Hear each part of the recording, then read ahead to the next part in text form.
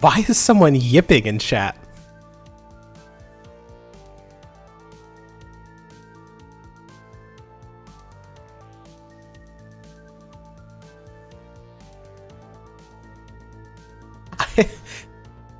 I come back. I actually just walked in the door because I was getting something and I was delayed by literal construction. And I come back and I see someone yipping in my chat. Oh my god. The furries are here. Hello. Yes, hello. Look, I refused. Oh my god, how's my camera already unfocused? I refuse to look into the anvils. I refuse to look into any of that because to me this seems like the perfect terminally online storm that just does not matter and you will not think about it 6 months from now.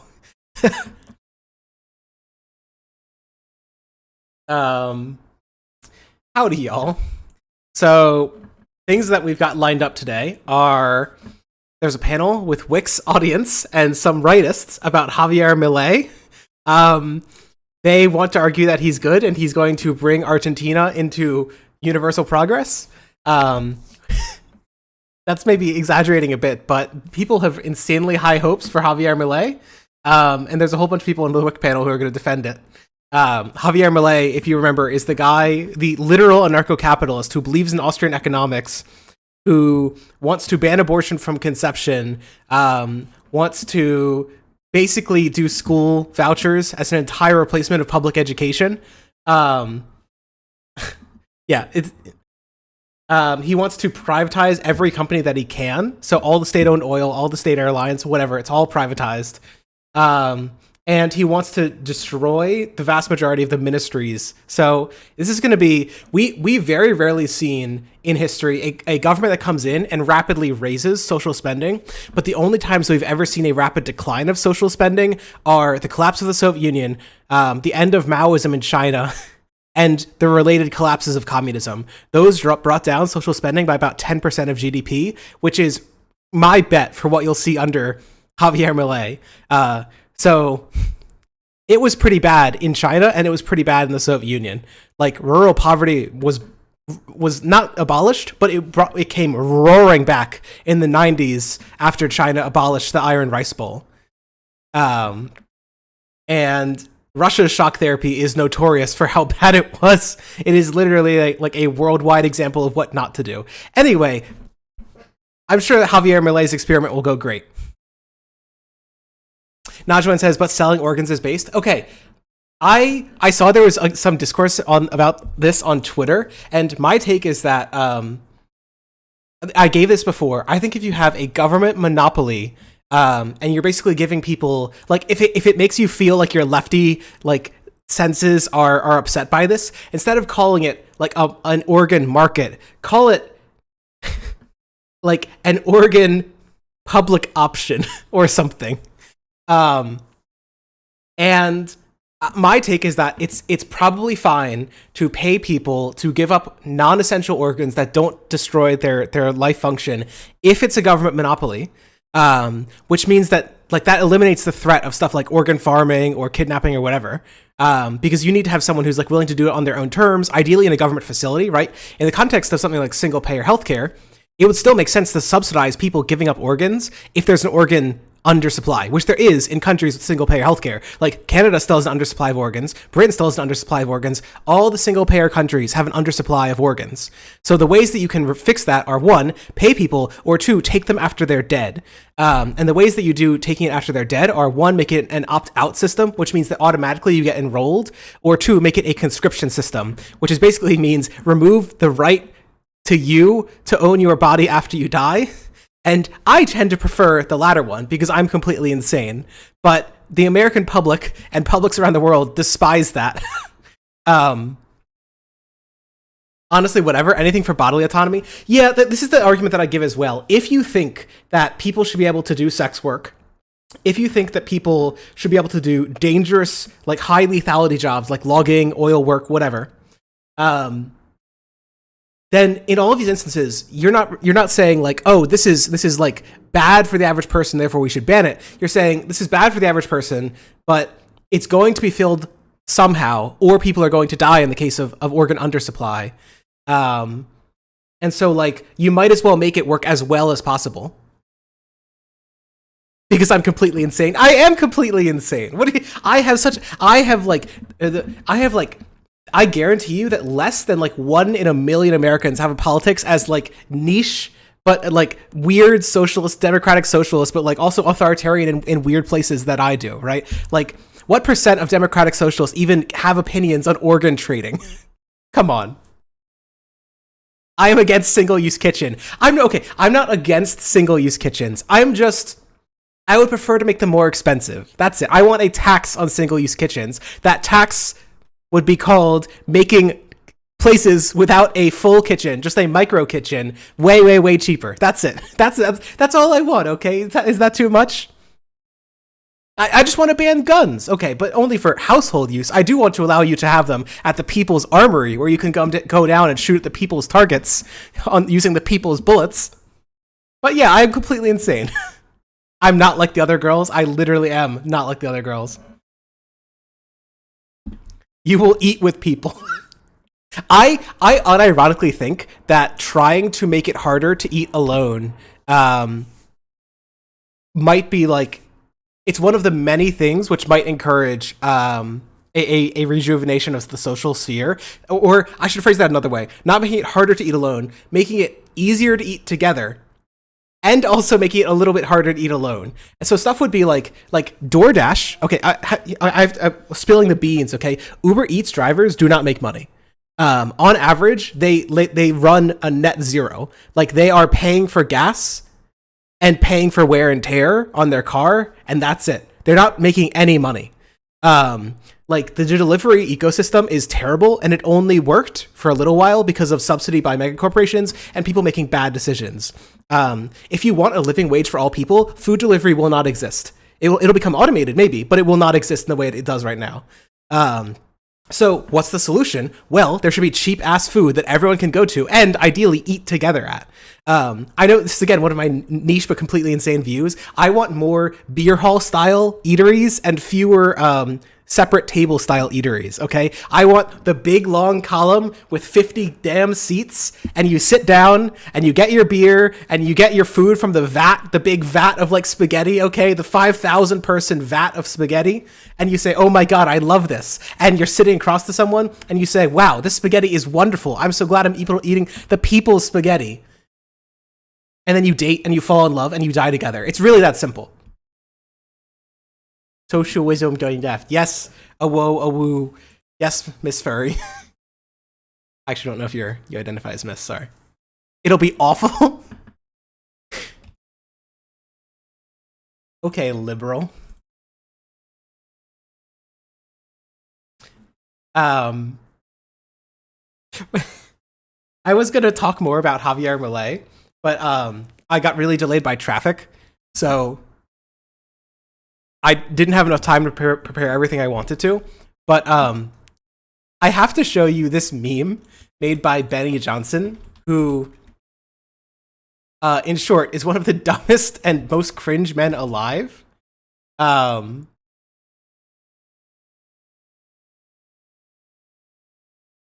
Because, oh my god, the people who support Javier Milei are the worst. The actual worst.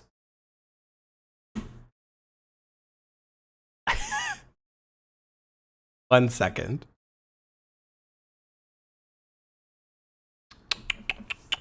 The people's traffic? That's right. I got stuck in the people's traffic. But I wasn't on my way to the people's kitchen. Sharks already showed me this meme. Oh my god, I've been swiped. I've been swooped.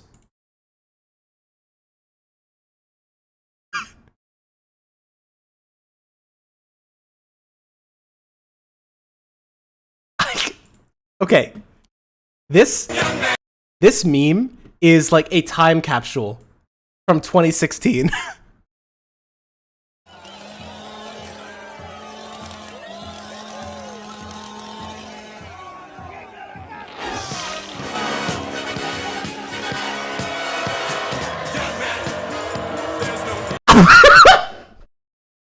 It's the synchronized. Oh no, is it muted? Is the sound not coming through? Oh no. Wait. Um, that's bad. Desktop audio. No, it's there.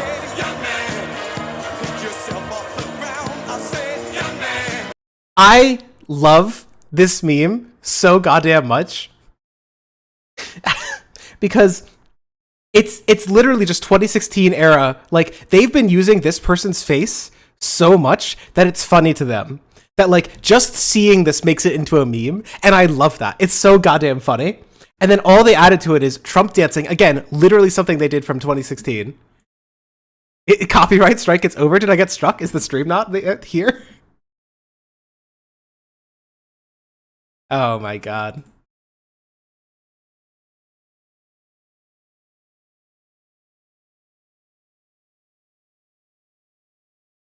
I feel bad for that person. Look, I just love Mr. Johnson and I love his taste in memes, okay? It's that simple. Crying because a fascist takes over is fine. See, this is the thing that's so funny too, is that this person was just like, no, Trump took over. And they were really upset about it. And that's it. Like, this would be like if liberals and leftists, you know, the guy after Trump lost, and I think Arizona, who like came up and stole the microphone away from like a police chief or something and started ranting about the stolen election and whatnot, and just like screaming and ranting. That would be like if we had been using that guy's face for 8 years. I don't know. It's something. I feel like there's something to this about like I want to call it like the childishness of conservative media. Like, there's so much focus on what's wrong in children's media, what's wrong in like so much of conservative content is like hating on the movies. It's hating on like cultural products. There's like, it is so much lower substance than the average left or liberal. Liberal, I love you. Thank you, Coda Possum, for the tier 1 subscription. They said, "Arf, socialism dog left." Oh my god. The chat is full of the furries. I mean, this makes sense. We've got a very autistic chat. Non-derogatory. The Biden crime family is gonna steal this election. The Biden crime family is gonna steal this election. Like, you probably don't even remember that guy's face because we moved on. With like that happened and we moved on. But they never did. It is literally like they want to relive the best moments of their life forever. It's literally like the childish innocence drive that they can just never get past any of their best moments. A trans character asked about an alien's pronouns. That's what they're mad about? Oh my god. I'm mad about that because that's bad writing. Who gives a shit? It's an alien. Make it funny. I don't actually know if it works in context, but look, you can do way better things with an alien than talk about gender. It was funny? Okay, I'll take it then. If it's a joke, then of course, yeah, that rocks. Oh my god, the Biden crime family. Why are all the furries out in chat? What has brought this to my chat?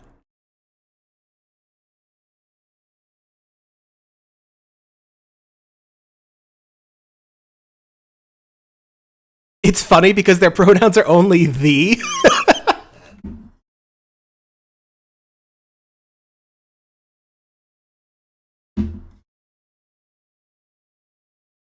Leftist is when furry.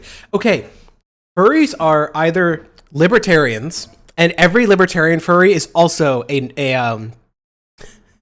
PDF file. Or they're like hardcore communists. Like, you've got like a 50-50 about whether they're a democratic socialist or like a Stalin fan, a straight up neo-Nazi, or some weird kind of like pro-intervention liberal. There are only 4 kinds of furries. I swear to God. Nazi, commie, like neocon lib, or PDF file.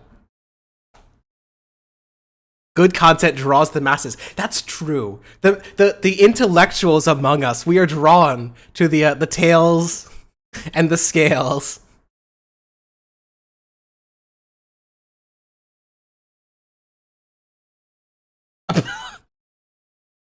had to look in my chat in my Discord server again to post the link. And I forgot. There's a chat where people have just been posting around the world over and over, endlessly.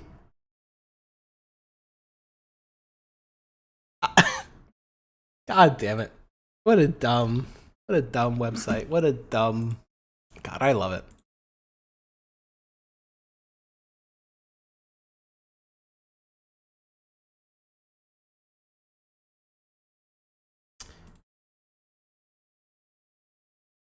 Among Us.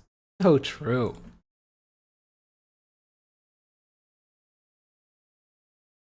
You can loop the what furries, the Nazi furries, and the PDF files. Look, it's literally a different group of people because I run up against both, okay? There's like... More frequently, are there anti-fur, anti-SJWs than Nazi furs? That's what I believe. God, I forgot that y'all have like terms like anti-fur.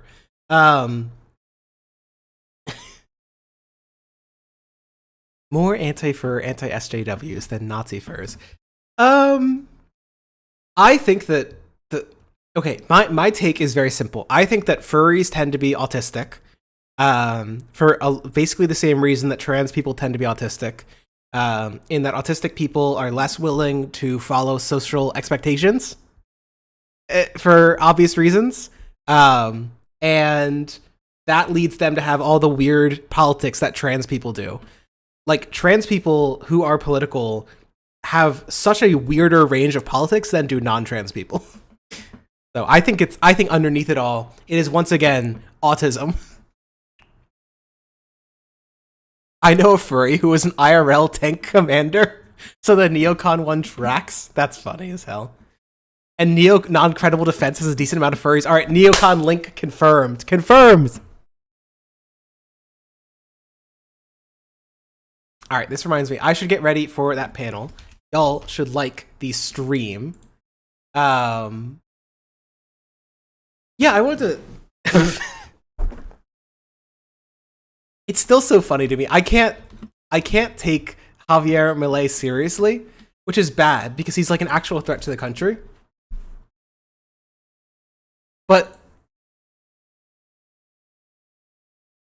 this is him. That's right, 12 likes on the stream. Unacceptable. We got to get those likes up. Every single like is another person converted to socialism. That's right. You are building the socialist army with every like.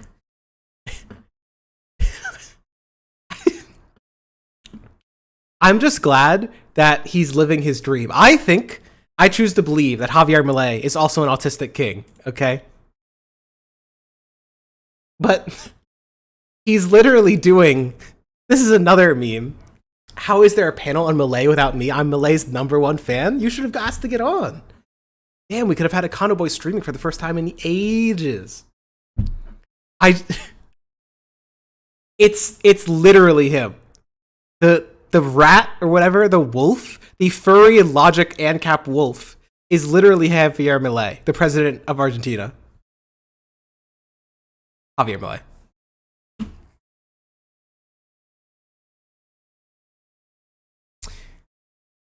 After the panel, after the Javier Milei, I want to talk a little bit about some more details about Brianna Gay, who is the young trans girl who was killed in Britain, which inspired a small bit of a global movement. More details came out, which seemed to me to indicate very clearly that it's a hate crime killing by some completely insane people. There were also, yesterday or the day before, 3 Palestinians shot in Birmingham. I'm saying that right?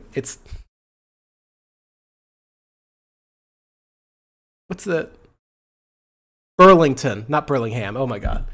English brain is destroying me. And are you still going to debate the guy who thinks empiricism is fake news? That guy is going to be next Thursday. There was a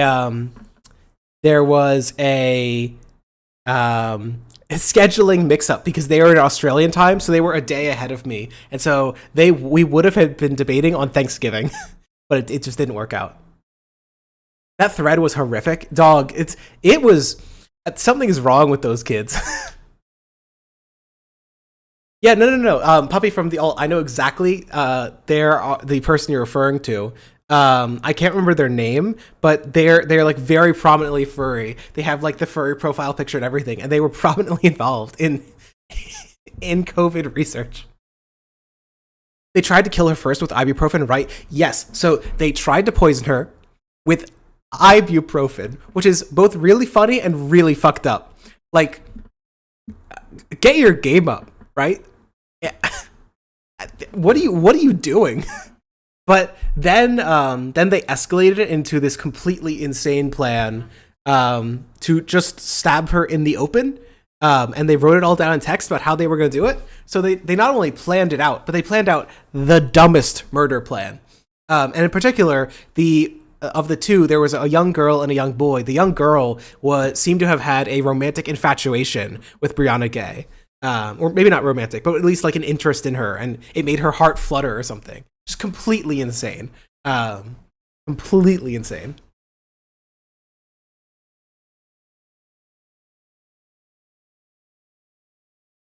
Why ibuprofen? You can poison with something more efficient. Yeah, no. It's Turf Island yet again. That's right now, Joanne. It's just completely insane. Um, they turned on each other on trial. Yeah. It's crazy because their defense isn't that they didn't kill her or that they didn't plan to kill her. It's that they weren't the one who landed the killing blow. That's it. That's the extent of their defense. That the other person was the one who really did the last thing, which is like, okay, so what? Now you're just an accomplice to murder? Who they were? This wasn't like a heat of the moment thing. This was a multiple months of escalatory texts type thing where they both were sending each other horrific content. Um, yeah. All right, I gotta probably get ready for that panel. Which my bet is that the panel is not going to discuss Javier Milei in much detail. It's just going to talk about one of it. We're going to get onto one of his policies, and then someone's going to say that's good, and the other person's going to say that's bad. And that's what the 99% of the panel is going to be about. Not about Javier Milei, but about the policies per se. That's my bet. Which honestly, probably a good thing. Better talk about policy than that completely insane guy.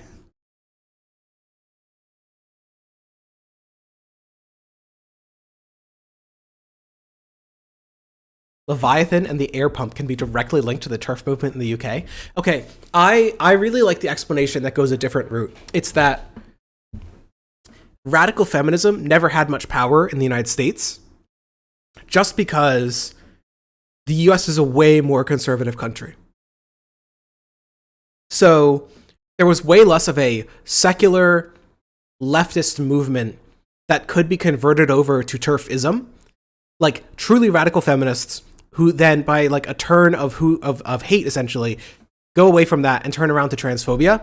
That just couldn't exist because the American left was so much weaker, because the American religious right was so much stronger, and because the religious right dominated transphobia. So the valence, like the polarization of what transphobia is was very different here.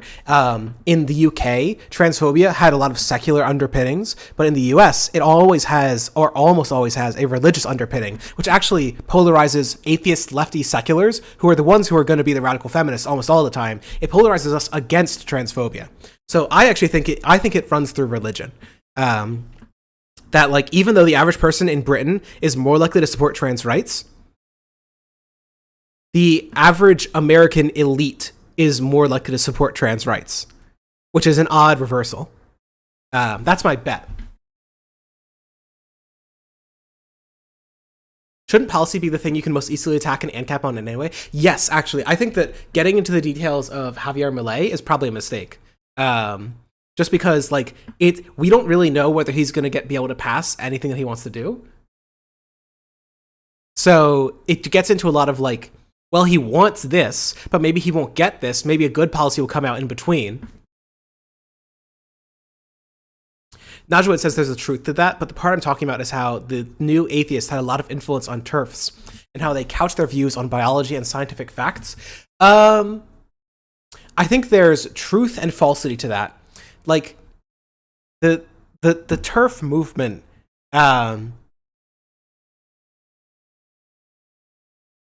while it is true that the arguments that TERFs return to is biology, that's been the argument of conservatives for basically all time, right? So I think that pinning it uniquely on like the new atheists and people like, is Harris the one who argued that you could derive morality from biology or something along those lines? Like some incredibly stupid argument. I forget which one of the four horsemen it was, but completely dumb, completely insane. He said, is AnCap? Nah, ignore that. We should just use science to derive morality. Dumb as shit. The dumbest shit ever. New atheists need to study philosophy for real. But I don't think that's what uniquely caused like TERF pro-biology arguments. Those, like, if you look at the anti-gay movement, that used biology. If you look at like a lot of anti-black movements, that uses biology. Like over and over and over and over again, biology is the linchpin for conservative arguments. So I tend to think that the new atheist role is probably pretty small. My bet is more that it was that when you look at the language of like how TERFs talk and how anti-gays talk, it's always about biology is like, you can't change biology. You were born straight. God made you straight. And these people are predators. Those are like the two things you always return to. So I think it was just borrowed. It transferred over. All right, I gotta get ready for the call. I'm gonna stop talking for a minute. Well, we will be live hopefully in a minute. Stockton Left, do you have a camera for us today? Please say you do. I do, in just 1 second. Okay. The cams versus no cams, shirts and skins, basically, is what we're doing today. So I'm following the tradition of Econo Boy. yeah. Well, maybe Sock has a cam. Maybe it works. It'll come up in a second. 1 minute. Okay. Once it's up, we'll start on my end. So.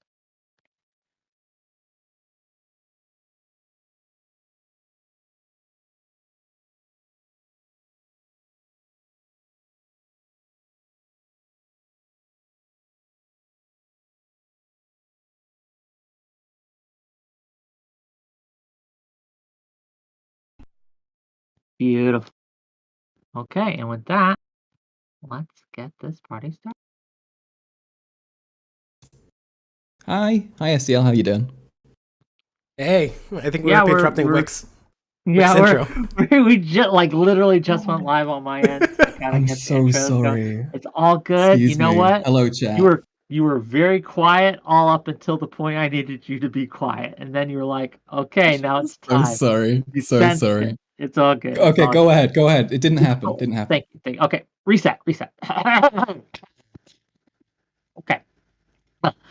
Welcome, one and all, to yet another episode of Wick TV, a cross-ideological space where we come together to talk about issues both political and cultural, from the silly to the serious. And today we are going to be talking about the most recent election in Argentina. I never thought I would say this, but a major country has an AnCap for a president. What is that? Is that cause for celebration or despair? We're going to be discussing that today. Who is this guy? What does he do? What are his policies? What do we think of those policies? We're going to discuss it all. Why does he dress up as a furry? We'll find out, okay? We'll find out.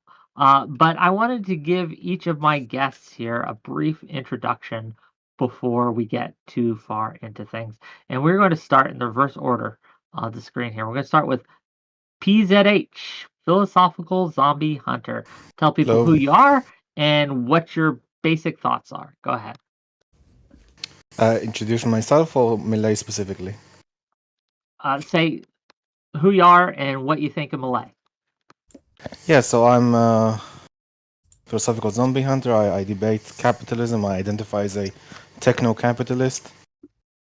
With regards to Milei, I think this is a positive development.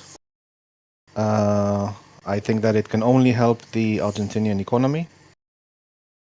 And I think that largely I'm undecided whether Milei's ideas have penetrated the public or that the other side managed the country so poorly that we arrived to the situation we are today.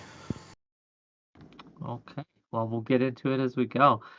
Next up, another first-time guest on my show, Corporal Shepard. I'm just gonna call you Shepard. Is that okay? Call me Shepard. You can call me Adrian. Whatever. Sure. I'm Adrian Shepard. I run the YouTube channel Springtime of Nations. I'm an anarcho-capitalist. So ever since I was a little snot-nosed brat in 2011, Ron Paul supporter, I've hoped for the day that we could have a libertarian victory like this. So yes, I'm very positively inclined towards towards Milei's victory and his incoming administration.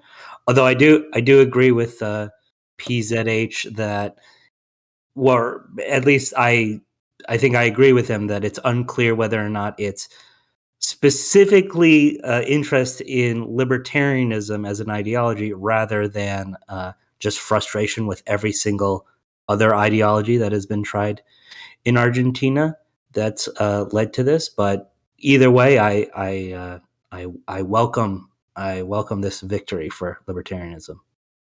Okay, well, we'll see if the rest of the panel welcomes it as well. Karl Max, do you welcome the AnCap victory, the libertarian victory? Not particularly. I think Milei, his ideals sound very destructive. Everything that he's proposed seems disastrously stupid. And the things that he's said in regards to stuff like saying that he'll ally with anyone who's against the left really concerns me. And things like privatizing roads, for example. Like there are a bunch of just terrible, awful, no good policies that will never work out for him. Yeah, that's my belief on that. Should I also introduce myself? Was that also part of it? Or Yeah, just saying go it? ahead. Who are And you? I'm Karl Max. You might know me off Twitter at Ceremonious Art. Going for a little bit of drama right now, but yeah, everything's great. Yeah. Okay, well, I'm That's glad it's great. I'm sure we'll get into it in the not the drama, but the terrible no good policies in the open. But last but certainly not least, libertarian destroyer, the bane of AnCaps, Sock Done Left. Go ahead. Hey, yeah, I'm Aiden or Sockdone Left. I stream. You can find me on sockdoneleft.org/live. Yeah, I think Milei is going to be terrible for Argentina. If he has his way, it probably will look akin to shock therapy that happened in like the post-Soviet Union. He would call for a massive reduction of social spending. He wants to abolish the central bank. He wants to privatize schools. He wants to privatize roads, like Max said. He wants to privatize basically all state-owned companies. And he also believes in Austrian economics. So insofar as he wants to do away with the central bank, he wants to replace all of the standard neoclassical economic theories, which worked okay, and replace them with a theory which actively rejects empirical evidence. Replace them with a theory which is just based on the idea that every action that people take should not be intervened with by the state. It's just non-aggression principle as an economic theory. Completely insane. Okay, and speaking of completely insane, a friend of mine reached out to me and said that he had been living in Argentina for about 5 years. He still lives there. And so I figured if we were going to talk about Argentinian politics, I kind of had to bring him on too. So we're going to bring on one more guest for this. Ignoring chat. Hello. Howdy. Hi. Can you Okay, turn buddy. yourself up? Up. I am up. Hello, hello, hello. This fine? Nope. Turn yourself way more up. Coming up. Okay. As he goes, he's going to be here to tell you whether or not you're full of shit or not. He's the guy who's lived through this. He knows a little bit more about it than I do. So I wanted to have him on to kind of be a bullshit detector for me, if you don't mind. But with that in mind, so this is Ignoring Chat Gang. Thank you for being here. Really appreciate you. With that in mind, let's talk about his economic policies, right? So Milei is yeah. an anarcho-capitalist. Well, no, can you That's- tell us, Ignoring Chat, can you tell us a little bit about the state of Argentinian's economy right now for the normal person? How's it So looking? Argentina has a severe economic crisis. It's right on the edge of complete collapse. I think it has a yearly inflation of over 140%. It is a country right on the edge of collapse, and people are very sick of the status quo that is Peronism that has dominated Argentinian politics for the past 100 or so years. I mean, it seems like 200 years from how people speak of it over here. And the younger generation, especially, is just completely sick of this disastrous administration and overwhelmingly voted Milei. I think in the 16 to 24 demographic, it's about 70% of the people. People are not happy at all with how Alberto Fernandez, especially his past president, has handled the economy. He did such a bad job, he didn't run, and instead his economic minister won, which is an insane thing to do. I don't understand why they ran that guy in the first place. It seems like they kind of wanted to lose the election by running this guy. Okay. So yeah, that's been Argentina. It's been a wild ride these past few years. Well, yeah, thanks for being here. Really appreciate it. But I wanted to ask, right? So given the state that Argentina is in right now with spiraling inflation, right? It's just shooting up. It's been a disaster. I want to ask first to the pro Malay side here. Why is Malay the answer to this? What is his policies going to do that'll fix this? What do you think? I guess I'll take that. So a lot of the problems that Argentina has right now is to do with Peronism, Peronismo.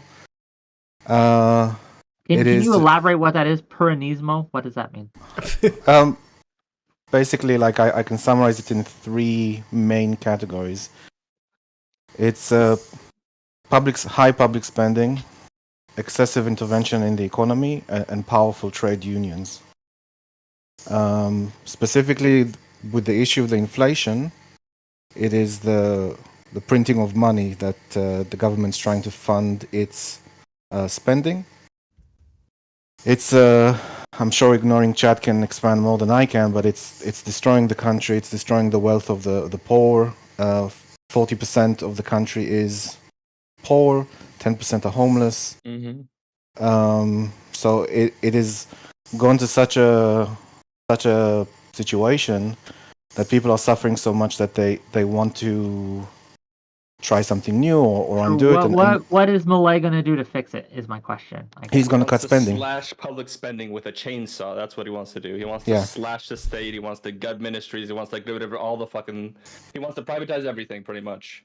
And that is such a shock solution. I mean, I'll be real. Milei isn't my first choice. He wouldn't be. I can't vote. I'm not a citizen, but he wouldn't be who I would vote for. But I do understand the need for a change, especially a change from the last administration.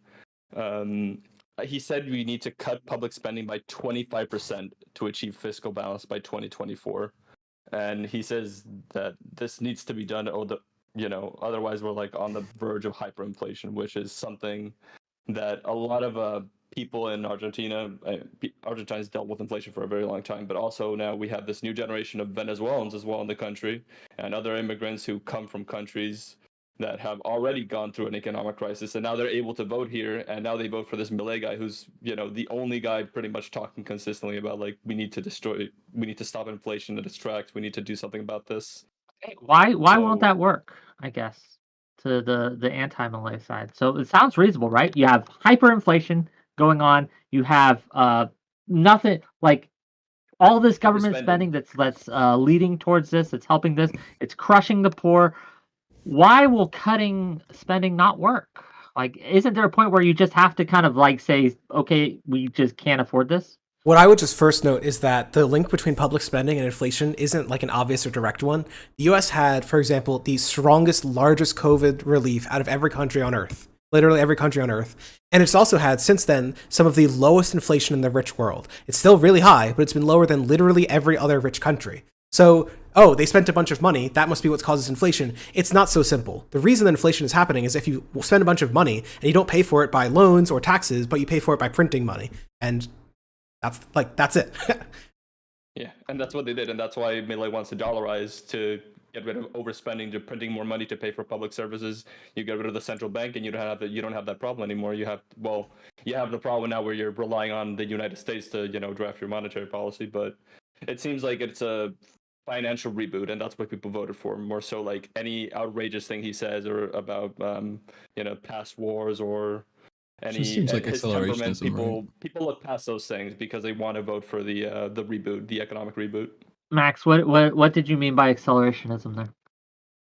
that people will vote for politicians who'll do catastrophic stuff if they want a catastrophe so they can rebuild something from the ashes. Seems to be the impression I get from That doesn't seem like what Argentines want. Like No? when Is that not what's- they vote for the economic minister who literally did the disaster. I if don't they were know. accelerationists? Is the economic minister the guy who's like whole deal is catastrophe, or is it the guy who carries around a chainsaw all the time?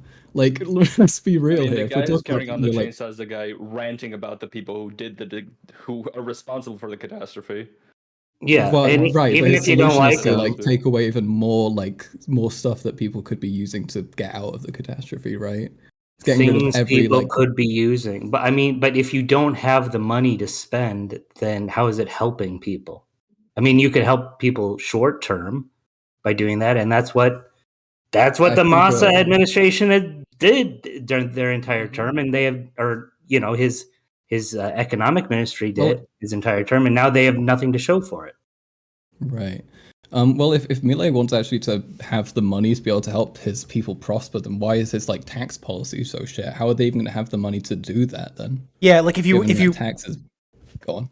just if you were really an inflation hawk, you'd keep the taxes. You would cut some of the spending, maybe, but you would just really cut down on central bank printing. Like it's that's what we in the United States. Like Reagan did cut social spending, but inflation went down all over the Western world. It didn't have to come on the back of welfare cuts. No, I do agree with SDL when we're talking about, yes, there's not a direct relation between social spending and inflation, right? That's kind of like a mystical relationship, right? What's actually going on is governments that are unwilling to raise taxes to fund these things, right? Printing. And that's what the Peronists have done time and time again, right? In and out. Every time they're in power, they give people goodies, but they don't want to disincentivize them from voting for them by raising taxes. And we even saw this year, right, in the election year, the government slashed taxes, right? Which, you know, libertarians, oh yeah, we hate taxes, so we like that. But he was doing it cynically so he could like stay in power, right? And there's no guarantee, one, that will stay the same once you know, the Peronists have secured their majority, and two, that is going to fix these like deep seated, like unfunded liabilities that Argentina has had for decades. Yeah, but Adrian, Shepard, Sure. do you not think that such extreme actions, and can we acknowledge that the at least proposals by Milei have been extreme to dollarize the economy, to get rid of the central bank, to privatize roads and literally everything? I didn't want to do this now, but I was actually surprised, STL, because I saw his tweet talking about these policies, and I figured he was sort of memeing. So I wasn't going to bring it up necessarily unless I had to. But it seems STL unironically thinks that the election manifesto of Milei proposes privatizing all roads in Argentina. Like, and there's a litany of these things that he's talked about. Apparently, that Milei has proposed, like privatizing all education or ending the right to unionize. Like, none of this is true. Okay, no one like Milei has talked the about organ trade, all that stuff is. it's Well, just a lie. he's openly talked about the organ. What do you? He's not One at a time. legalizing Let's let Adrian finish, and then I want to hear from ignoring chat, and then I'll let you guys respond, because I'm gonna be real with you.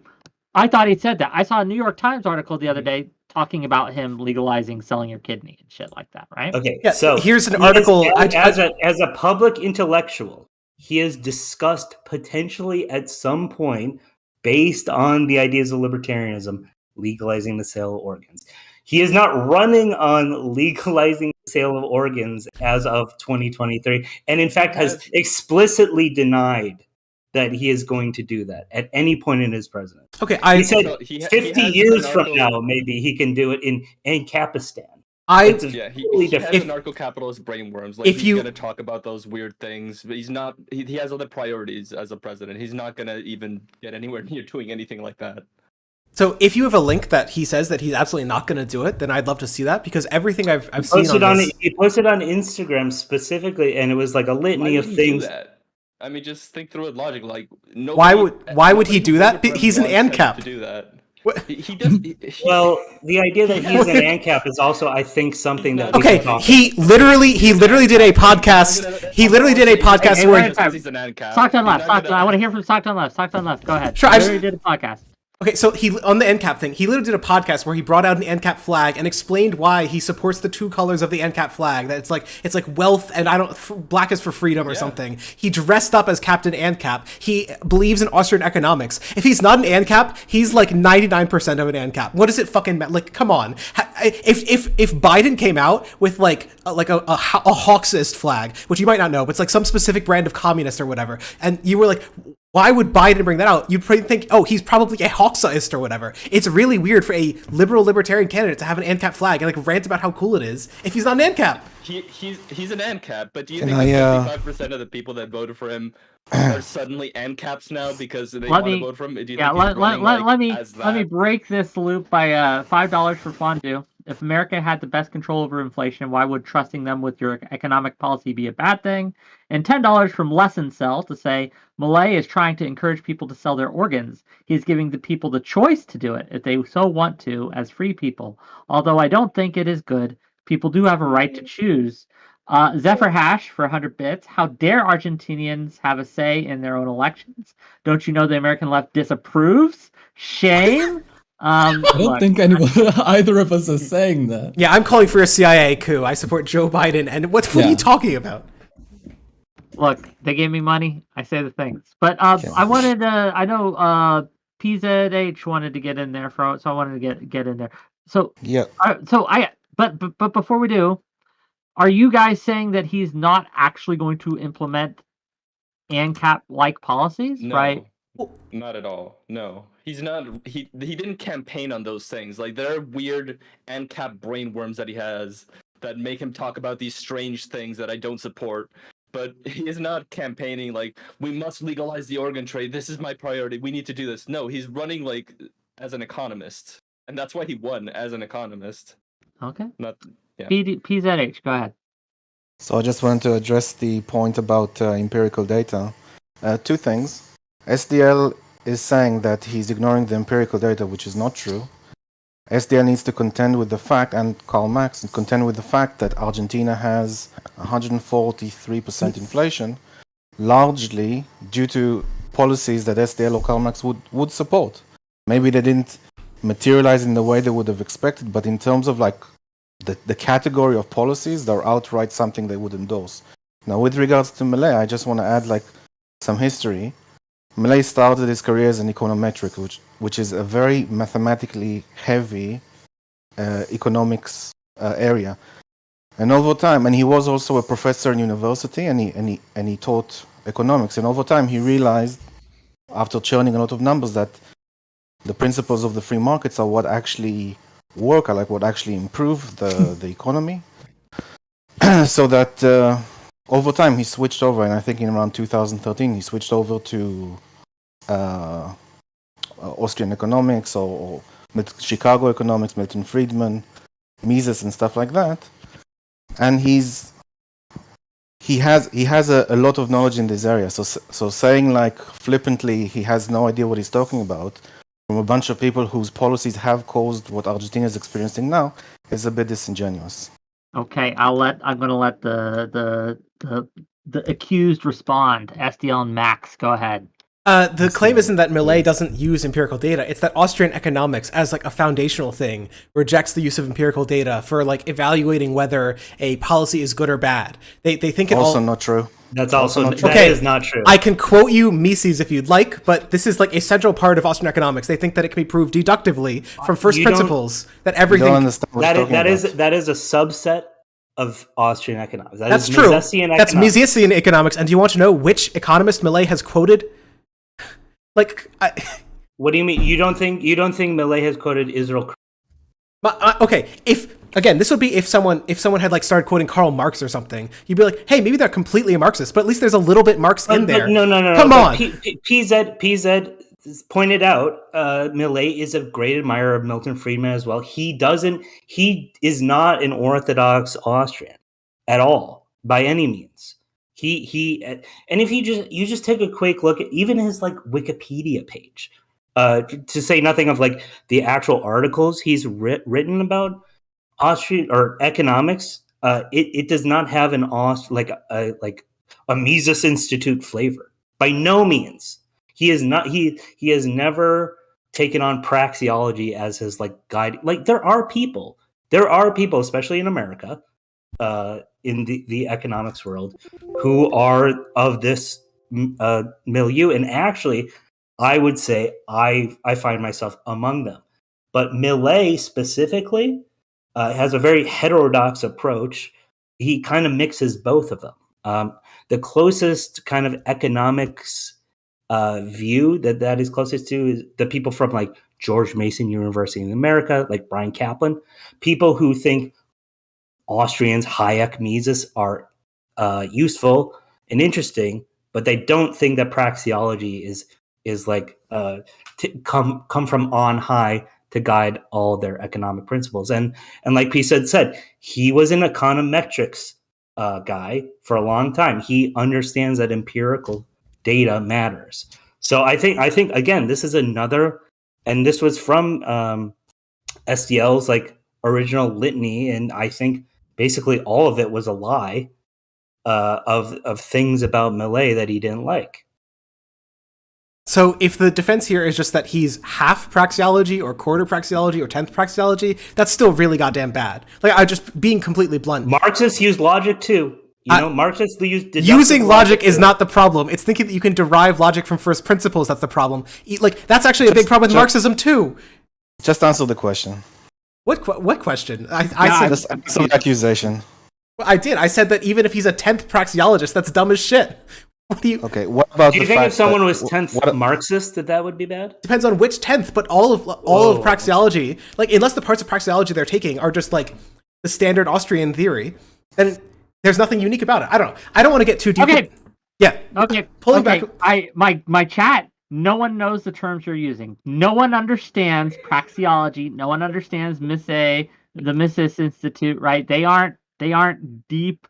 They're like. There's tons of messages. What the fuck is going on? Yeah, we can move on. Being talked about. So let's ground the conversation here. What is and I want to direct this first to Max, if I may. Max, what is your biggest fear when it comes to which policy that has been proposed? Do you think by Milei specifically? Do you think is going to be the most harmful, and why to the people of Argentina? I don't know which one specifically I would pick. There's quite a few. What comes to mind when you hear Milei's policies are bad? Which policy comes to just on the top? Probably the elimination of like most of the government ministries, right? That seems like a very bad thing, kind of just destroying all possible like governmental development there. We Why? don't have money. Because they should. You can't afford them. Well, you should probably not then like not tax them, not tax people, right? I don't know. It's like to like entirely get rid of them, rather than to just try and maybe fund them a little less and try and be more fiscally responsible. That's what Macri Seems tried like to a bad do. choice. Macri tried to be like this slow kind of incrementally changing or fiscally like adjusting things. He took in the IMF loan in the first place to help balance the budget and help balance things out in that sense. Didn't fucking work.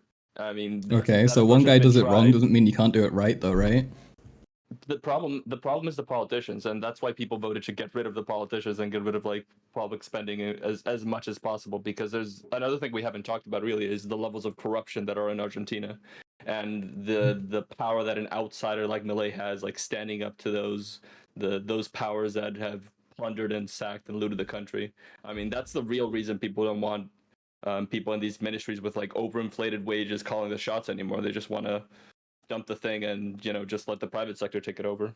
And also, we can't afford them in the first place. I think Carl, and maybe you're just laboring under like just a false impression of Milei's policies. he's not like saying like eliminate all government ministries, okay? And even the ones that he wants to like get rid of as like ministries, he's trying to like consolidate into other ones. So, for example, when people saw that he eliminated the women gender diversity ministry, that actually doesn't mean that like the government doesn't play a role in like what it was doing before. He's consolidating it under another department, the Department of Human Capital. He's just trying to downsize. It's not an outright elimination of, as far as I know. There's no department, as far as I know, that is just completely like the government goes from like a significant role to zero role in people's lives. It's like you said, trimming the fat. So I know that he proposed a 15% cut in public spending altogether and abolishing the central bank. Those would seem to be like the two biggest problems that we'd be talking about. Like that's a really large cut, and it's worth considering. Like a lot of that spending is going to poor people who tend to consume more, tend to be really key for keeping businesses running. One of the central points of post-Keynesian and Keynesian economics is that when you cut people's wages, they consume less shit, and that can spur recessions. That's why like it's really bad to have a high unemployment rate. That's why it's good to keep as many people as employed as possible. When you cut public spending, you do the opposite of that. And that too can drive inflation. How can they buy anything when inflation is 143%? You can't unless your wages are keeping up, but that seems like an argument for stopping the money printer or like focusing on monetary policy, because that's what he wants to do by dollarizing. Essentially, he wants to stop the money printer, stop the money machine, man. Sure, but he doesn't just want to do that. He also wants to abolish the central bank. Like he wants to go far beyond even just dollarizing and trying to reduce inflation. It's extreme. Just real quick, I want to ask Stockton Left this, because people say and hear abolish the central bank. Can you explain a little bit what that entails, what that means? I don't know his specific proposal, but the way it worked in the U.S. when there wasn't a central bank is that like it doesn't quite work, because he's basically just giving a lot of the functions over to the dollar. So I don't know what the role of central bank would be in a dollarized country. So it's hard to say. Why is tying their economy to the dollar bad then?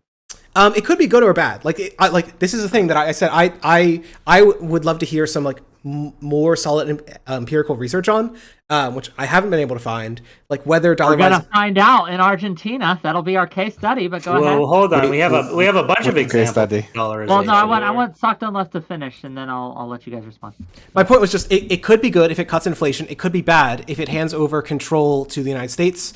Just because different inflation levels and independent monetary control can increase growth. When a country can pursue like the optimal policy. Clearly Argentina is not pursuing that policy, so the benefit might be that it's pursuing the US policy, which is still better than what they're currently pursuing. Like even if it's not the best, it still could be better than what they're doing right now. That's the argument. Why is that wrong? Well, he's just saying he's not sure, I think. Oh. Which is fair. I just want to say something quickly, and then Shep. Countries in Latin America dollarize. I mean, Ecuador, El Salvador, and Panama. You see El Salvador. I mean, this guy has I forget his name, but he has a 85% approval rating. That mostly seems to be because he's mass locking up people, and the murder rate's really dropping. But he didn't dollarize. to be clear, I think El Salvador dollarized in the 2000s. I think it's also important to mention that the countries that have dollarized in Latin America have had the lowest inflation in the entire continent. Mm-hmm. Seems like a thing that would really help Argentina. It does. Just to bring back for a second though, like this whole like, he's in Austria so if you want to know the orthodox Austrian on site chat, yes, this is live on dollarization. Just type in dollarization Mises Institute, and they don't like it. So this idea that he's in lockstep with praxeology or whatever is not true. And SDL actually, maybe you would agree with the Mises Institute guys, because they're saying if interest rates are not actually in tune with the natural market processes, then everything can go out of whack, which I think is a fair point. But Milei seems to think differently, and a lot of Latin American countries seem to have benefited from dollarization. I want to look. we've all seen the interviews with Milei, and he says and does some pretty wild shit, right?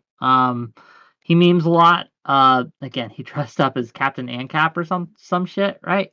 I guess my It's question general is, AnCap. do we not think that shows, at least in Argentina, I know he isn't running on some of these more extreme policies, but is it not fair to be worried that because he has these sort of predilections, he would implement them if given the opportunity and chance? Right? Do we not think I that's a think it's fair concern to have? I think it's fair. I think it's a reasonable long-term concern. And hey, I mean, there are things in his policies that I don't agree with. I mean, he's pro-life. I'm not. I don't agree with that. But I just think that people have other priorities right now, and their priorities are stopping inflation before it leads into hyperinflation. So, yeah, sure. I mean, I'm not. I don't think libertarian is. I don't think throwing guns around, and letting everyone be able to own a gun would be necessarily a good thing in Argentina. I mean, there are aspects of his policies that I don't agree with, but it's just you have to prioritize. You have to. Would you have voted for him if you could? I know you're not a citizen, so you can't So I vote there, would but you have. live there, right? Yeah, I would have voted for Patricia Bullrich, was the more moderate opposition candidate in the first runoff, but then the second runoff, when it was just Milei and Massa, I would have voted for Milei just because I can't fathom voting for the current economics minister. I mean, that's like economic suicide to me. I wanted to just say that I realize that he can appear eccentric at times, but he is very passionate and he's very principled. I mean, putting specific you better like the policies aside goddamn for a second, stream. he is very principled. He does have good ideas, and he does care a lot about morality and ethics and how they apply to government, which is a little bit refreshing when you bring things like to core principles and ideas. Yeah. Yeah, he's very pious. He's I see like the only clips that are like that go around like in American Twitter are where he's yelling about leftards and just foaming at the mouth.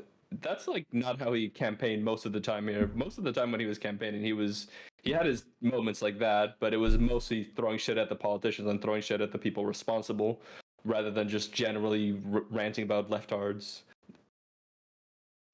Go ahead. No, I mean, maybe that's a bias that we get in the North. I mean, there's like the Afuera clip that was referenced in chat by people that he was like, here's all the ministries I'm going to get rid of, right? And like, there's a very famous clip that people were quoting positively where it's the one where he brings out the AnCap flag and he's talking about putting the state up like your mother's cunt or whatever. That's just how we speak. We're potty mouths here. Nah, king. Okay, no opposition for that. But I don't know. I mean, I don't think that seriousness is really the concern for me. It's that he seems to be want to doing shock therapy. He wants to try and do what like IMF wanted to do in a lot of countries, what we did in like the former Soviet Union in Russia, and that turned out extremely poorly. Like, not all of it. Well, they turned out less bad in the places that did the slowest privatizations. No. The Baltic states did the fastest and the most overhaul is what happened in the Baltics, and to a large extent in Poland too. And those countries are flourishing. Poland had already begun the process of shifting towards even back in the 80s, so it was slower. But like within the former Soviet Union, the ones that did slower, they were able to start earlier, but it was total cleansing in Russia, in Belarus, in Kazakhstan. All these countries, privatization was going at a turtle's pace. It's by no means shock therapy what happened there. There are, I mean, I without getting too much into the empirics on this, there are literally studies which compare the rate of privatization to the depth of the decline during the recession that followed the collapse of the Soviet Union.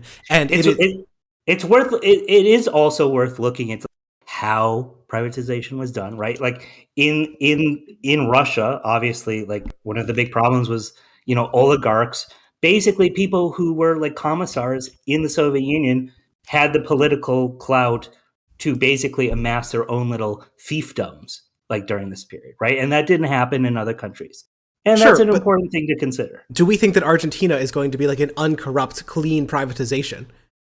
Well, first of all, we're not transitioning fully from a state-owned state-run economy. The privatization happens all the time in mixed economies, right? And most of the time, there's increases in productivity from them.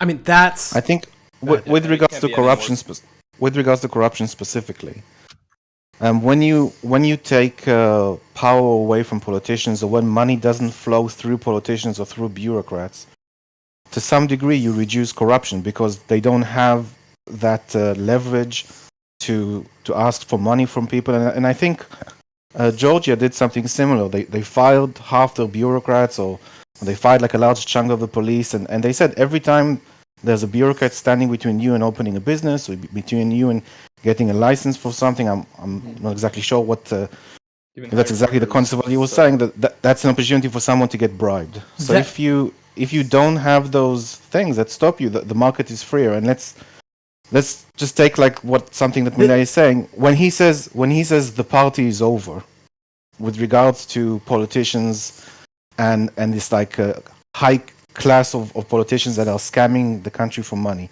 What does that mean to you, SDL? I think that it means that, I mean, again, probably from Rothbard, he thinks there's two classes of people, those who pay taxes and those who take taxes, and he wants to kick the second group off as much as possible. That's why he wants to cut public spending. He thinks that's the reason for inflation. That's my assumption. What does the party's over mean to you? Mainly. The party's over means that he wants to cut the social spending and to privatize as much as he can. Specifically to the people who have control of that money and decide where it goes. Yeah, if they can keep some of it for themselves, and who their friends are, they'll give it to them. That's what he's referring to. But we're referring to the same thing. You're saying that he's going to privatize it. Go ahead. You're saying cut public spending. That's what he's talking about. No, he's saying that the corruption involved in these high-level positions is over. Like the corruption involved in helping. Yes, but how is he going to do that? And friends. What is his anti-corruption program? It's cut the program. That's the point. Just with some numbers before we get too far away from it, Argentina is one of the 50% most corrupt countries in the world. Not super corrupt, but as corrupt by the Corruption Perception Index as Colombia, Brazil, Ethiopia. So not a particularly clean country. It's a little bit better than Russia. But I don't know. I don't know that I would trust a privatization. It's also one of the more unequal countries on earth already. So there's already wealthy and powerful rich people who I assume are going to be the ones first in line to get privatized. They're the ones that were connected. Okay, yeah. $5 from Zephyr Hash to ask, can the pro-Milei folks tell us exactly what will be privatized and why that is good? And that's a very good question. We're talking about privatizing the economy. Explain. What will be privatized? The only thing on the docket, as far as I'm aware, the only thing other than to a certain extent you could argue the central bank, because its powers are going to be devolved to commercial banks. But the only thing really Milei is dead set on is privatizing the Argentinian airlines, right? Mm-hmm. And I do think it's funny, and I am curious to hear what Max and STL think about the way that Milei is proposed to privatize them, which is not actually, first of all, not the Russian style, and not even the Baltic style, but actually what Murray Rothbard proposed, which actually has a lot more in common with syndicalism, right? A leftist kind of thing where workers, the people who actually worked at a firm, are given equal shares to the company. Explain how that's going to work with just for my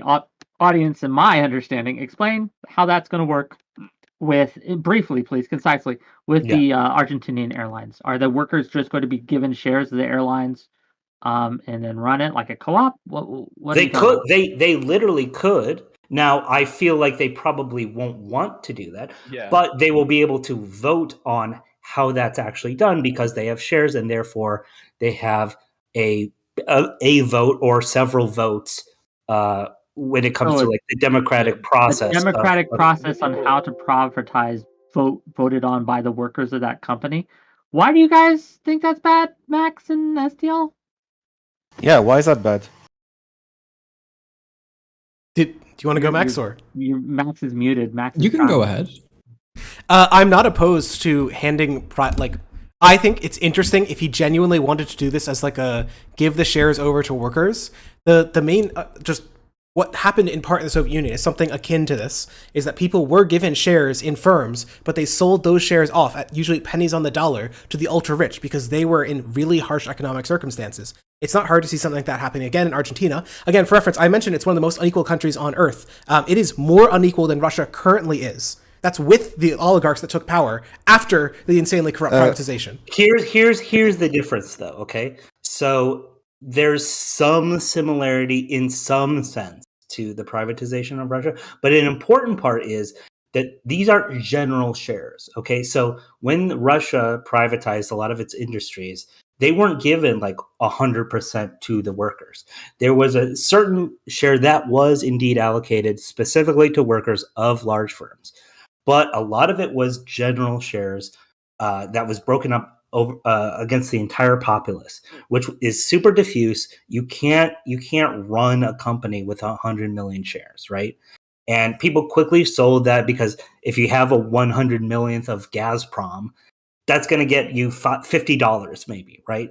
That it's a very diffuse way of selling off things, and it led to like rich people with clout, aka the oligarchs, the socialist oligarchs, being able to amass these fiefdoms, these oligarchies during shock therapy. But that is not what Milei's proposing. He's proposing specifically, you have 100,000 shares company and you have 50,000 employees.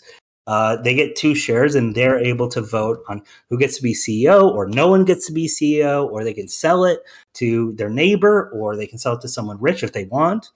But I think this is very different. This is very different from the shock therapy, quote unquote, that happened in the. So the most important thing about doing that is then politicians won't be able to use the company as their personal bank account, as they've been doing with the overinflated wages that they generally have in companies like this. That's why they're actually hesitant to privatize. I just want to add to the point of the corruption. Normally, in general, to reduce corruption, you increase transparency, you reduce bureaucracy, and typically, if you want to take a more like empirical approach, you increase all the variables that increase on the property rights index and all the economic freedom index. So once you do those things, corruption can go down, and right now Argentina is very poor on those metrics as well. So if you improve those metrics, if you increase transparency, if you reduce bureaucracy or people who have access to deny of certain things, so you have to bribe them. If you reduce those things, you reduce corruption. Now, another point I want to ask STL, you're saying it's unequal, but we're talking about economic growth and improving the economy of the country. What does it necessarily matter if we'll have increased inequality? And I'll give an example. In the case of Georgia, they had a period where they had 10% year-on-year growth of their economy, and they had a more unequal economy in terms of wealth and income, but people obviously, maybe the distribution didn't spread equally across all the people, but people were richer, significantly richer than they were before. So what does it matter if it is unequal? So inequality matters first because more equal economies generally lead to a lot better things in terms of educational outcomes, like long-term growth. There's a term sometimes pointed to, difference between high wealth and high development countries. If you want a high development country, you need educated people who have the resources to access human capital and whatnot. It's hard to get that in a really, really, really unequal country, which is part of the reason that South America has stayed poor, because even though they do a lot of government spending, they still remain really, really, really unequal. The resources necessary for people to get ahead are really far away. More broadly, I would just note on the stuff like transparency, if you're pointing to indices like those produced by Heritage or whatever, they're mostly bullshit because they actually include the corruption perception index in their indices of like how right or left wing a government is. So that's just like intentionally juking the stats. But if you look at the countries which perform best on corruption perception index, they are the rich social democracies. Sweden, Norway, whatnot are some of the most transparent, least corrupt countries on earth, and yet they have some of the highest social spending. Apparently, all these bureaucrats aren't corrupt in those countries because it's not just about bureaucrats, it's about state capacity and anti-corruption measurement. Like, it's not so simple as like less government, less corruption. It's the opposite of what we observe, actually. So let me reply. So both the countries that you mentioned as that have low corruption have a very high economic freedom index and a very high property rights index. Yeah, because the economic outright. freedom index includes the corruption. Go ahead. And Yes, hold on. but there's other things involving this, like, and you can just look up their tax rate and stuff like that, right? Or ease of doing business, which has nothing to do with heritage. Because the ease of doing business, the ease of doing business one is literally a measurement of how many forms you have to fill out. No, I want to be clear on this one. You The don't really Have you ease- ever started a business? Hey, let him finish. understand what you're Stockton talking left. about, Go ahead. Estelle. Stockton left. the Stockton ease left. of business index that you're referring to here from the World Bank is literally a measure of how many forms you fill out to create a business. And the US does particularly poor because you have to fill out a federal, state, and local form. Like, I'm not joking about this. It is such a bad... No. But that's not a real measure of the real burdens to, like, setting up a business. Like, the actual administrative burdens are so much more than... There's also a lot of money you have to spend. Yeah, well, that's an example. Measuring fees would be a really good example, but they don't actually measure fees. It is literally just how many forms you fill out. No, that's example of 1 of 1,000 consideration, and you're the ones talking Oh my about God. empirical data. You're the one talking about empirical data here. Yes, I'm if you- surprised you'll de- deny it. Now, if you could just let me finish just for a second. So, actually, you know what? I'll let you finish. Go ahead. What's wrong with these metrics that I'm providing? Yeah, if you decompose the economic freedom index into like its sub indices, the only ones that actually correlate with economic growth are the ones I think it's like do you have low inflation? Do you have low corruption? And one third one that I'm forgetting. It's none of the ones about property rights or whatever. So like yeah. What about I actually do agree with that. The heritage is just bunk because you can't look at like what they're actually looking at. Fraser is better, but not perfect. But what about the property rights index itself? I haven't looked into the property rights index, so I can't say. But I Well, Argentina is low on that, and the Nordic countries that references are high on that. So wouldn't it be a good idea to increase the underlying things for that? And also, with regards for your inequality, you're making a fundamental mistake, and I don't think you're looking into the data. The inequality specifically that you're referring is to developing countries. That they are, if they are unequal and developing, then that could mean that there's a high degree of corruption and people aren't having access to certain things.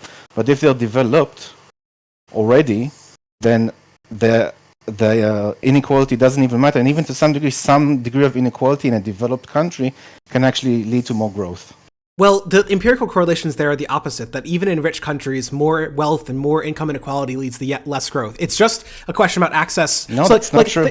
That is not true. Think about it like this. I looked at the data myself. There are millions of potential business creators out there who don't have the means to do so because they don't have enough income, they don't have enough access to credit. But in a more equal society, they are more able to do so. There is more ability for people to rise up based on merit in a more equal society.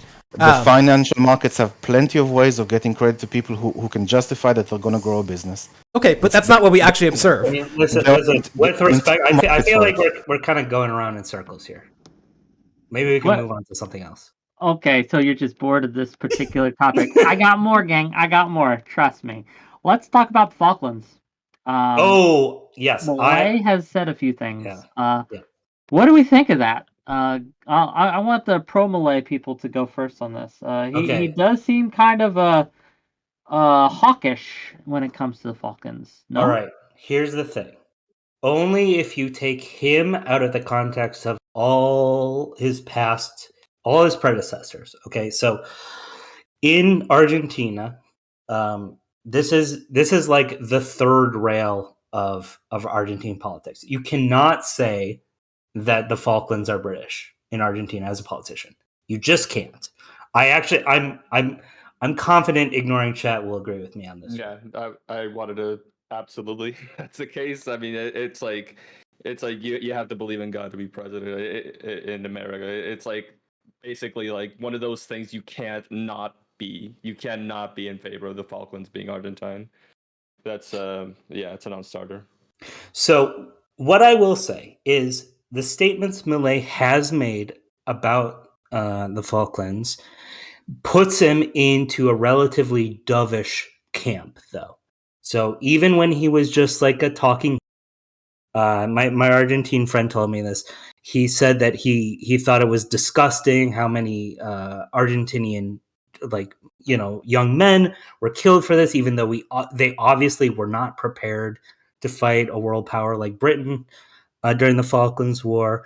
And his current statements, it's funny. One of my other friends was like, "Oh, this guy is going to invade the Falklands," and I look it's like a Daily Mail headline. Milei is, wants to invade again or something like that. And you actually look into his actual statements, he is very clear about this. War is never on the table again for getting back the Falklands. What Milei has talked about, and his advisor has said as well, his foreign policy advisor, that what he hopes for is kind of like a Hong Kong deal, where peacefully, Britain and the people in the Falklands will actually want to be part of Argentina. But he admits that this could take decades. In my opinion, there is no danger of a new Falklands War under Milei. Okay. Also, I mean, and again, like, I think this is also in another thing. He got a lot of flack for defending Margaret Thatcher, right? As this like economic and strong woman, like, conservative or whatever. And during the debates, he was attacked because, how could you? I mean, the war crimes that were committed during the Falklands, referring to it was the Belgrano, right? The cruiser Belgrano that was torpedoed. And this is a big, Argentine nationalists will make a lot of hay. It's like, technically, it was out of the realm of battle, so it was a war crime to do. Yeah. But So basically what you're the saying- big picture is he's taken actually a lot of flack for being too dovish, and I think he in reality is dovish on the Falklands. Do we what is your stance on this, Sucked on Left? Your buddy Carl, I guess his internet died. Either that or he was like, fuck this, I'm out. I don't know which. But you're kind of on your own here. What are your thoughts on the Falklands situation? Do they differ substantially from our friend Adrian's here? No, I mean, everything that I've read about what he said has been that it's pretty moderate for Argentine politics. Like, it's not a super nationalist position. So okay, then we'll move on to the next question, I guess. I mean, unless he wants to use it as like a legal organ transport base or something, I don't think that he's going to have a need to take it over. Yeah, that'll be the island of AnCapistan. Yeah, that's right coming. there. Well, in That's Kazakhstan second trip Island, gotcha. So, at least in the States, we have heard many comparisons, or I have heard many comparisons, between Milei and Trump, being that Milei ran as a drain the swamp kind of guy, get rid of corruption. He also ran as someone who was kind of a little bit of a meme in a lot of circles, right? I'm curious though on what this says about the state of populism, at least in the world. Do we think that this is at least a worrying sign that populism might be on the rise in South American countries, or do we think this is again just an artifact of the guys before him were just so bad that they vote in literally anyone? I have a theory. Populism is on the rise. Okay, Completely. what do you think? And then I want to hear from So I was talking North Chat. on your server, Wiccan people were saying that he's a populist, and I was at the time I agreed with them, but then I looked into it, and I don't exactly agree that he is a populist, because it would be like saying that your friend and mine, Scott from Fabian Liberty, is in a populist position, which is not true. In fact, you could say that Argentinians voted for some degree of economic pain in the short term to fix a long-term problem. So it doesn't feel necessarily like it's populist, and the Peronist side would be categorized as leftist populist, just by definition, economic policies. So I think it's just people losing faith in the system, people losing faith in the economic system and the democratic system, and that's what brought this about. And in other countries as well. I mean, I'm in the UK. We don't have a lot of faith in our politicians. We don't have a lot of faith in the policies they pass. So it seems like a global or Western problem, let's say. Ignoring chat, you had some thoughts on this? Yeah, I was gonna say populism is rising all over the world, but in Latin America, especially with the levels of corruption that exist in the region, it's like double. I mean, it double down on that. People like Milei, Bolsonaro, these characters just are able to rise because the other party is so corrupt. I mean, that's the only reason people like these are ever able to win elections. And the difference between Trump and Milei is kind of a intelligent. He's like an intellectual in a sense where he actually he reads economic theory. I mean, he's a professor at university, worked at banks. He's very accomplished in his field, and he's able to communicate economic ideas in a way that is very, very appealing to Argentine people.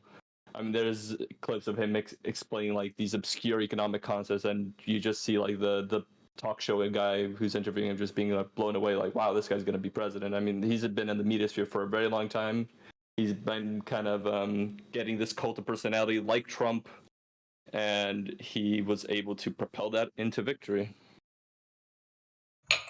Yeah, I think that it's sort of odd in one sense to call Milei populist, because usually populists do the sort of like anti-tax, pro-spending policies, or they tend to be like very strong social conservatives. Milei has like an odd amount of social conservatism for an AnCap, right? Like the abortion ban. But he wasn't running on the social conservatism.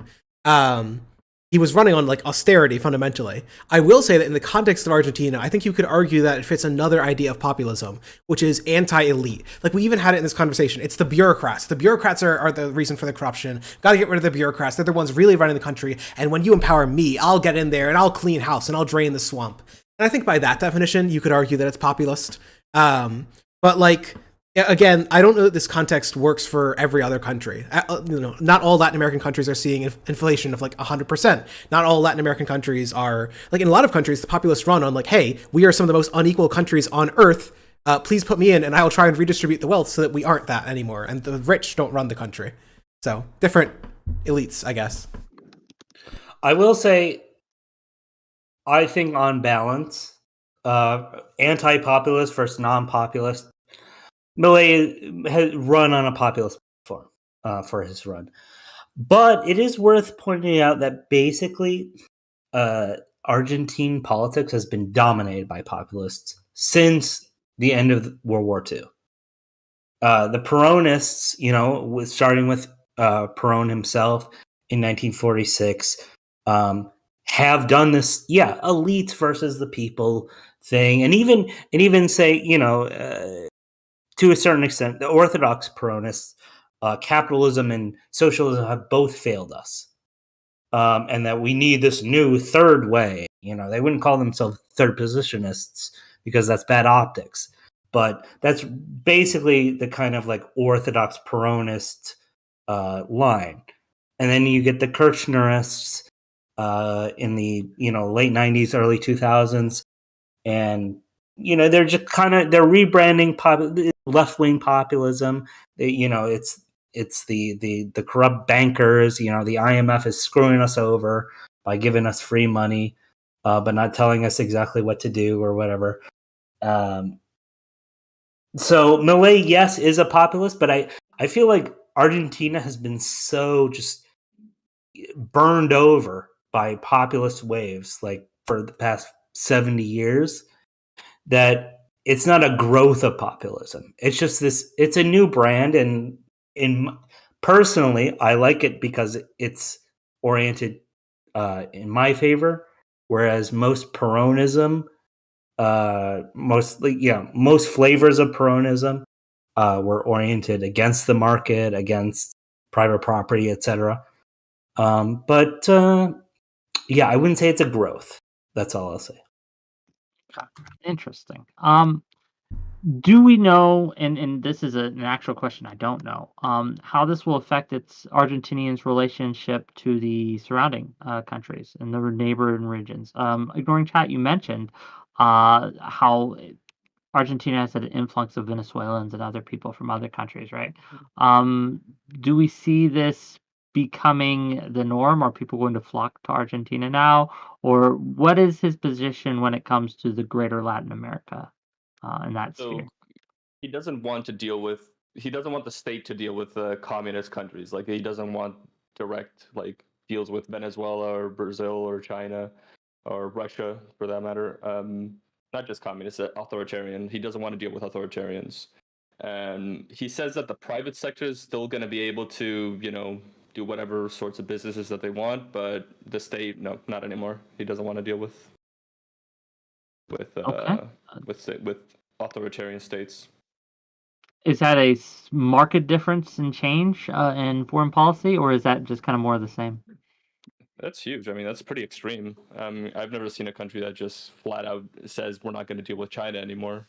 I would think a country like Argentina, especially, would not be making those kind of extreme moral positions, given where we're at. But you can't say he's not principled. Okay. How do we change? I will say something. So I'm not saying that what Ignoring Chat said is not true. He did say that, right, in the lead up to the election. But since becoming president-elect, he's moderated a lot of these foreign policy stuff.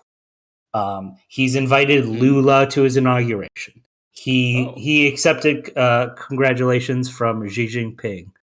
I mean, I think that if the policy now Argentina for a long time, for maybe 20 years or so, has been very involved in like BRICS aligned stuff, like kind of like anti-American third world stuff, in terms of like large long-term like public works projects, including stuff like nuclear reactors or whatever. So if Argentina decouples from that, I'm not that worried about it. I was initially worried about, like if you break off trade with two of your biggest trading partners, obviously that's going to cause a lot of suffering. You need a good justification for that, and I just don't think that Argentina had one when Milei was like juggling this kind of thing. But it seems like Milei is kind of, and he's admitted that, like, listen, like, I'm a pragmatist, I'm a reformist. These things have to be done slowly. So, like, when it comes to trade with China, trade with Brazil, I mean, Argentina. You don't see that. You don't see that changing much anytime soon. Then is what you're saying. It doesn't seem like, because he's already he has moderated himself a lot since losing the first runoff. I mean, how much do we think that is just to win? Like, very bluntly. Well, that is a good question, right? But if it was only during that period between the first round and the second round, I would agree with you, SDL. But he's moderating after the second round win, so he already has the presidency, and he's already like congratulate. He's inviting Lula, like Lula's who he called like the Antichrist or whatever. He's inviting him back, and like when people were like asking him, it's like, well, one has to be pragmatic when they're president or what. Well, so this is something it sounds like we agree on, is that the actual practice of running the government is going to moderate any of this. Like, doesn't matter that they elected an AnCap president in Argentina. Argentina's not going AnCap because he only has 30 seats in the parliament. So he's got to work with the moderates, essentially. True. I will say that is true, but Argentina has a very strong president. So a lot can get done without the Congress. Well, and a lot of that is true. A lot of that seems to be the privatizations and whatnot, and I assume some of the government reorganization and maybe redirection of funds. So I don't know. To me, that seems bad, assuming the privatization does go poorly, or like another thing that's worth noting, if he really wanted to do hyper austerity and bring down inflation, he would just sell the companies. If you're selling it to the workers, they can't afford to pay you. If you're giving the shares away, then you're not getting enough money to like pay down inflation. Yeah. So not only is he like not selling it, but he's saying he's going to support during the privatization process, he's funding a year of the whatever the function of capital. Yeah. Like, if true, that's good. It also just means that the one thing that was presented is the from the argument from the moderate here, that like he's worth voting for because the situation is so bad that he's like in some sense failing to do that correctly, right? Like, he's not getting the maximum value. I don't think the general I don't think that his main thing was like, I will sell every asset in Argentina to fund the government. I don't think that's what he's trying to do. Sure, but then what's the cut in social spending going to look like, right? Because like he's still going to cut something, and that means that he has even less funds to do so. So it's just before we get into that, if I can just answer Wick's question, and then we can do your one SDL. Oh wait, So remind me the question, Wick. I was the talking relation- about how Argentina's foreign policy is going to be shaped and changed, and what that looks like for the region going forward. Yeah, I mean, go ahead. Okay, I'll do it, then you can answer after. So I would like to take a more idealist position based on what Milei has said. So I look at it in two ways. One is economic and one is political. So from an economic point of view, if you dollarize the economy, you incentivize trade and investment from outside of Argentina into it. So you can have investment in new businesses, increases in productivity, new jobs, higher wages, things of that nature, just by dollarizing the economy. And depends also if he removes barriers. But just the fact that you are continuing to use dollar when you come into Argentina, that makes it a lot easier to invest in Argentina, which is a very, very important for them at this point. And the political foreign policy one, I do like that Milei is saying that he wants Argentina to be a moral lighthouse, that he wants Argentina to do the right thing and to prove that once they do the right thing, it works out in reality. And the thing that it reminds me of is kind of like what America has done. America's claim to fame in terms of foreign policy is a shining city on a hill. They did things right. They got very rich. Their citizens are very happy, or to some degree. But it's the shining city on a hill. So that could be what Argentina will be for Latin America. Go ahead. Yeah, I mean, I think that it's probably going to further isolate Venezuela, which I don't think sanctions are a very effective way at changing governments. Like, it doesn't seem to have changed governments around the world. So insofar as he's considering something sanctioned-like, it doesn't seem effective. Broadly, more cooperation between countries seems more likely to bring about positive changes. And I don't know how Venezuela gets free and fair elections, but probably not disengagement. So, like, Amen. Yeah. So- Biden was doing a good job with that, but then the country went back on its word and started interfering in the latest opposition primaries. Yeah. So but nevertheless, I think Well, I'm just glad Argentina doesn't have that much of an influence on the stage. So whether or not Milei is bad on foreign policy, I think is largely irrelevant. I will say one very minor thing that Milei is bad on is Israel. He wants to move the capital or the embassy of Argentina to Jerusalem during all this. But again, and ST mostly minor thing. on this.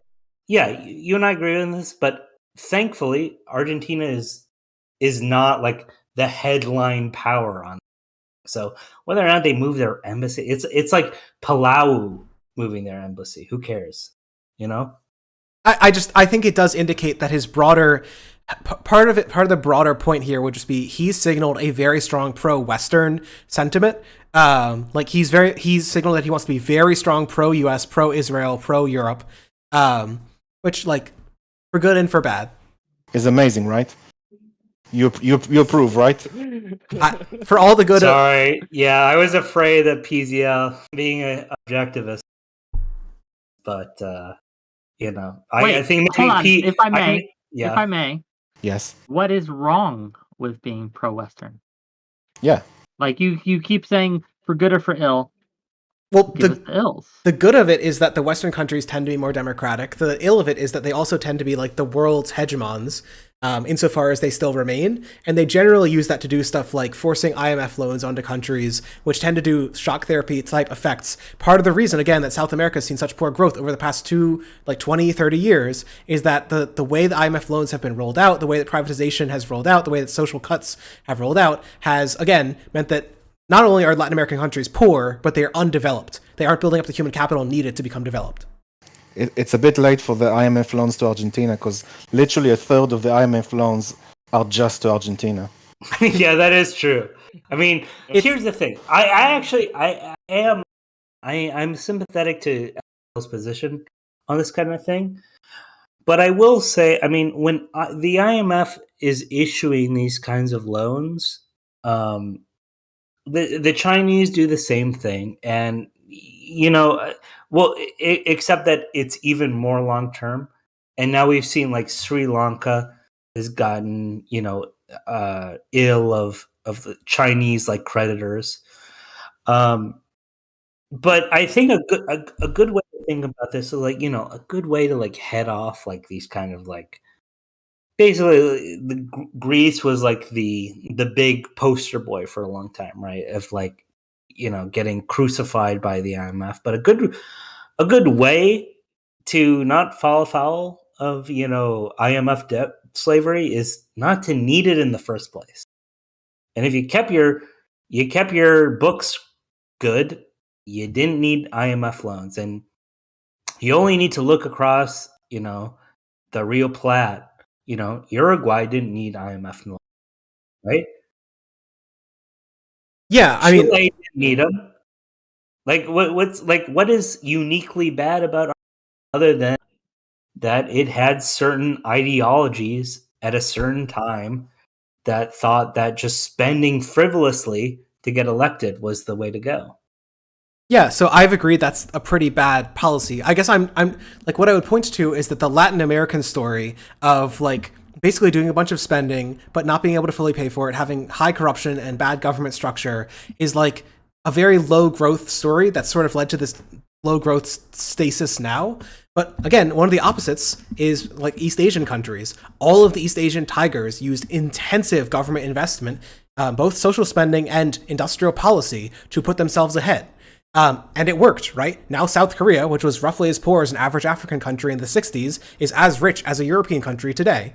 So like, part of the reason I'm so hesitant to be stuff like, let's just slash all the social spending, let's just, consolidate all the departments and presumably give less money to them, is because part of that is key to building state capacity and long-term growth, to being a developed and eventually, therefore, a rich country. So I'm gonna have to intervene here. So with the Asian tigers, it's not really the case as you are explaining it. The South Korea and Singapore and maybe even Hong Kong are very pro-capitalist.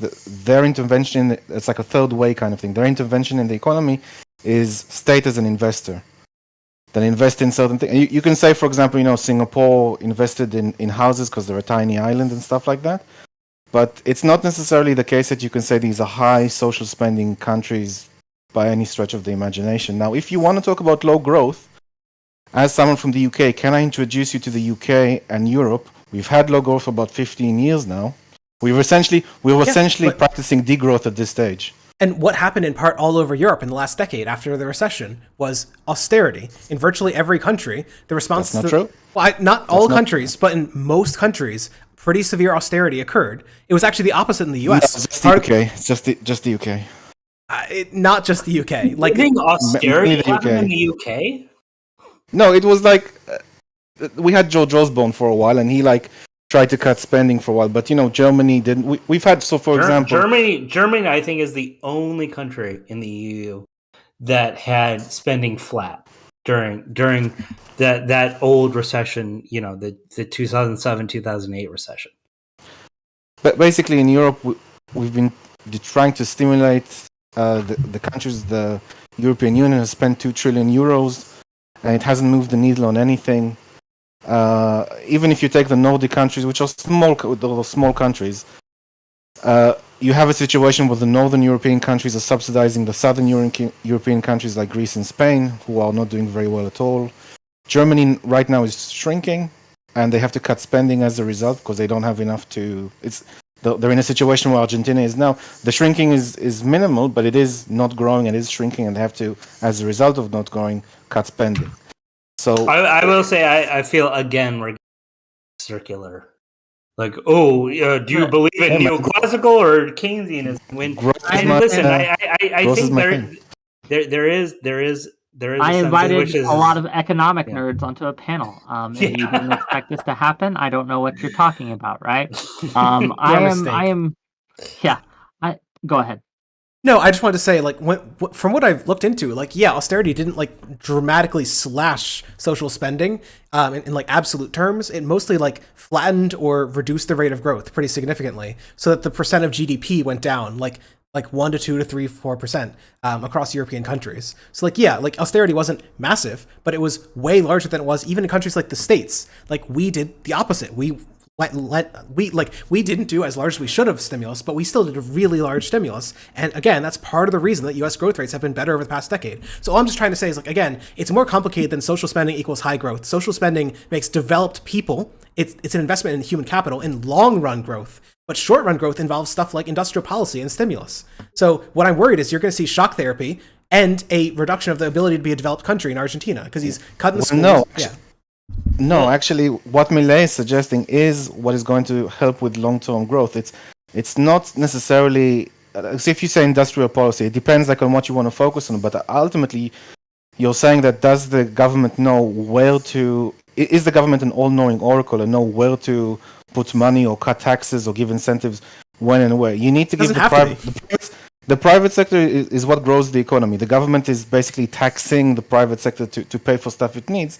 And the less burden the government is, the bigger the private sector, the more it can grow. Yeah, I'll let SEO respond, but then I'm going to break this up, and we're going to go to another question. Oh dear. Sorry. Sure. I mean, I would just point to some of the research on stuff like public research as a clear counterexample.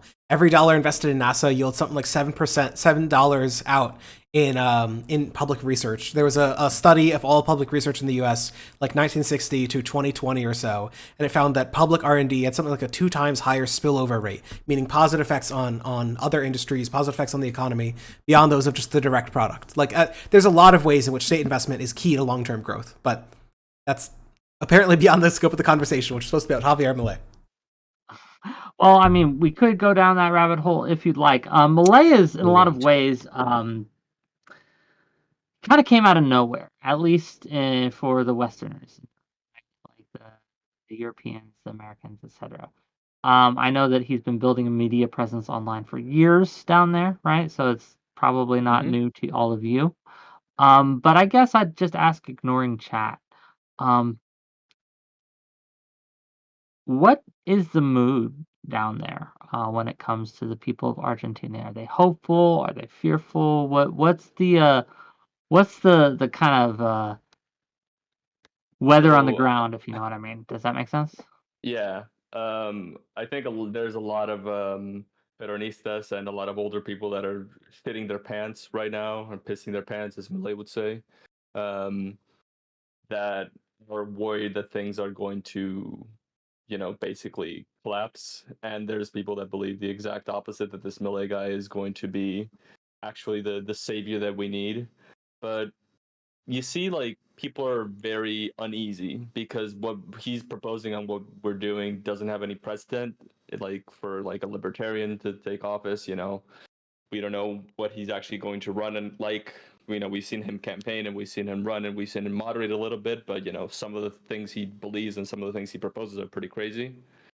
But people are pretty uneasy, I'd say. So I confess, I'm only passingly familiar with the governmental system down there. Has he appointed a cabinet or advisors or anything like that? How does that work down there?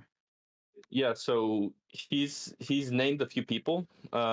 His Minister of Security is going to be Patricia Bullrich, which was the more moderate opposition candidate to Massa. And they kind of joined forces and they're going to work together. But he hasn't said much about what his cabinet is going to be right now. Okay, interesting. Well, you know what? We're kind of circling the drain here. So unless anyone, gun policy. What's his gun policy? Do you know? He likes them. He likes them? He likes them. Yeah, I mean, he's full Second Amendment guy. He wants Argentines to be able to purchase guns more easily. Right now, you can purchase firearms, but it's kind of a very difficult thing, a difficult process. So there's a lot of bureaucracy to getting a firearm here. So you has he really made any specific proposals on how to make that easier? And what do you think of the the efficacy of those proposals? I haven't seen him talk about that very much, just because that's not really what he's running with. Campaigning. I mean, he's just campaigning on the economy, basically. I don't know if anyone on this panel has seen him mention any policy about that.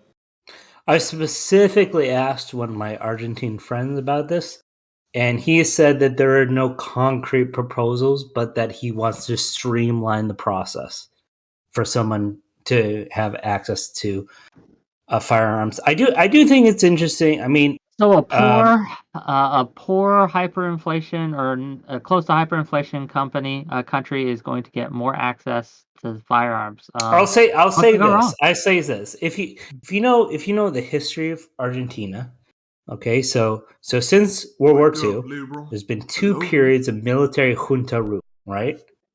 And I assume now Max isn't here, but SDL, and these are rightist juntas. There was one leftist junta in Peru, so I mean maybe they would be in favor of that, or at least not like super anti that. But generally speaking, in Latin America, there's when the military takes over, it Wake is up, a liberal. right wing I love you. government.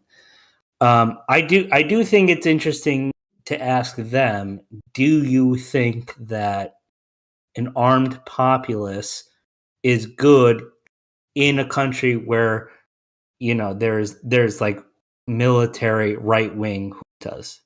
What I would say is that all the leftist guerrilla movements couldn't stop any of the military juntas, right? Like there were armed populaces, they lost every time. I mean, but they weren't well armed, right? Well, but they wouldn't be well armed in a place where an average person can buy a Glock a little bit easier. Like the things you need to take on modern governments go way beyond like even being able to buy an AR-15 or whatever. I think that like there is some merit. What about Burma though? Let him answer the question. Go ahead, SDL. I don't know enough about gun policy in Burma to say whether it had a role, but in general, I mean, it's completely banned. well, then it seems like you can do a revolution even in a country where, like, if you're already at the point where you're willing to like kill government agents, generally you're willing to flout things like gun registration laws. So historically, that's meant you get foreign support, they ship in guns, and then you do the revolution. So, my view is that widespread civilian gun ownership doesn't seem to have any clear link to like stopping takeovers or whatever.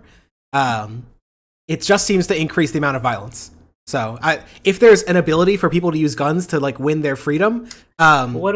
go ahead. Yeah. Okay. Good. No. You finish your bed, and I'll say it. If there's an example of like very low level people using guns to win their freedom, it might be stuff like I'm totally forgetting the name of them, but it like southern Mexico, libertarian. Chiapas. Yeah. The Yeah. Now you infected me with with my inability to remember. Yeah. Oh, what are they called? The Zapatistas. Yeah. So which I totally support, by the way. Well, so my point would just be that Zapatismo evolved in a context where like the cartels were often on the power level of governments already. Yeah. So you're already in like it wasn't like open civil war, but you were in like a state where the government wasn't functioning. In general, it seems like guns don't work well against functioning governments. Like that'd be the simple way I put it. There's literally a paper on this I can send you it, but if the government decides the military will repress you, it reduces the rate that you win by like 12 times. The government is really good at killing people. So when it wants to. I actually do agree with that. But I mean, the value of freedom, in my opinion, is infinite. So that kind of skews like and it certainly seems to skew all these people that take up arms against their governments. But I mean, certainly you would say like the people who took up arms against the Argentine military junta were justified at the very least, right? Yeah, I mean, I think you have a right to rebel. The argument I'm just giving is that that right, when executed, often loses unless you have like foreign state support. Just contemporarily, the only revolutions which have won in the past like 30 years, I think, are like not Tibet. Nepal, like Rojava and like the Chiapas, and those are like the only examples. And in all of those cases, it was like a civil war, and foreign state support. So it's like it's really hard to win. What foreign state supported the Zapatistas? No, sorry. That would be the case of like the cartels almost degrading the government to the point of like you can take over without having to displace a proper government. That's the point. I mean, you could say that's. I mean, it's not quite. One last question. It's not civil war. That's fair. Yeah, one last question, then we'll kind of wrap it up because we've been.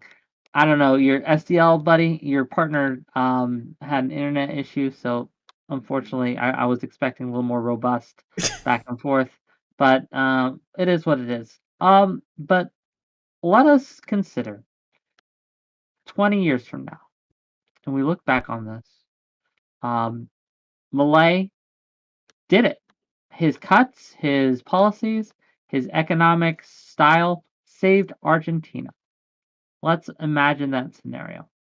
Do we think that this has repercussions on political, the political world in general? If we can now point to Argentina as a success story for libertarianism, do we see it or foresee it making a resurgence in Western countries or European countries or even Asian countries? What do we think? I guess I can start. Go So ahead. technically, this has already happened.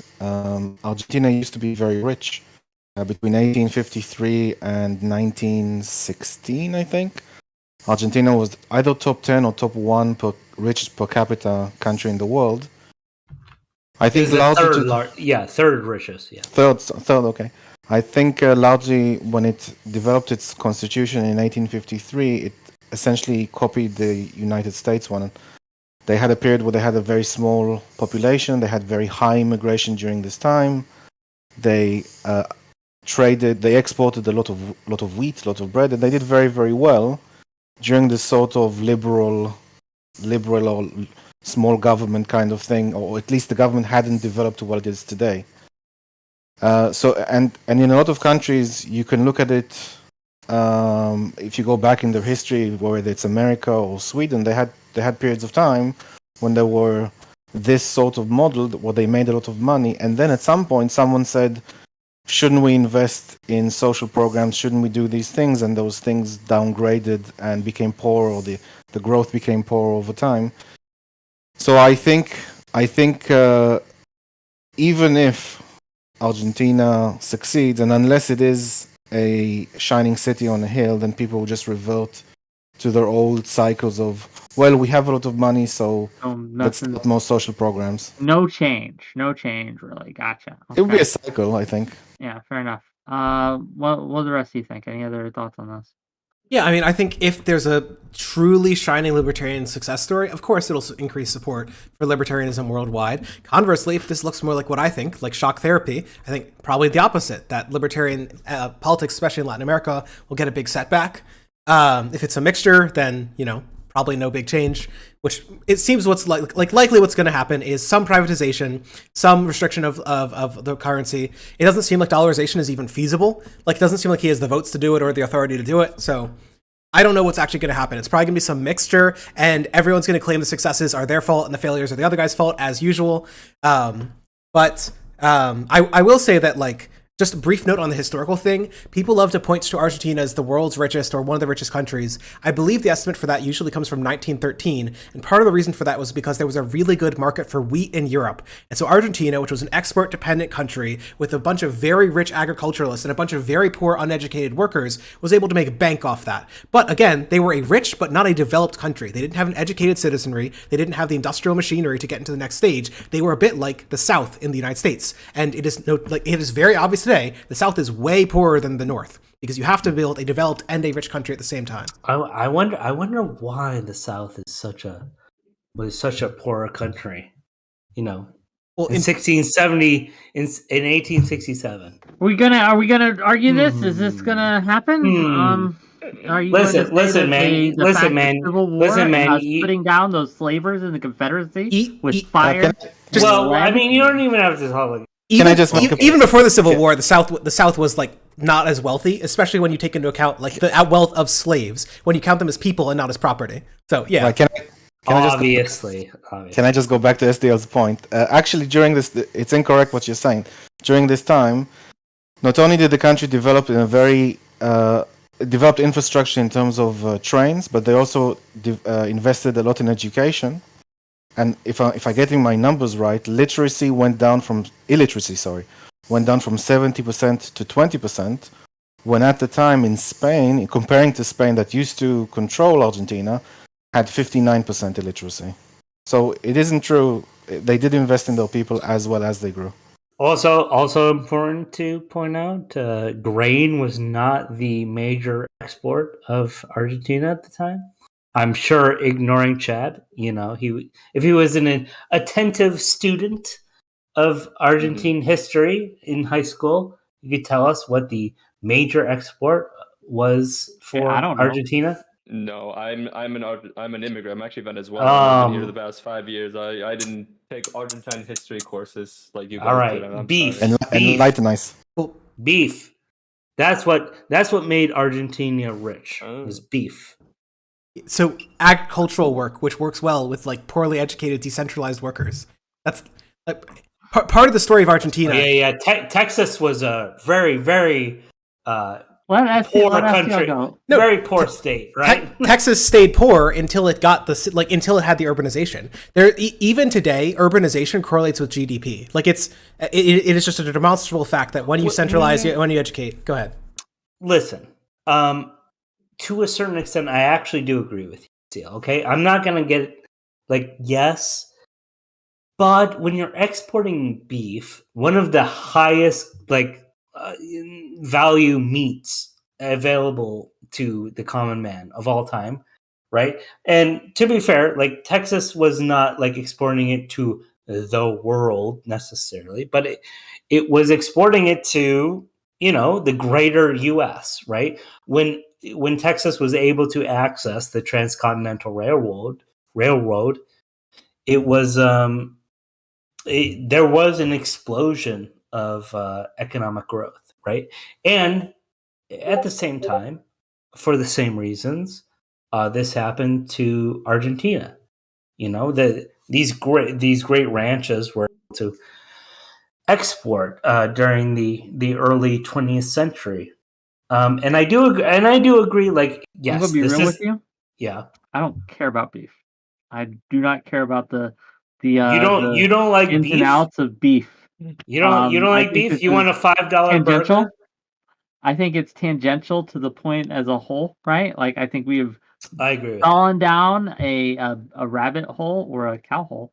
I'm not sure which to call it, but I am not sure that a lesson on beef agriculture is what my audience wants to see. However, I do want to give all of you individuals closing statements and closing thoughts. And then if people want to call in for a few minutes, we'll let them call in. And we'll see what goes on from there. But I wanted to just say that I think in a lot of ways, Milei is going to be a case study. Argentina, like it or not, is going to be a case study. Will these policies and these types of government work in combating hyperinflation, in combating rampant poverty and misery? We will find out.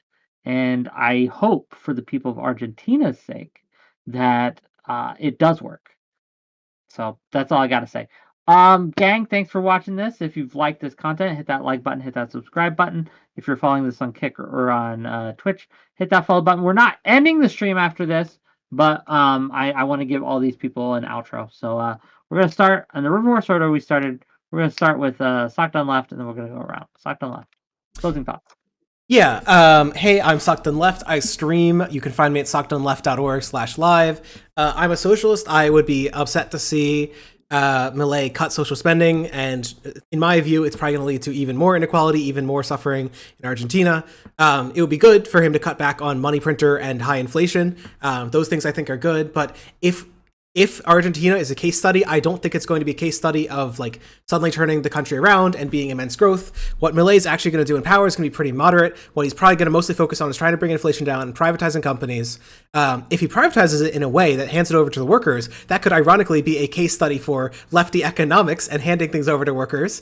But if he does so in the standard way that his fan, he's a fanboy for Margaret Thatcher, it's going to be abysmal. He's going to barely cut inflation, but he's mostly just going to make poor people even poorer. Guess we'll find out. Thanks for being here. I saw your buddy bailed on you, but hopefully his internet comes back at some point. Ignoring chat. Yeah, so Milei, like I said, I'm not a libertarian. He wouldn't be my first choice, but I really wish him well. I truly wish him well because it's been a rough few years over here, and people vote for the change, and I support the will of the people. People overwhelmingly want to change from the status quo, and I think this kind of economic reboot is unfortunately what we need right now, and it's kind of the only really option that it's the last play that we have to get our economy in order before heading into hyperinflation. So I truly wish him well with privatizing companies that have been running at a deficit or have been just overspending, and hopefully brings a lot of the Argentine economy from outside the under the table. Like a lot of the Argentine economy is under the table, so hopefully cutting down on bureaucracy and stuff helps people get good jobs. That helps reduce unemployment, and things actually start taking a turn. I'm hopeful, cautiously optimistic. I'm ignoring chat. I stream. I'm ignoring chat on everything, and I tweet as well. So, tweeting, the language of the gods at this point. So thank you again for agreeing to come on. I thought you'd add some context to the discussion that would be helpful. So I really appreciate you, especially last minute, just kind of agreeing to just jump on. So thank you. Next up, Corporal Adrian Shepard. Go ahead. Yeah, this is Adrian Shepard. I run Springtime Nation. I'm a libertarian content creator, and I'm very overall very optimistic about the Milei administration. I hope he cuts down on needed fat in the Argentine government. I am very optimistic that there is going to be a real turnaround in the economic growth of this country that has had so much economic pain inflicted on it for the past 30 years, even going back 50 years. Yeah, you can find me on springtimenations.org, etc. Springtime Nations on YouTube. Yeah, hail Milei. Okay, well, thank you for coming. Appreciate you being here. Last but certainly not least, Philosophical Zombie Hunter. Go ahead. Thank you, Wick. Yeah, thank you everyone for coming, SDL, Ignoring Chat, and Adrian, Wick for inviting me. I'm optimistic about Milei. I think I just want to quickly say with regards to SDL, I'm sure you don't want to cut social spending and things of that nature, but something does have to change. Like either the economy grows or you cut spending. You can't leave it the way it is because inflation itself is hurting the poor even by your standards. I am very optimistic with regards to Milei. I am sure that dollarizing the economy, and I do believe he has a mandate for doing that, despite him not having a lot of support in his Congress/Senate equivalent. I do believe he has a mandate. So what I am hoping to see is more trade, more investment in Argentina from the outside world, excitement about what's happening in Argentina. The people of Argentina have a very high human capital. They're very well educated. They're very willing to work hard and innovate.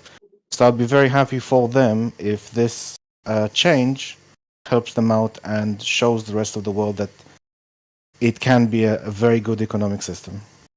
Okay. That gang, I'm going to send you all off. I will see you guys later. Thank you again for coming. What, no chatters? All cowards? I think that he just kicked me out. Or not kicked me out, but kicked us all out. I mean, Yeah, he just booted us here. you know. Damn. Oh boy. Didn't bring any chatters. They were cowards. Thanks for coming on, Yeah. Ignorant Chat.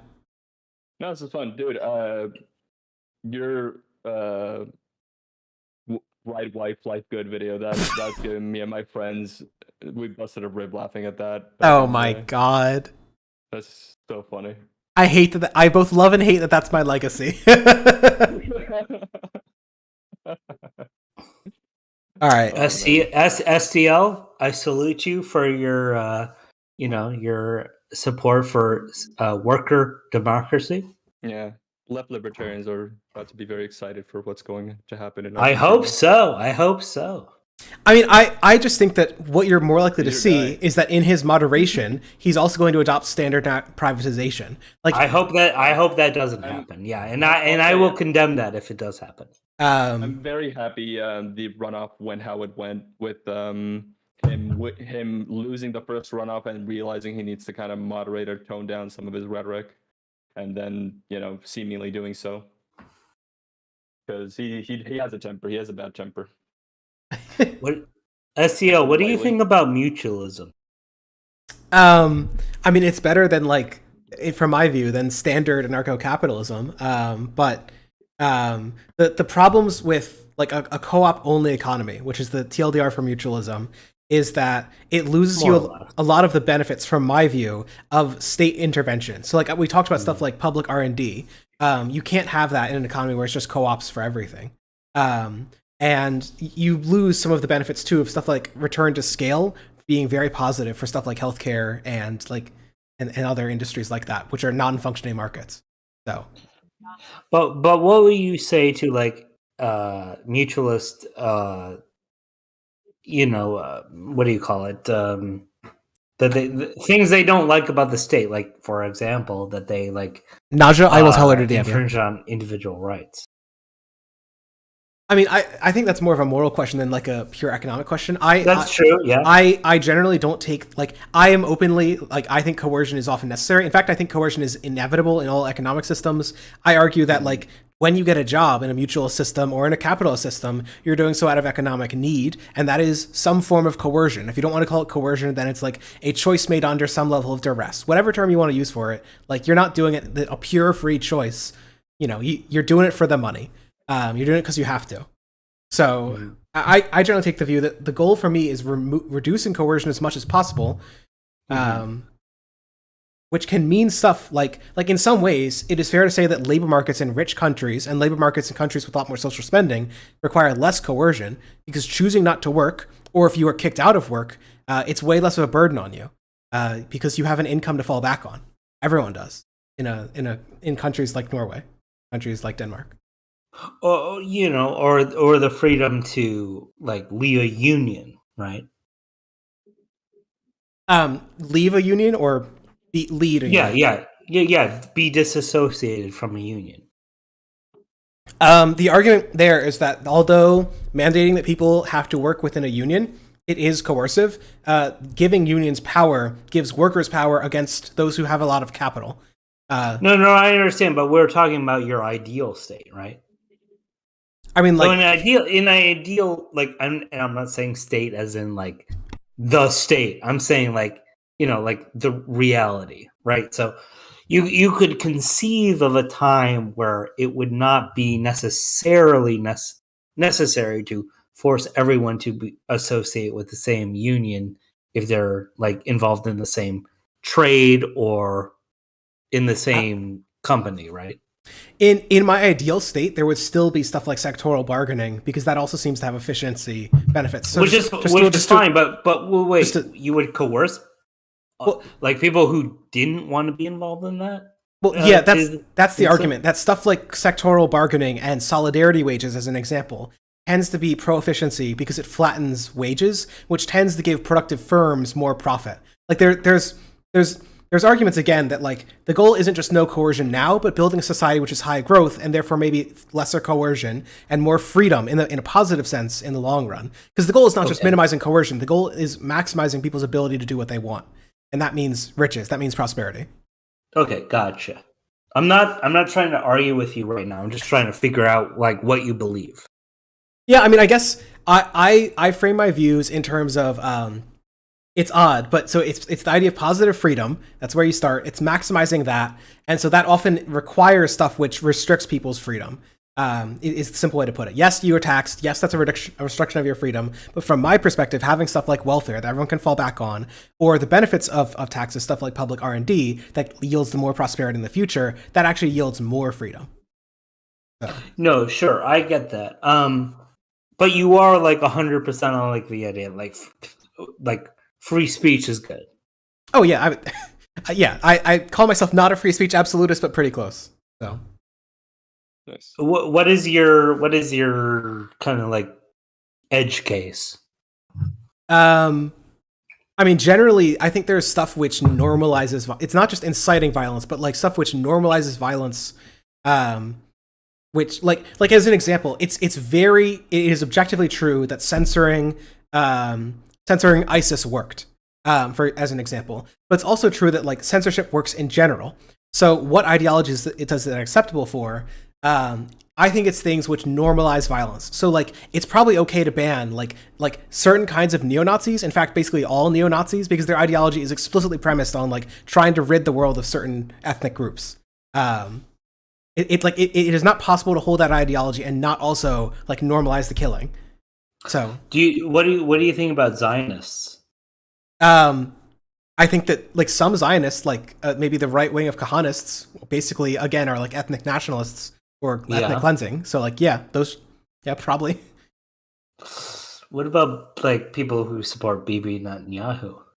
Yeah, I mean I think you could argue that de facto it's supporting of violence, but that's a harder line to tread. It's not. They're not exactly communist, but they're kind of close, aren't they? The argument that I've given is what I would want to see is a spectrum. So like okay, this is my super wonk view in Aiden's utopia where everything is publicly funded. So step one. Then step two, you have do you know what sortition is? Yeah, I do. Unfortunately, I know what sortition is.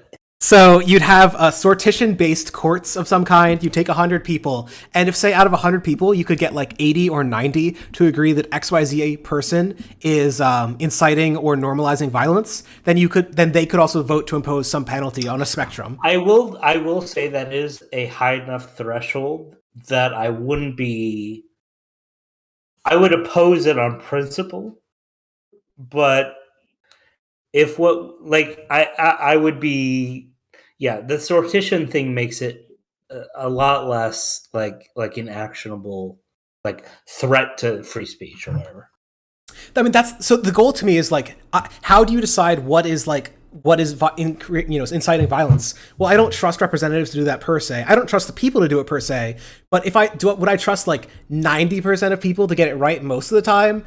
Like that's the argument. And are the harms greater than sometimes people being accidentally censored? I don't know, but probably for the stuff where it's 90% of people agree that it's violent. Like just for reference, only 7% of Americans at the upper bound support political violence. So it's really hard to get Americans to support political violence. So Americans are fat. That's really what it is, man. That's true. That's so true. Very true. Guys, I'm at this one too. Bye. Yeah.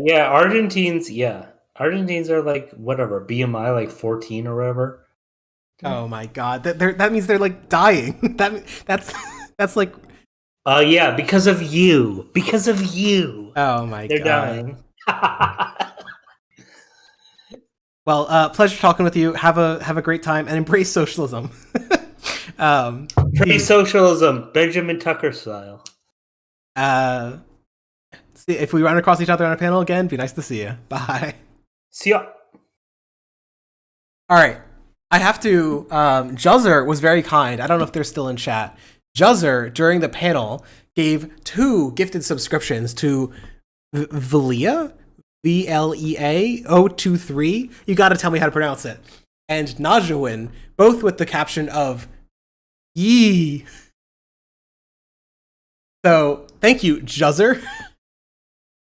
Really appreciate it. And if you have anything to say, I will read it off. Oh my god, Juzzer is in chat. Juzzer, why did you say "Yee"? What is? I expand on "Yee." I need to know the details of the "Yee." Of the "Yee." I am very glad. I think Najawin headed out Falia, but I just want to be clear. It is incredibly funny to see. Usually, the person who is fighting with Najawin during all of my debates is Roxy. And I'm just glad to see that someone else has taken their job up. Okay, now Najawin has a true sparring partner, 24/7, endless. Juzzer has no message. They just want to "Yee." Okay, well, I thank you for the Soros bucks. I really appreciate it. Yeah, Fudge Smith. Like, I think that you could argue that all of Zionism is like ethnic nationalism, which I think would probably be fair. At the same time, that doesn't mean that like all ethnic nationalisms are so bad that they deserve to be banned. In my view, because I take a very libertarian approach to free speech. I think that it is generally true that free discussion leads to more informed people. I will say one of my more authoritarian views is that not that people should be censored, but that there should be an intentional attempt by the state, by the government, to promote like well-researched opinions. Which sounds odd, but it basically amounts to like, think of what gets boosted by the Twitter algorithm. Twitter's algorithm loves a post which is like 80% right and 20% wrong, so that people get really, really, really mad about it. Because they're like, I mostly agree, but you got this one thing really, really, really wrong. And in general, the algorithm is really bad at boosting like well-researched papers. There's literally, oh god, what is it? What's it called? I think it's called the Kim Kardashian Index. There's an index that someone derived, which is the rate of Twitter likes, I think. Or no, it's the rate of Twitter followers, ratio of Twitter followers to number of citations that you have on Google Scholar. And different researchers have enormously different Kim Kardashian indexes. There are superstar researchers like Paul Krugman who get just insane amounts of publicity. In my view, like mostly good. Paul Krugman is on the better side of economics. He should simply embrace socialism. But there's others who don't, and the research might be even more high quality than his. And I think there should be an attempt to try and do that algorithmically. That like you should be intentionally trying to depress people who post misinformation. There should be an attempt to depress people who don't not post information, but just post like unresearched takes or unsourced takes. And basically like intentionally cultivate an atmosphere of intellectual debate. And that's like very cringe in Reddit, but I also think an essential role of like government, if it is going to step into which media should survive and which should not. Bud Smith says, I despise the current Israeli state, just to be clear. I totally agree. I totally agree. I was just trying to speak to the complexity of it. Tiernax says, state media does this already, and it doesn't do it all that well all the time. Citation needed as a state policy seems great, to be honest. So this is the argument that I've given. Like, I don't trust... I don't trust, like, the elected representatives to have a good view on how to select for well-researched opinions. But the argument I would give is something like a sortition of... I don't know exactly who, but something like take a sortition of all college professors, something like that, and select 100 of them. And give them, and like just ask them, hey, is this a well-researched opinion? Something like that. And if you could get X% to agree, then maybe that opinion should be boosted more. Something along those lines. And I think that you could do that algorithmically after you had done it like 1,000 times. After you've done it 10,000 times. I don't know. This is my inner authoritarian coming out. I simply think that the dumb people should get down pushed and the smart people should get up pushed on Twitter. And the smart people are me. I should have all of the Twitter likes. I should have all of the YouTube likes. I should have all of the clout. Is that like mixing democracy and technocracy a bit? It's odd because people often think that democracy and technocracy are at opposite poles. In reality, most Western democracies and most democracies worldwide are very technocratic. 99% of American representatives have a college degree. That doesn't mean they're smart. It just means that they're credentialed. There's a similar problem, like in the Chinese Communist Party, in the Communist Party of China, I think it's something like 90% of their electeds have a college degree. And it's just like in the Soviet Union, I think it's like 30% have an engineering degree, like totally unrelated to actually running the government. And it just, I'm just trying to point, like, technocracy in terms of qualifications doesn't fucking work. Like, you can't just select the smart people and the right people. There is no institution that you can set up that simply selects for the smart people with the right opinions all the time. The thing that democracy does is select opinions that most people don't hate. That's the thing that it's supposed to be good at. And the things that people hate tend to be things that hurt people most of the time. So it's like a good bound on making sure governments aren't terrible, but it's not a good method for selecting good governments. So I've always been of the view that like you could do better than like there's a reason why it's useful to have like all the people who run the bureaucracy at very high levels have like PhDs in their position. You want the head of the Department of Energy to have a PhD in some energy related field. Like that is a good thing. But it's also a very low baseline. I don't know. This is not a particularly compelling case I'm raising here. I'm just sort of babbling, but Sirius says, that seems like a very bad idea because there's no consensus on some issues. Some ideas are kept out based on an institutional bias. I'm guessing a majority of psychologists would treat mental illness as a social construct and mental illness aren't real as being fairly similar because they superficially overlap. I think that's true. What I would just note is that I don't know how you balance the need to promote outsider views with the need to promote well-researched views. The argument that I've given is something like if you task people with, is this opinion well researched? And you could do this either as a sample of, say, like, and I'm not even saying subject matter professors, but just like people with a college degree who have the ability. I'm talking. The reason I'm saying that is literally just you need someone with the ability to grade a paper. Because what are you doing when you're reading a Twitter post about whether it's like well researched or not? You're just grading a paper. And the average person, like from experience, the average person is not very good at grading a paper. But you could just select the average person and ask them, is this a well-researched opinion? And what you're going to find is like, literally just promoting stuff which has links, just promoting stuff which has graphs. Like, I know this is like really dumb, but like so many posts online are like not intellectually grounded. I don't know. I don't know what I'm quite aiming for, but just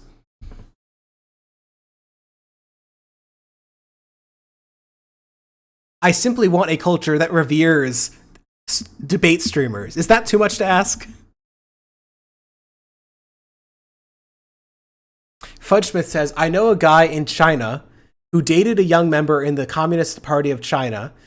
They make you go through a bunch of courses and write papers and get high test scores. Yep. It's very much a technocratic, like, on its face, like meritocracy-based system, which is ironic because the fact that CPC bureaucrats are well-educated and do well in test scores and whatnot does not mean that they are like effective political representatives, right? In some sense, an uneducated, like someone like Marjorie Taylor Greene is in some sense more truly democratic because she represents her constituents than like a well-educated, reasonable alternative who would be a centrist instead. Like there is some degree to which democracy can conflict with expertise. The goal to me is just to try and find the point where you're still allowing people to pick their positions as much as possible, but you're trying to have them pick from among the best, most researched version of that position, right?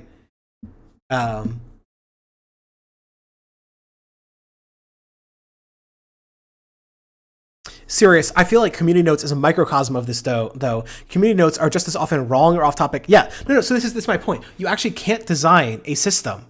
You cannot design a system in which there is, you're always selecting the correct opinions. But what I will say in the defense of community notes is that even though they are sometimes wrong, they are right more often than the original post.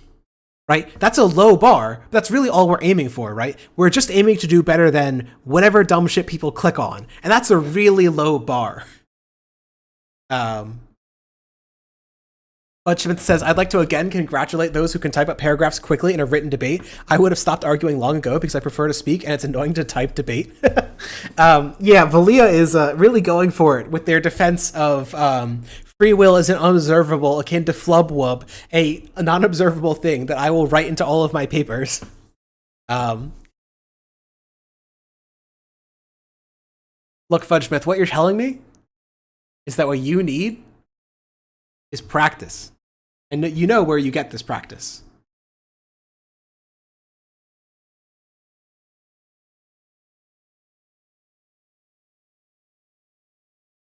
This is how you become a master debater, okay? This... Yeah, that's right. That's right. I'm getting ready to race. This is what real debating looks like. Oh, you support capitalism? Well, this seems to be a waste of my time.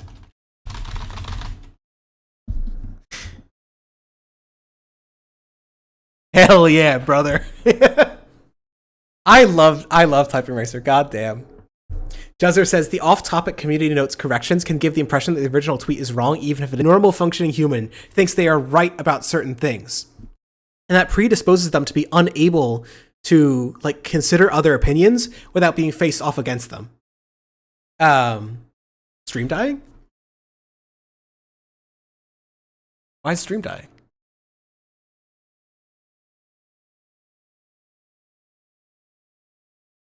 Is it dying? I don't... We back? What happened? What? I don't have anything about lost frames or anything. We are so back. So true. Yeah, the CIA got me. I saw that. That's so weird. I don't know what happened there.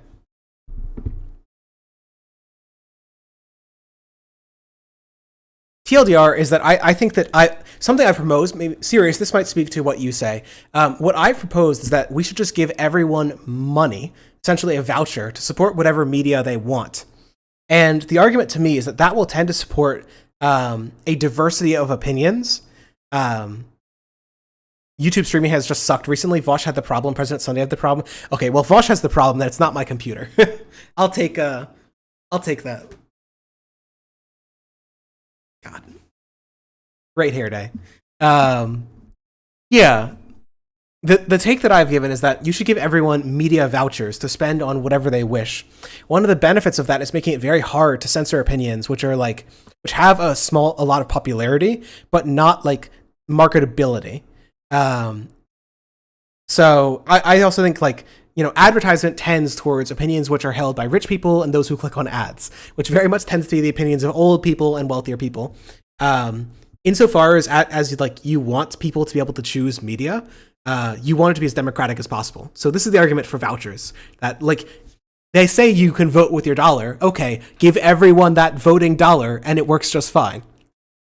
Pirated by Mossad, the FSB, the CIA, North Korean intelligence, and an alliance because I criticized every country. That's true. Joe Biden is attacking the stream right now.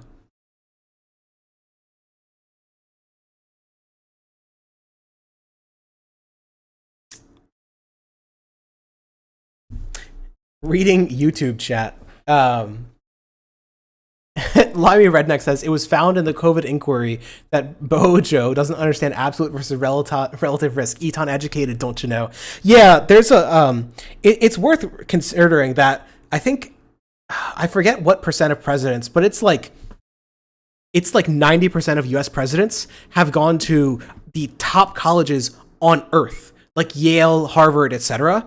And they're presidents are pretty smart, but they're really dumb, right? It is not hard to look at a Reagan speech or a Bush speech and watch them endorse the dumbest shit you have ever heard and realize that just getting a degree doesn't, that's not sufficient.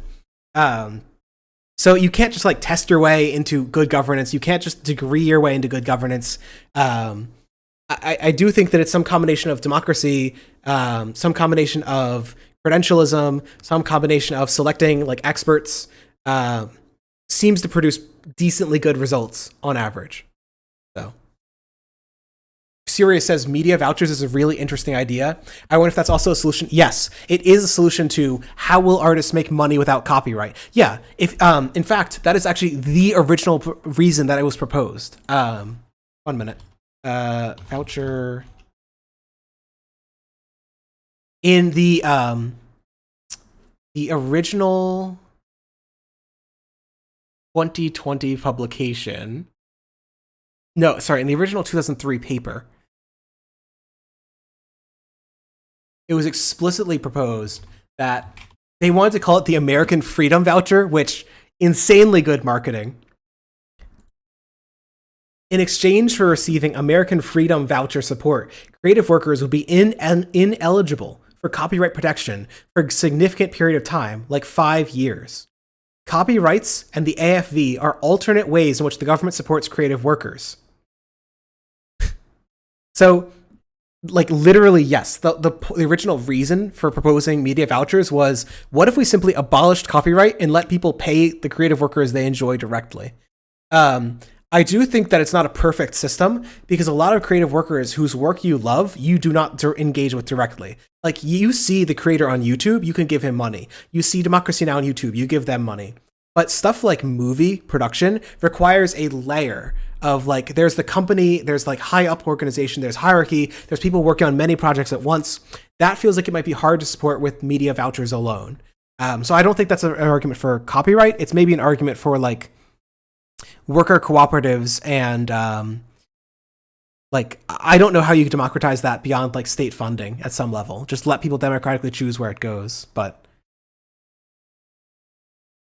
the other argument I've heard is something like, instead of having one voucher for all the media you consume, and I this is the model I've supported, have like one voucher for news, one voucher for artistic work, one voucher for like, I propose stuff like there should be vouchers for websites and stuff like that. That you should just be able to give money to websites akin to, instead of having ads all the time, just have a website voucher. You love the service this website provides, give them money. It doesn't solve all the problems, but it solves a lot of the problems. There was, by the way, in the Baker 2003 paper, and I can send it to you, can you give your voucher to Cornhub? That's right, we need to have the American P voucher. The estimate for savings from the American Freedom Voucher are enormous. People don't realize how large the copyright system is, but think about all the time that a streamer has gotten clapped with like a copyright issue. Think about all the music that I can't play on stream right now. Think about all the videos that I can't play on stream right now because of copyright. Like, there is so much cultural work which is not possible right now. And I'm focusing on streaming because you're on a stream, but you know, think about how hard it is to do a movie review where you don't cut it up every 15 seconds. The whole reason that stuff like CinemaSins took off is because if you're clipping the video every 15 seconds, it doesn't count as a copyright abuse because you're using it for fair use. But because of how aggressive copyright enforcement is, it's really hard to just play like a 1-minute clip from a video without any interjection and comment on it afterwards.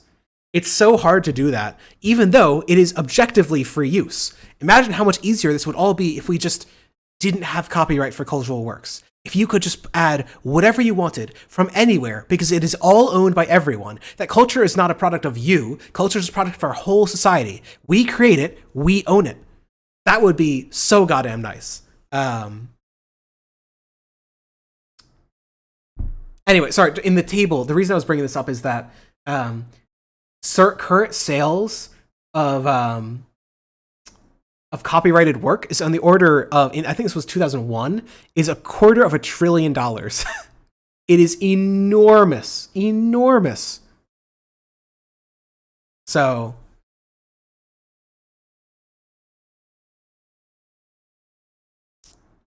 yeah, embrace pirate politics. I hate patents and most copyright laws. Yeah, I'm very much a left copy left kind of guy. Oh my god, Vlia is deriving the argument against free will live in stream chat. Sirius says, creatives mostly aren't benefiting from copyright anyway. The people who do that kind of work are already working on a wage or commission basis. The copyright mostly benefits the studio. That's fair, but that's partly the argument I'm trying to give, is that I feel like you need to have something like an independent media voucher and a studio voucher, something along those lines. Because otherwise, I feel like it would be hard for, I don't know, maybe it would all work out. Maybe the Marvel fan would give their money to the People's Marvel. Maybe the open sourced Veritasium fan or whatever would give it there. Maybe the Vosh fan would give it there. I don't know. Copyright done left. Yeah, copy left. Copy left licenses are those which attempt to give as much rights as possible without malicious use for, say, for-profit reasons. So, like, you're usually able to reuse the code for whatever you want as long as you're not making money from it. Stuff like that.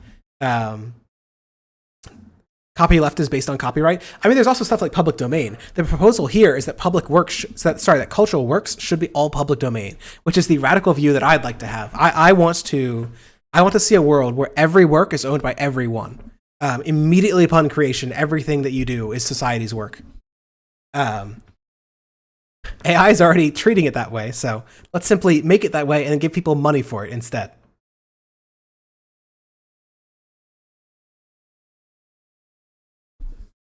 Okay. I wanted to talk about Brianna Gay.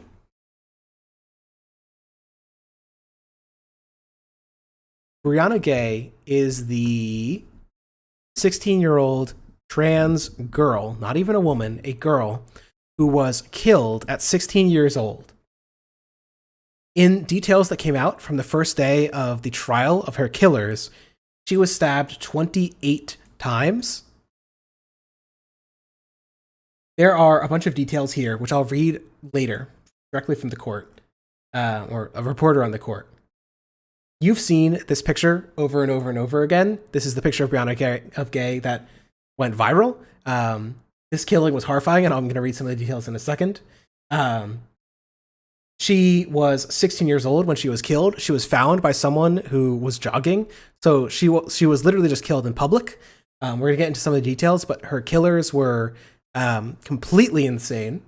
For some context, there was a global movement, kind of, that emerged. I guess I should say like a flash in the pan type movement. There was a lot of global support for trans people, and Brianna Gay in particular after her death, because people recognized that this killing seemed like a hate crime. People recognized that it's important to stand up against hate. And it was really, really nice to see that. And I figured I'd just mention, she was terminally online. The 16-year-old's dream had been to become famous on TikTok, and she loved to do makeup tutorials for over 31,000 followers on the social media platform. It's so sad, man. Like, this is just an average teen. This is just some dumb trans kid. Exactly the same stupid TikTok shit as everyone else. And she was murdered.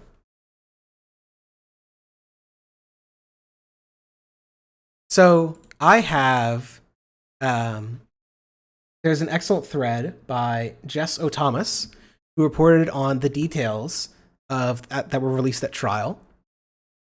Some of the initial details worth noting is that, one, the murderers are not being charged as if this were a hate crime, which is fucking insane, as we're going to read the details about.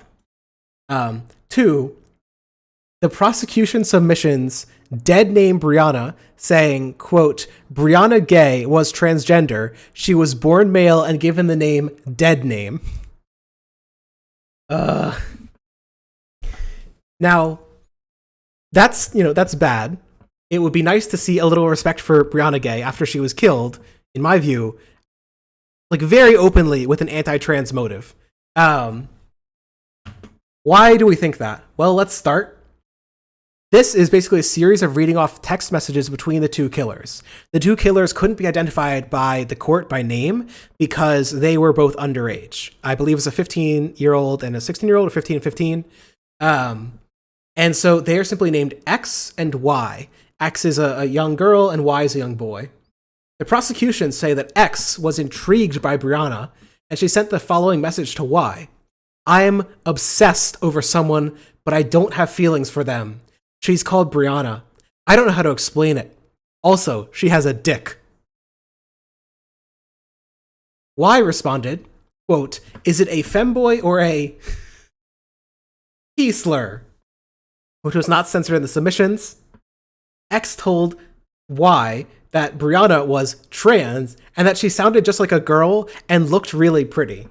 So, X going down the chaser route, Y replied that they had different tastes and asked, again, referring to Brianna as it. Tell me what you feel when you interact with it. X said she got nervous and stuff, but her heart felt normal. Y responded, I don't think you're necessarily in love, but I think you're more curious and intrigued by its unnatural nature. Its unnatural nature. X, the young girl, agreed that she found Brianna fascinating, saying she's really different.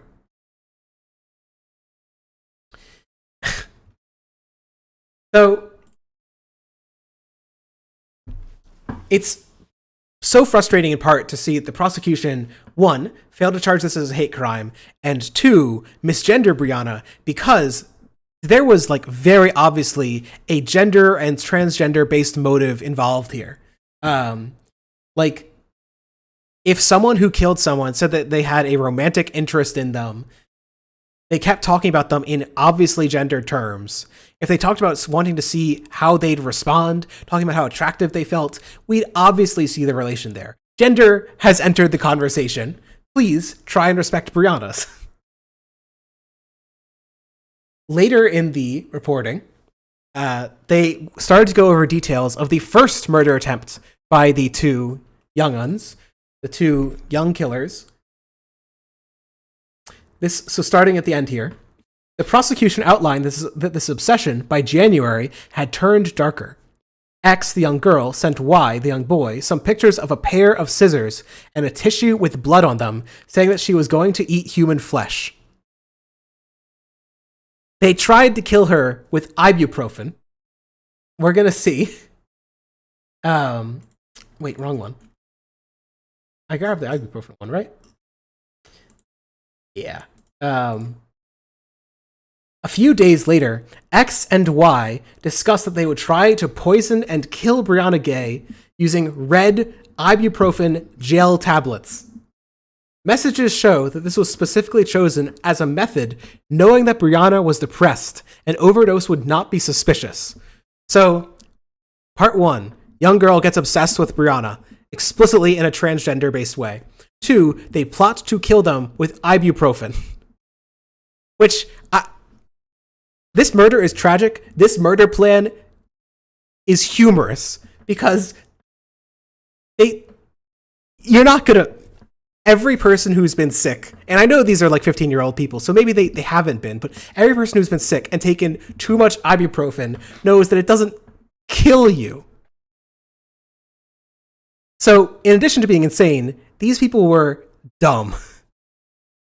X, the young girl, explained to Y, the young boy, "You know that girl I mentioned, Brianna? I'm still trying to kill her.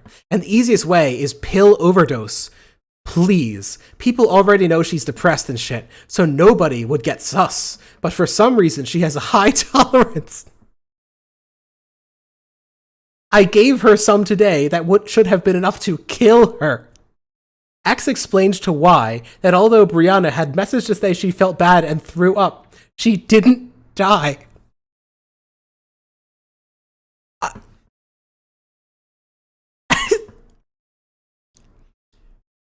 Murderers nowadays are so fucking dumb. When X told Y that she had given Brianna an overdose of ibuprofen tablets, it seems that she wasn't making it up. Brianna's mother, Esther Gay, recalls an occasion during that week when Brianna was sick. Her mother, Esther Gay, recalled that Brianna Gay was in real pain and thought she was going to die and thought that it might be appendicitis. She recalls that Brianna was sick and the vomit contained what she thought were grape skins, but may well have been the remnants of red ibuprofen gel tablets. God damn it, man. It's so fucked that they actually ended up killing her. Because, like, in a sane world, they would have seen this and be like, oh, we tried to kill someone, and it didn't work, and I'm feeling some remorse right now. Like, I really hurt someone, even if I didn't kill them. My attempt to kill someone, was really bad for them. But they didn't.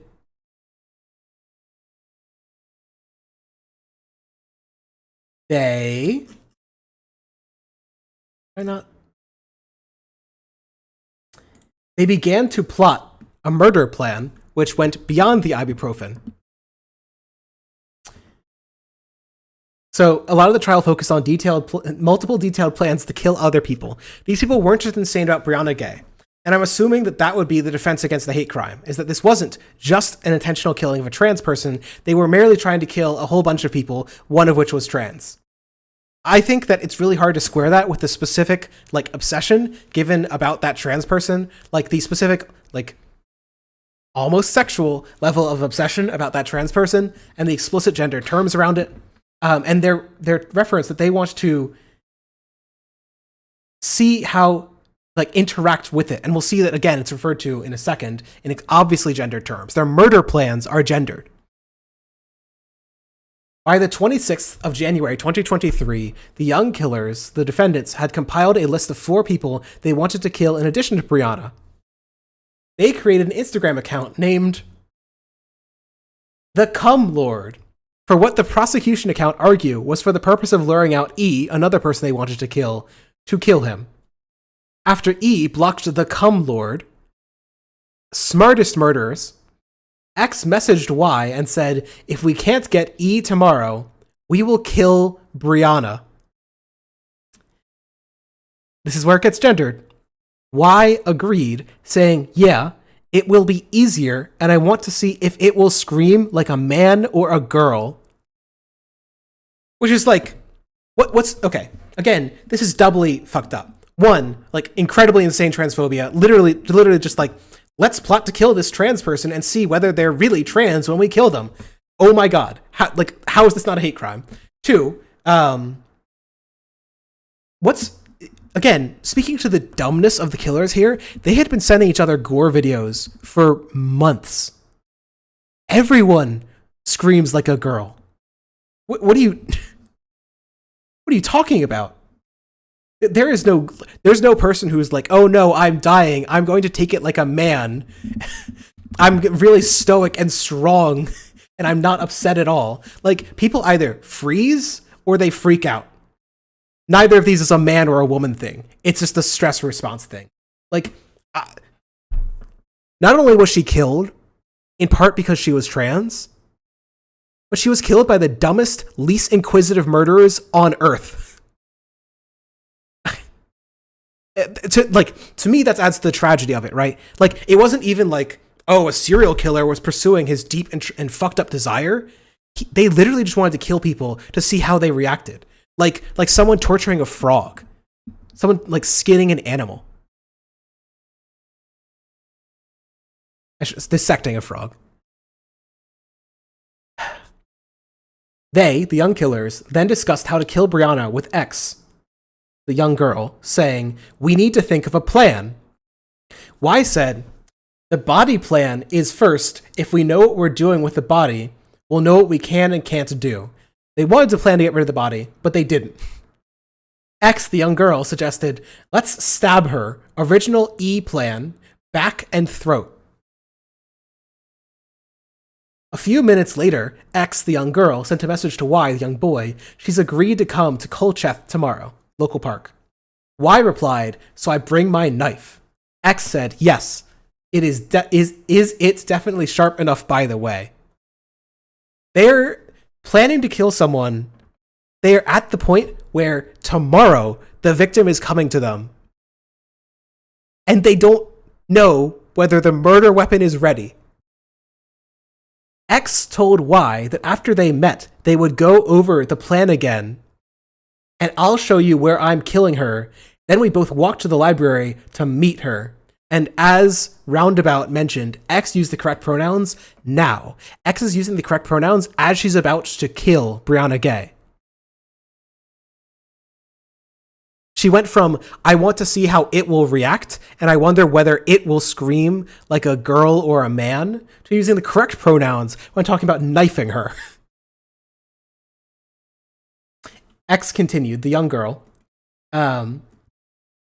After they met, they would go over the plan again. I'll show you where I'm killing her, and then we'll both walk to the library to meet her. We'll grab onto Brianna, slit her throat. When she starts to fall, stab her in her back, and pass me the knife. They're sharing a knife. The murderers shared a knife. They stabbed her 28 times. I want to stab her at least once, even if she's dead, just 'cause it's fun. Lol. When Y asked whether she would not have her own knife, she replied, I got a chef blade. Y said, let's have 2 words, one for getting the knife ready and another to stab. The following morning, X responded, for getting the knife ready, I'll look at you. Okay, signal 1, getting the knife ready, look at you. Signal 2. Sorry, signal 1 is I'll look at you and cough. Signal 2 is, and to stab, I'll say, gay. Now, the text message reads G-A-Y, gay as in homosexual. It could be that X was saying Brianna Gay, like her name. But again, it's very hard not to read a gendered element into this. X is the young woman who's saying gay as she's about to stab the other young woman that she finds beautiful and attractive. And that's where this ends. They planned and they did it.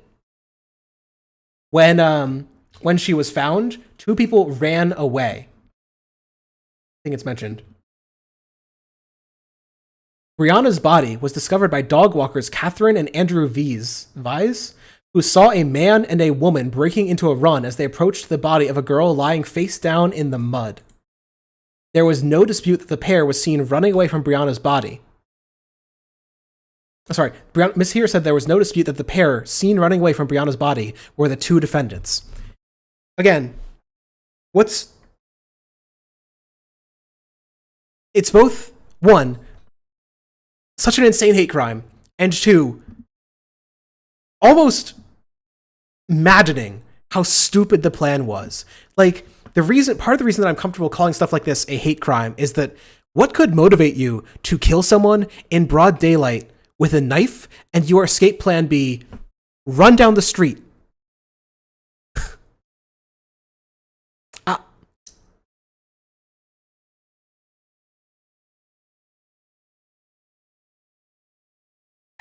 So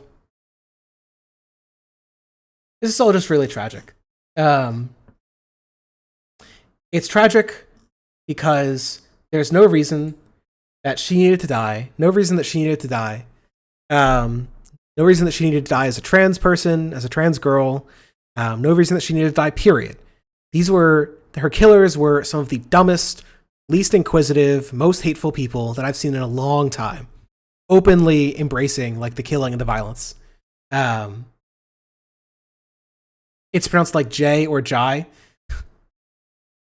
Well, that's on me, I guess. Will we know who the killers are once they turn 18? Probably. Since they're being charged and since their names weren't released, they're probably being charged as juveniles. So it's also possible that their record will be expunged. And I mean, I will say, as someone who leans very strongly on I think it's really important to give people a second chance. It is possible to grow out of these things. Like, violence enormously drops as people get older. People can change. They can have a coming to of like, hey, I hurt people. I killed people. They can have counseling. They can be better people. So if it's necessary for like a better healing, a better growth of that person afterwards, then maybe it's good that the record stays sealed. But it doesn't really matter who they were, in one sense, because the motives are clear. The motives are, 1, this is a trans person. I want to kill it and see how it reacts. And 2, I want to kill it just for the fun. They really seem like a lost cause. Time changes people, and these are both 15, 16-year-olds. I'm not trying to immediately end this with like, wow, these are some of the most fucked up, like dumb, like sadistic, like evil murderers on one hand, and be like, I don't want to downplay it. I think it is true. It was really evil. At the same time, I do think it's important to give everyone a chance to grow. Reconsider how well they're behaving in 10 years, 15 years.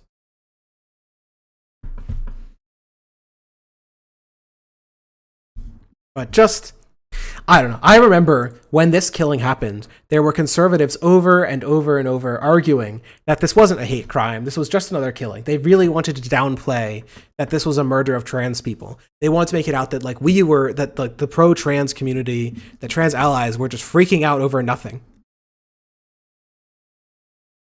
And it's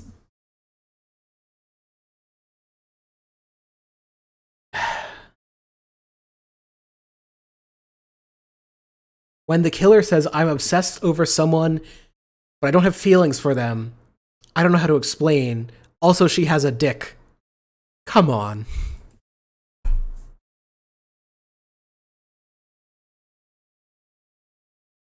I appreciate you being consistent on the criminal justice aspect of this. Other people were not, frustratingly. If other people were Vosh, I didn't watch. I popped in. I saw he couldn't see that thread. I gave him the pictures and I hopped off. So I didn't watch the segment.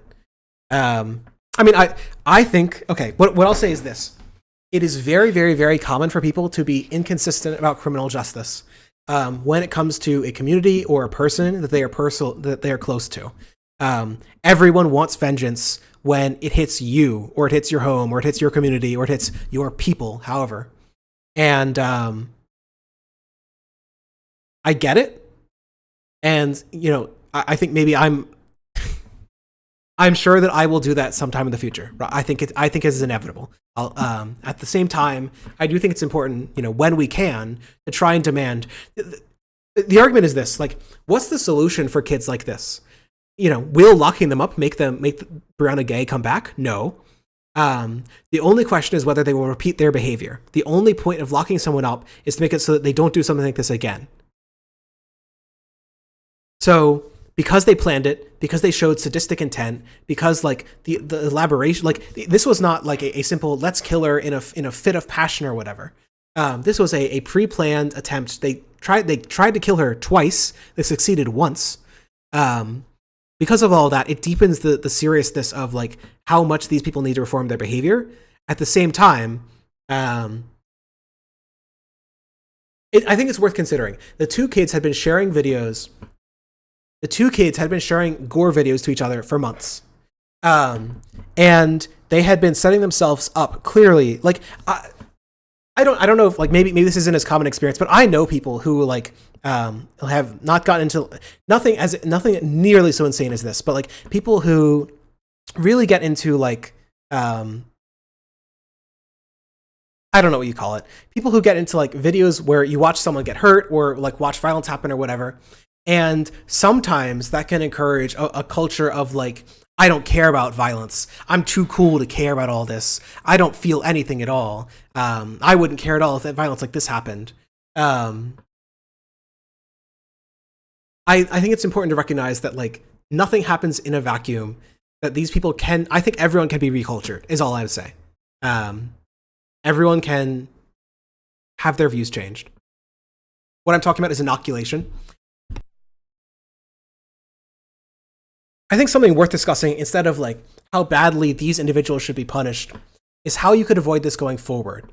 And bluntly, like, I do think it's worth thinking about the ways that society dehumanizes trans people as one of the motives for this. They said, I want to see whether it screams like a T slur, whether it screams like a man or a girl, right? And what does that indicate about what they think about trans people, right? Do they think that this trans girl is an authentic girl, or do they think that they're basically a fake girl LARPing, and if they can just cut through literally the mask in front of it, that it will reveal that underneath it all, Jai was that Brianna Jai was like just a man underneath it all. And so like, how do you inoculate against this? Well, like, partly pro-trans narratives, making pro-trans views widespread.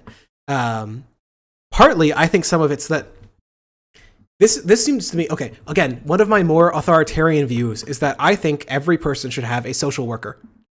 And that doesn't mean someone who controls your life. It just means someone who like checks in on you like once a year, something like that. These people had been sharing gore videos for months. It's possible they'd been sharing it for years. If they'd had a meeting with a social worker, someone who had the ability to like talk to their friends and ask them, hey, what are you talking about? What are you talking with other people to about?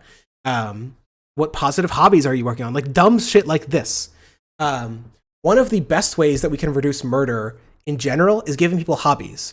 Like objectively, one of the strongest crime prevention programs the US has ever done in cities around the country is summer jobs and summer play programs for young kids. You need a social worker whose job it is to make sure that someone who is spending all their free time sending gore videos also has a hobby that they deeply care about, which will make them less likely to kill someone because it'll take the hobby away from them. Like, unironically, this sounds very trite, but like, it works. Give people a purpose in life, and they turn away from, my only purpose is pain. If these kids were in the US, they would be school shooters. I think it's very possible. We have seen mass stabbings in similar circumstances in countries like China and the United States, either people who are deeply mentally unwell or who want to cause a big commotion and get the attention on themselves. Code Mode says, circumstances of mental illness make someone unable to participate with a social contract. We don't say that like mentally less developed people are not a part of the social contract. We modify the social contract so that it works best for them. I don't know whether these people are actually insane, like psychopathic, or whether they were acculturated into it. But either way, most psychopaths don't murder, right? Like when you look into how models of how murder works, they're again fairly similar to how suicide works. There's never just like, oh, like suddenly, oops, I pressed the suicide button. Oops, I pressed the murder button. It's a process by which you've been thinking about it, you've been drawing up plans, you've been getting yourself into the headspace for it, and then it happens. The only time when that isn't true is a murder of passion. And even those are usually preempted by, like, bluntly, murders of passion are usually preempted by hours and hours and hours, days and days and days, months and months and months of some other dispute, usually a relationship dispute. They are people who don't know how to solve relationship disputes with anything other than violence. So again, you have to show people, hey, here's a functioning relationship that doesn't end with violence. How do you do that? Well, you need kids who know other kids. You need kids who know other people's families. You need kids who spend time in communities where they watch families that work. Chad Not Chud is way behind on the stream. I'll respond to what you said, Chad, in a second, but Sirius says, you're talking about premeditated murder. Most murders aren't premeditated, but you're writing about them being preceded. Okay, yes, sorry, I should be clear. Most murders aren't planned, but people, okay. Not planned as in written down a plan, but people have been thinking about it beforehand. That's what I'm, like, most murders are, it is very hard to get someone to the space where they kill someone else unless they've been putting themselves in that space or been put into that space by their circumstances. That's all. Like, it's, I don't think this is excusing murderer behavior, just to explain that, like, it emerges from a system, and our job is to disrupt that system. That's it. Fudge Smith says, calling people psychos or animals or whatever inhibits our ability to dissect these things. These people aren't animals, they are us, and they have a reason for what they did. Doesn't excuse it, it just explains it. Yeah, that's what I was trying to say, is that, like, you can understand where the anti-trans hate comes from. You can understand where, like, the gore and the culture of violence, like, you saw that through their text messages. Like, it wasn't just anti-trans hatred. It was also, not this one. Where was it? I think it was the bottom of this one. It was like the obsession with violence as a social performance. They were sending each other text messages. X, the young girl, who was one of the key ones in coming up with the plan to kill Brianna Jai. X sent Y, the young boy, some pictures of a pair of scissors and a tissue with blood on them, saying that she was going to eat human flesh. And I don't think I included it in here. No. Where is it? So after X, the young girl, sent pictures with a pair of scissors and tissue with blood on it, saying that she was going to eat human flesh, implying that she had killed someone. X, the young girl, told Y, I fed them, Jai, a ton of tablets and cut their wrists with scissors, and I slit their throat and blood went everywhere, and so I had to get a fuck ton of tissues. Y, the young boy, clearly unconvinced by the photos, asked, was it your femboy thing? Again, so obviously trans as a motive here. X, the young girl, replied, no, they, Brianna J, went on holiday. I didn't have a chance to. There's this, like, obsession, even beyond the trans hatred, with, like, performing violence for the other as part of how they engage as friends. And so you need to show people that, like, hey, that's abnormal and not a healthy way. And there's also other healthy ways to do it. Here's a healthy friendship that doesn't have that. Here's a healthy relationship that doesn't have that. She also claimed to have killed other people. Yeah, it seemed to be that part of what this was a pattern of exacerbating how much evil they'd already done as like a sort of social cred with each other. So again, it's just worth considering that doesn't emerge from nothing. People aren't born with the idea that killing is cool. That is an idea that you get from some other social group, from some social enculturation. Like, unironically, this is them being really edgy and lying about what they've done for social virtue. This thing about I killed someone and I'm eating human flesh is literally murderer virtue signaling. So I just trying to point out, this isn't like some. It's not genetic evil. This is a social evil. That's it. And it's our job, as much as possible, to prevent social murder. Murder caused by the set up our society, which doesn't prevent people from coming to this view. That's all.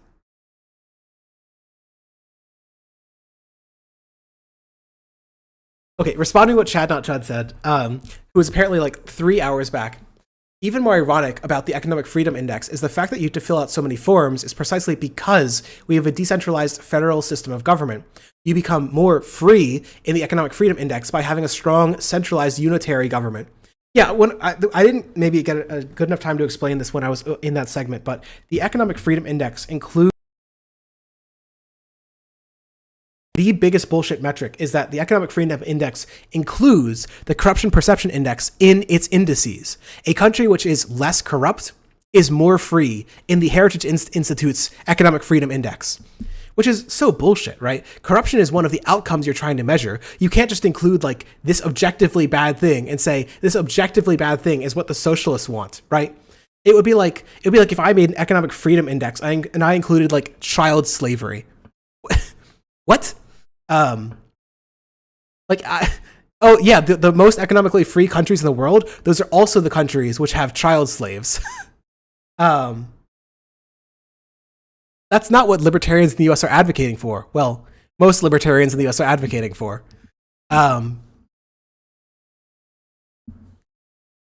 It's so frustrating. They literally intentionally rigged the scales so the Economic Freedom Index turns out that all the high performing countries, the happiest countries on earth, like Norway and Sweden, actually those countries are only happy because of capitalism. This is why it feels so actually schizophrenic to talk with a conservative about countries like Sweden, because you'll say stuff like, we should do single payer healthcare like they have in Sweden. And they'll say, no, that's socialism. And you'll say, okay, but socialism is making people in Sweden really happy, so maybe let's do that. And they'll say, no, they're only free because of economic freedom and capitalism. Oh my God. Code Mode says, I don't think that this is just a social hate thing. They also want to kill cis people for no reason. It just so happens this was a hate crime. They're still sick outside the systemic social reasons. So the reason why I think that this would be good to charge as a hate crime is, one, for the message it sends. Again, we were talking about like the importance of social signaling before. And two, because I think it was very clearly an additional motive, right? They didn't just want to kill because it was a social signal to each other. They didn't just want to kill out of like pleasure. They also wanted to kill specifically, like they framed it in terms of, is this your femboy thing? Is this the T slur that you were interested in, that you're obsessed with? Will it scream like a girl or a man? The trans motive may not have been the number one motive, but it's like, oh, you agree this is a hate crime? Sure, that's fair. That's what I was trying to say is I don't think the anti-trans was actually the main motive. I think it was like, how do I put this? It's possible that had she not been trans, maybe they wouldn't have killed her. Or maybe they wouldn't have killed anyone. It's not clear how much dehumanization was necessary to get them across the line. Maybe if she was cis, they only would have been 90% of the way there. But because they also got to call her it, because they also got to talk about how she would scream, maybe that got them over the line. And that's hard to say, but it doesn't help. Whether it is a hate crime or not will probably not change the sentence, but it should be a hate crime for recognition. That's the take that I would have. I will say that for what it's worth, the fact that this is so obviously tied in with anti-trans hate will have a one silver lining of all of this is that her killing did galvanize and will galvanize pro-trans forces to oppose this kind of hate. We will build a society where there are fewer Brianna Jais.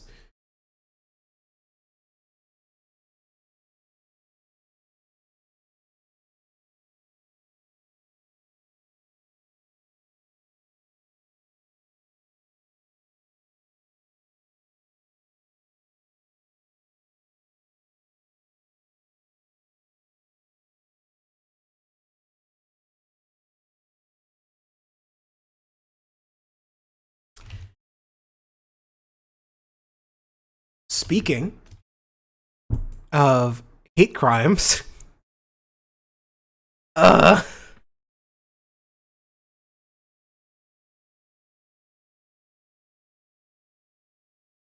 kind of miss the guy who was writing paragraphs about determinism in chat right now. Fudge, have you, if you've ever watched my chat during a panel, so everyone's chat during panels quiets down because like the person that you come here to worship or whatever isn't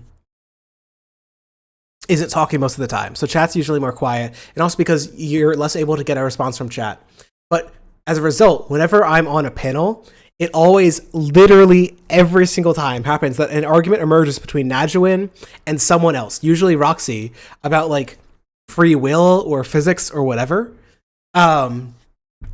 And so I'll look at my chat and there'll be one message from like Juzzer or Tyrannax or whoever, which will be like, yeah, AnCaps are so stupid. And then there will just be like 18 lines about how determinism isn't real. It's kind of charming. How do you differentiate hate crime from terrorism? Aren't hate crimes a form of terrorism? No. So hate crimes can be terrorist, but not all hate crimes are terrorist. A terrorist action is one which attempts to use that violence to change society. So theoretically, you can argue that stuff like the Earth Liberation Front, which say bombs factories, which bombs like farms, which cuts open like gates, stuff like that. That stuff is terrorism because their goal is to use, if you don't want to call it violence, call it, property damage. They're using crime to advance a social agenda in hopes of inspiring others to adopt their views. That's sort of the key to terrorism. None of the messages that we read from X or Y indicate that they wanted a more anti-trans society, right? There's a difference between wanting to kill one trans person or having anti-trans hate and wanting to build like an anti-trans society. That's it. Tyrannax says, my commentary is shallow, but I know it's all love. Yeah, sorry, I wasn't trying to say... I was just trying to contrast. I'll get something which is like Tyrannax will be like, wow, this reminds me of something about Margaret Thatcher. And it'll be this nice, concise, single sentence thing. And then Najwin will come into chat and they'll be like, actually, I'll have you know that Bennett's views on determinism are completely incoherent, followed by 17 more paragraphs about that exact thing. I love it. ELF is better than Ted K. That's a low bar.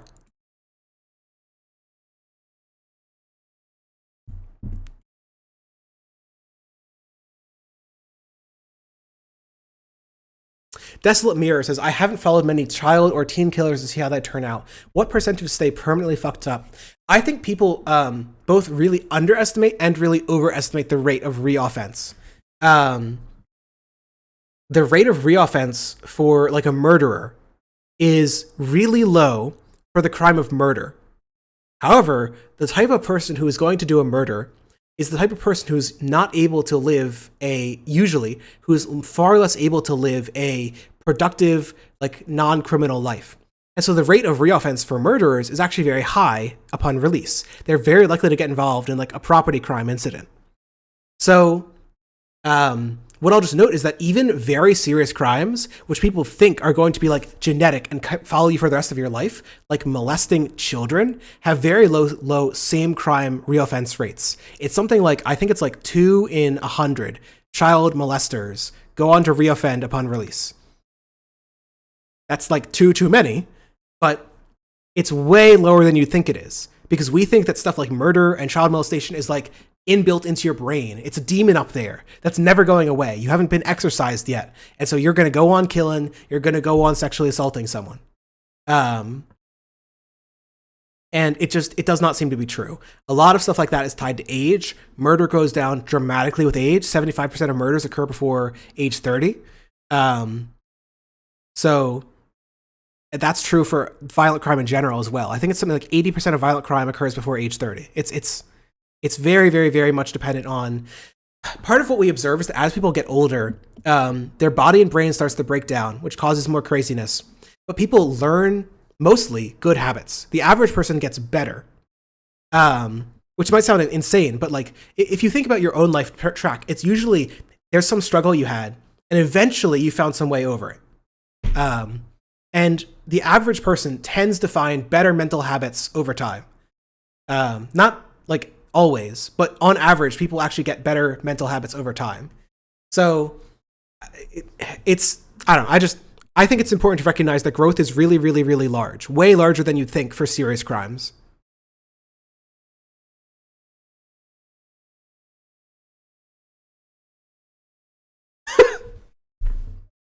This is fucked up.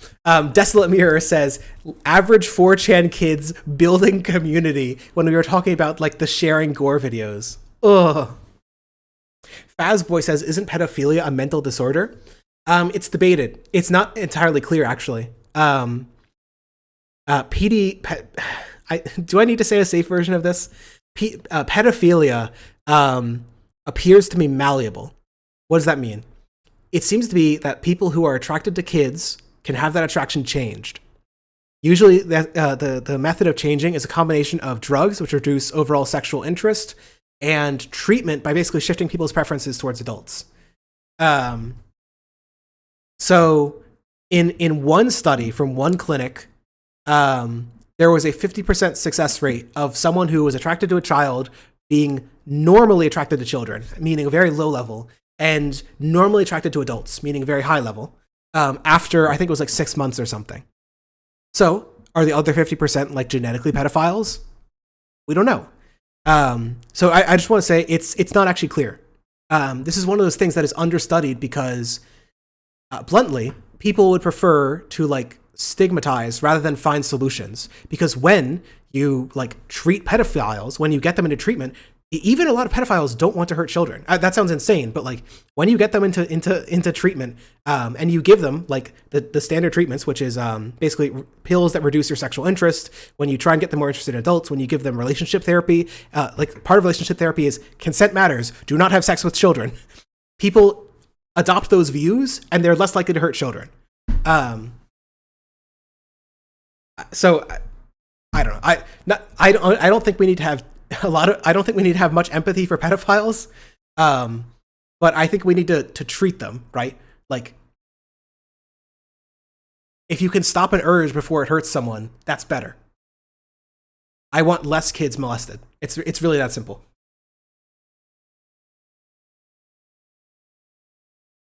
Nerodia says, I'm interested in adults, but never had urges to R-word them. Yeah,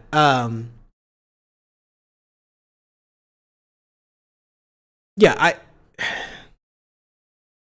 don't know. I feel like we're getting into rough waters, but yes, I think it's worth knowing that a lot of there have been programs which seem to have been effective in Germany, for example. I think it's Project Dunkelfeld, but I could be wrong, which attempted to recruit people who said they were interested in children and get them into therapy.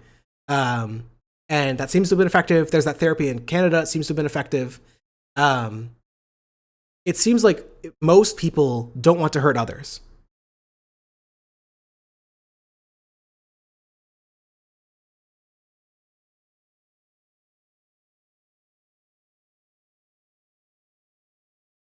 Were they not attracted to adults beforehand? Again, it's not really clear. It's not clear. This is one of the things which is understudied because we thought that pedophilia was like a innate thing. It's a demon in your head that you can't change. But it turns out that if the demon's up there, we can exorcise it actually, and we should exorcise it so that fewer people get hurt. I think it's also one last thing while we're on the topic.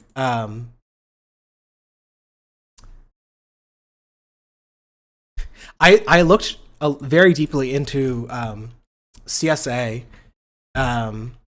In part because it's a very common anti-trans and anti-gay stereotype that gay people are responsible for child sex abuse. It is a very common stereotype that trans people are responsible for child sex abuse, and it's not true. The average CSAer is basically indistinguishable from the average person. They aren't richer, they aren't poorer, they're a little less educated. I think they're slightly more likely to be married. but that's partly just because of when we catch people, which tends to be older in their life.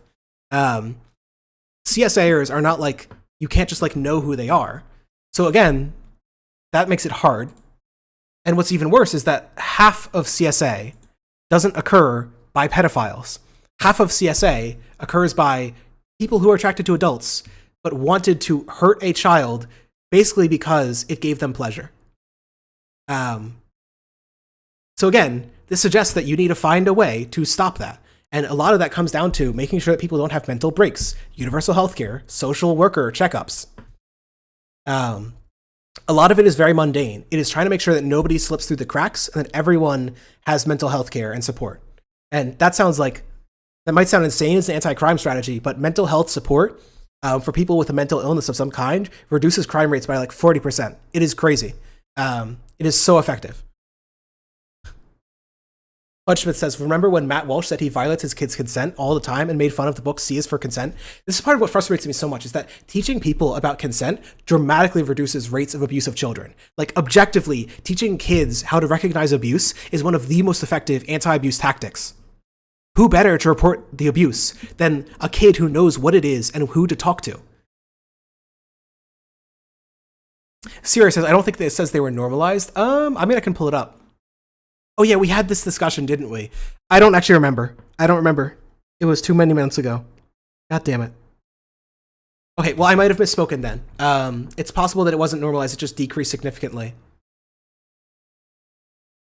That's why sex ed begins so early now. Yeah, like unironically, we've actually observed, this will sound odd because there's so much, people talk about like, oh my God, America's become so degenerate. There's been, child sex abuse is on the news all the time.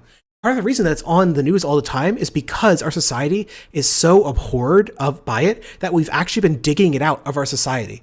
Like, it was so normal for so many years that it was covered up. The Catholic Church was covering it up for years. The Baptists were covering it up for years. In both of these, for decades.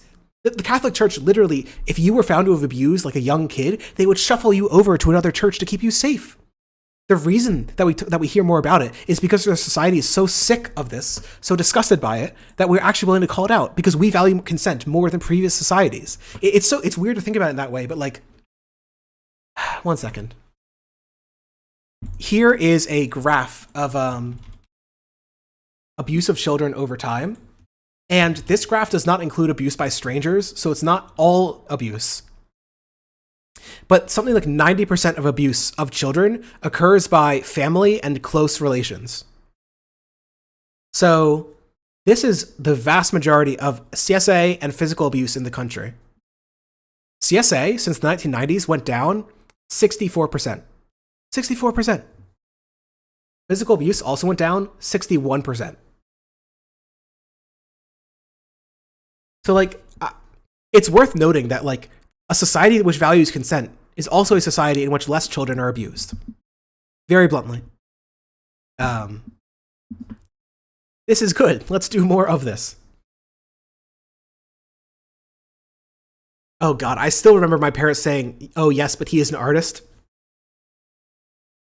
I think that one of the things that frustrates me to no end is that conservatives, the Me Too movement washed over conservatives and it didn't touch them.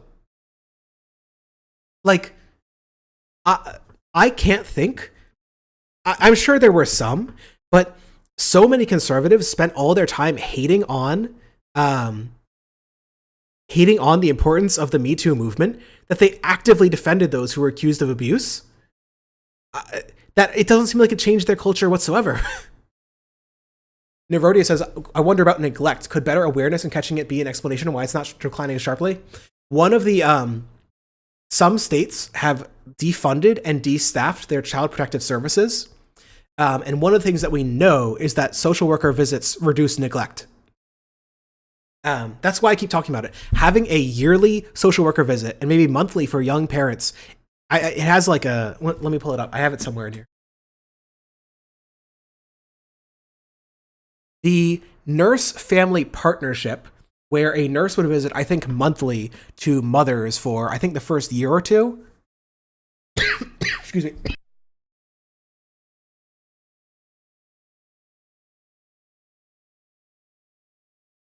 Oh, excuse me. Oop, where's that quote from? Oh, by 20. I just wanted to read on the efficacy of this. By 2031, NFP program enrollments for this decade will prevent 500 infant deaths, 10,000 preterm births, 13,000 dangerously closely spaced second births, 4,700 abortions, 42,000 child maltreatment incidents. Those are what we're talking about in this graph here. That's all of these. The NFP program will have prevented 42,000 child maltreatment incidents, 36,000 intimate partner violent incidents, 90,000 violent crimes by youth, 600,000 property and public order crimes, 36,000 arrests of youth, and 41,000 person years of youth substance abuse on welfare, whose job it is to hook you up with a therapist. Like,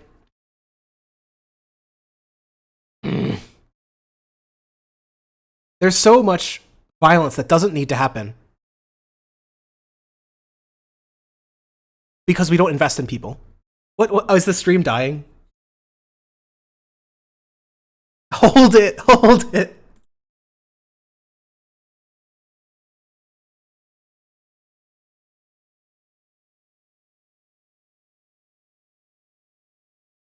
What is happening? Why does this happen? Why did Vosh break YouTube? Why did he do that? I think it's completely anti-socialist that Vosh broke YouTube streaming. He should not have done that.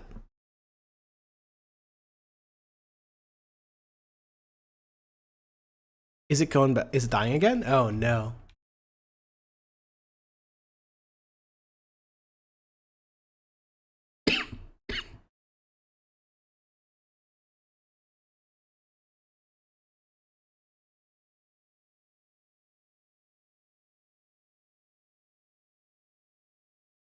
Ronsk bad. Actually can't tell what y'all are reacting to, so I can't tell. This is frustrating. Sirius says, I looked at the study text about the reduction of interest in children. It doesn't say that they mainlined, but the study does say that the balance of their preference just shifted towards adult, which is still very, very impressive. Sorry, that's fair. I overstated the case. It's still very impressive. And I want to be clear, it was only for 1/2 of the sample. So to me, I read that and I'm like, oh, okay, maybe some people are basically permanently attracted to children. Maybe for some, it's something that we can like adjust. And if we can, well, we should do that with as many as we can, right? There's a delay. That's not good.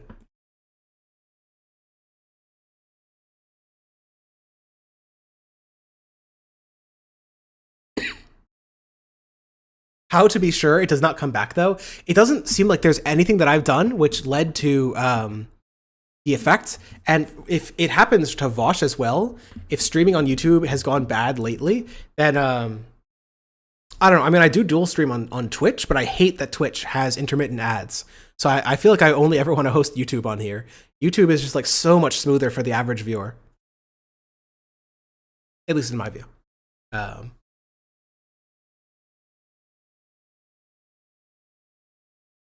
Yeah, I feel like I really want to harp on the nurse family program. In the years that it was active, only 180,000 women were affected. Only 180,000 women were like visited by a nurse. And the number of arrests that we're talking about reducing is 36,000.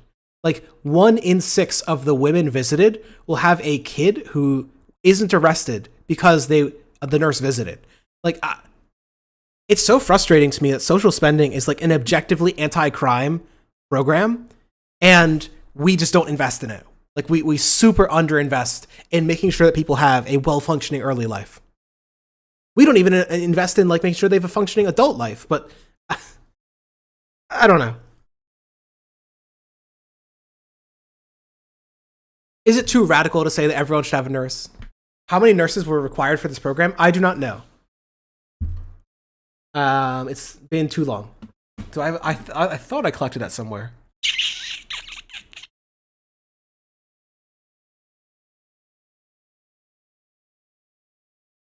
Nope, I don't have it. We have a nursing shortage too. My understanding is that, so I don't know about the nursing shortage, but I know that for the doctor shortage, a part of it is that the entrance to get into doctoring is too narrow. Not as in you have to have too high like qualifications, but we literally don't have enough slots to fill our doctor demand. So the solution to me seems obvious, like fund it again. Like if this is something that objectively improves people's lives, and I want to be clear, these improvements are massive. Avoiding an arrest means that a person will earn like 10, 20, 30% more over their lifetime. Every person who's arrested is another week that a kid isn't in school, another month they're not in school, right? All of this is accelerating human capital. Just from a cold clinical utilitarian perspective, if we have to pay for more nurses, then pay for more goddamn nurses. If I have to pay a woman or a nice strapping young man with his big beefy nurse arms to come to my house and tell me you have to put the diaper on this way, I'm Chad the Chadley nurse and I know everything about babies.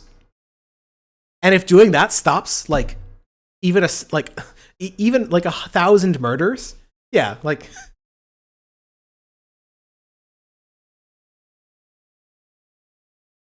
Fudge Smith says, I think the AMA artificially restricts how many doctors can graduate a year on top of unnecessary parts of schooling. Yeah, no, it's a combination of the AMA and federal government funding, actually. Because doctor training is expensive enough that it relies in part on federal grants, and the federal grants haven't kept pace with the need for doctors. So the AMA bottlenecks it, and even if the AMA completely unbottlenecked it, it would probably require a bunch of student loans to pay for the rest of it. But we could just make it free to become a doctor.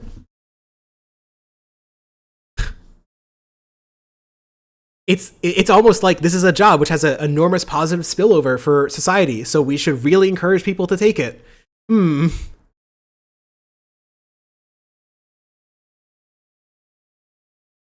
should just go straight to med school rather than having to do 4 years regular in med school. I don't know the details on that. I haven't investigated that reform proposal. I know people have proposed that for lawyers, which I'm more comfortable with. I know there's concerns about doctor quality, right? And so I don't know how much the 4 years matters for doctor quality. Yeah, I don't know. I'd be skeptical of that, but who knows?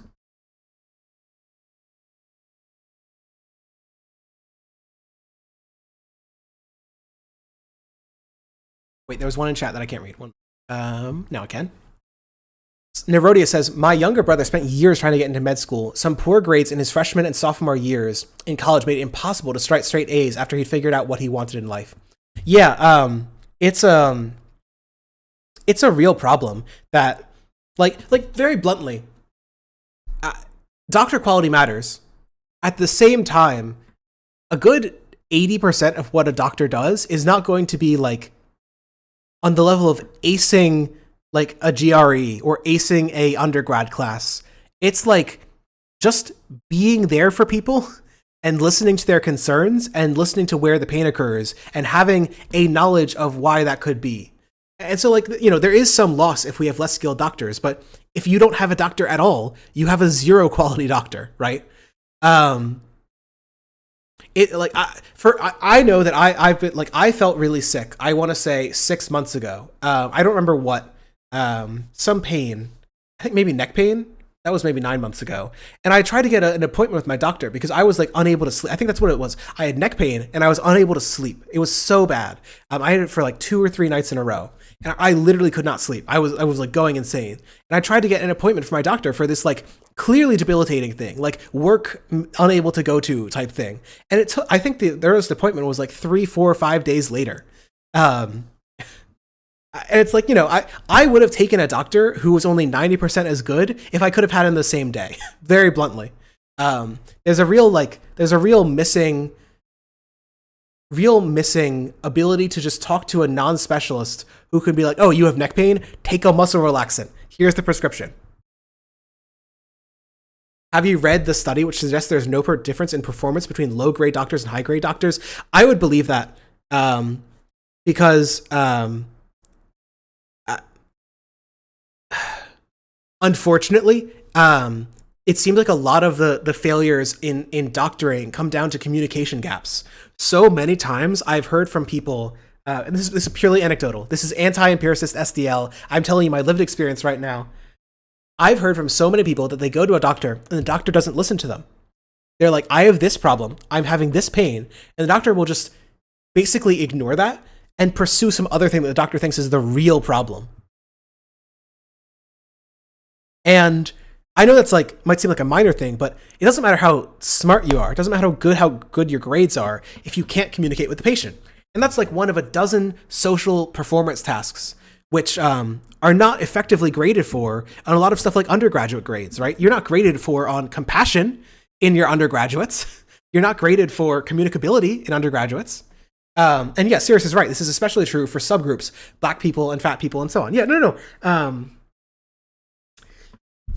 My mom had this really bad ear infection, and it was ignored by, I think, 2 doctors because they thought that she bluntly, I don't want to say they were sexist. I don't know the details, but they thought that she was complaining too much and it was just a routine ear infection. But it was actually some kind of infection that was slowly moving towards her brain. And if it hadn't been caught within like, I think like a week or something, it might have started to touch on her brain because she got on a really good antibiotic scheme. And my aunt, my step aunt, no, I'm not sure, but she had an eye infection and had the same damn problem. It's so like, I don't know whether like they're just devaluing all patients' experiences or just women or both, but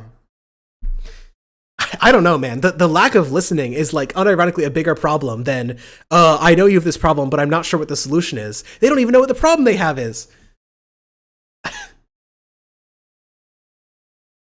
I know that, well, I haven't looked too deeply into like doctor efficacy versus grades or whatever. Evan asked, what do I think of abolishing grades? I have a study on this one, actually, which I'll refer to bolster my beliefs, because it mostly aligns with what I think. Let's bring it up. Yes. So the way that I summarized this study was...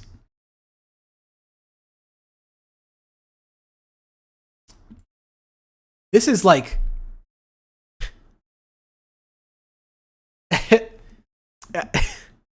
This is somewhat incomprehensible. So let me just give you the summary. This is Kuenka 2019. It's a meta-analysis of a whole bunch of studies. They found that for student achievement, so student achievement is like, I think, oh God, I can't even read this anymore. I added notes on this one because of how hard it was to comprehend for me. But I don't even understand what I'm reading. Okay, I'll have to read this after stream. For student achievement, comments performed better than comments and grades, which performed better than grades alone. And grades alone performed far better than nothing at all. Is this the right picture? I feel like this is a different study. I can't. So, trying to pull into something that I actually do understand. They had a follow-up study where they tried to give some specific arguments about what works. The argument that I gave, and the argument that I'll give now, is grades are useful. However, the thing which is more useful than grades is a qualitative comment which specifically gives you an area to work on. So the example they gave are from math. Giving a student a 6 out of 10 on a math quiz is better than nothing. Knowing that you suck is good. Like, that is better than nothing. But you know what's better than knowing you suck is knowing why you suck. So if they give you a comment saying, hey, this is what you got wrong, this is what you should practice, do that. That works even better. The main debate in my mind is simply whether comments are better than comments plus grades, or whether grades are worth keeping. Like, that's literally the question. Comments seem to be objectively the better way, as far as I can tell. There is there's also a secondary problem here in that comments are very hard to we might not think about this, but most of the studies on comments versus grading are focused on performance in one class. So in that context, comments are clearly superior to like grades alone. How do I feel about grades in France? They refuse to give full marks, only 19 of 20 at most. I know some Catholic teachers, I think only one when I was in high school. I went to a Catholic high school. Some Catholic teachers refuse to give a 20 of 20 or whatever because only Christ is perfect, which is such a funny. I love religion, man. But grades are useful. The particular area that I think they're useful is right now, let's say that you are applying to college. The college gives you data on how well did you do in English? How well did you do in math? How well did you do in history? These are useful. They are objectively useful about how well you do at given subjects. At the same time, it will be way more useful if you had sub-subject specific grading. So the college didn't just know that you did well on math, but they had a list of math skills, and they knew that you were doing well on this one, and you sucked at this one. Because that tells them what to do to help you pick it up, right? The whole point is that grading is useful, in my view, as a way of transferring information between teachers. That's a really under-discussed subject, but there's a lot of evidence that having one teacher over many years helps you learn a lot. Part of that, like a lot more efficiently. A lot of that is because the information doesn't have to be transferred from teacher to teacher. It's one teacher who knows you and has gotten used to you from year 1, year 2, year 3. They know what works for you and what fails for you. They know what your problems are and how to fix them. So transferring information between teachers is hard. It's really, really, really hard to do so with comments. So you need something like grades to do so. That's, I think, the best defense for grades, is that at the end of the year, you need a way to transfer it over to the next guy.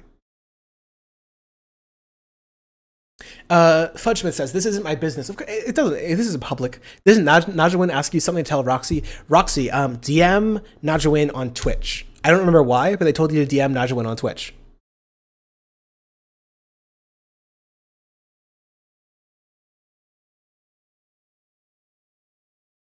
Siri says, why is it the best we can do? It seems bad to me. Your performance, we're talking about the SATs.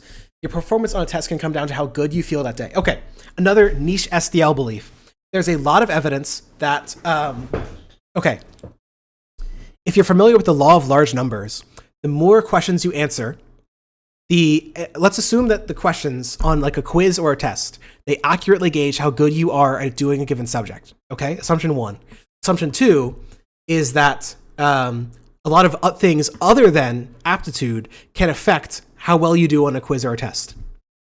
Question 1 leads you to something like the law of large numbers. If you have a student answer a whole bunch of questions, that will give them a better ability to decide how well you do on a given subject. It'll also give you the ability to know which sub-subjects a student does well or poorly on. So if you take a quiz that has 10 questions, and each of those 10 questions are on a different way of, say, performing a math problem, right? Then that tells you what you can do and what you can't do. That's useful information. But assumption 2 messes this up, because it means that stuff like tests, which do it all on one day, have a bias upwards or downwards, so to speak, relative to what you actually can do due to time-based variation, right? Interesting. Investigating colleges, it appears that Bayesian, why are we talking about Bayesian statistics? Versus frequentist, I don't, what? So the take that I've long given is, the solution is very simple. If you are worried about time variation in performance, it's quizzes. The solution is quizzes. Don't take the SAT over one day. You should take the SAT over like 4 days. And ideally be taking other tests as well. Because that way you can get the average performance over time. This is also a secondary problem that tests encourage cramming. And there's a lot of evidence that cramming doesn't work. Cramming reduces the retention of knowledge because you're overloading how much you're learning, and you're not practicing what you're learning as well as you should be. So how do you do that? Well, you force students to always be studying. Quizzes every week. That's the, like, unironically, I think the solution to so much of education is quiz every week, comments over grades. Check Discord DMs. Oh my God, Roxy.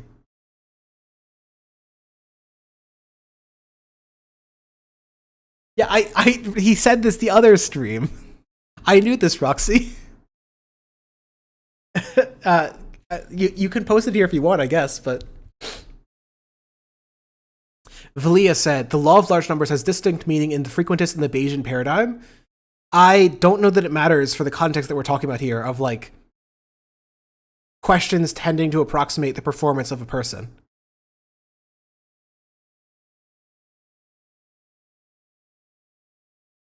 Like, I actually don't know. I guess maybe the Bayesian, I don't know. I don't know what specific reference you're trying to draw here. Link you're trying to draw here. It does in a non-trivial way. Well, you're gonna have to spell it out because I'm clearly not up to snuff. Hirnak says, I want the general public to be surveyed every month, and I'm not kidding. No, I've talked about this too. I think that we should give everyone a UBI, and part of that UBI should be like $100 per month additional UBI, or just BI, based on having to answer some survey. And the survey will be taken from a big list of surveys, like some federal government agency lets research universities add into the list of surveys.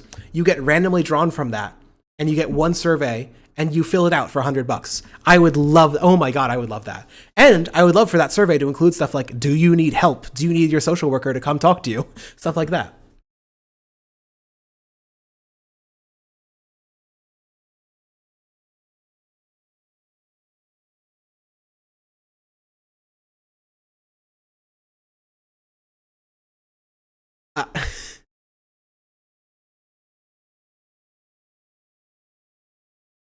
Leah, I just as an aside, before you talk about like using logical proofs in various languages, you can use formal non-language based logic proof like programmatically. There have been programs doing that since the 90s. There's a whole website for it actually for math proofs, automated math proofing. Sorry, I should say there's a website which has like I want to say there's like 90 models which test for math proofing. We're going down more the fuzzy symbolic logic proofs.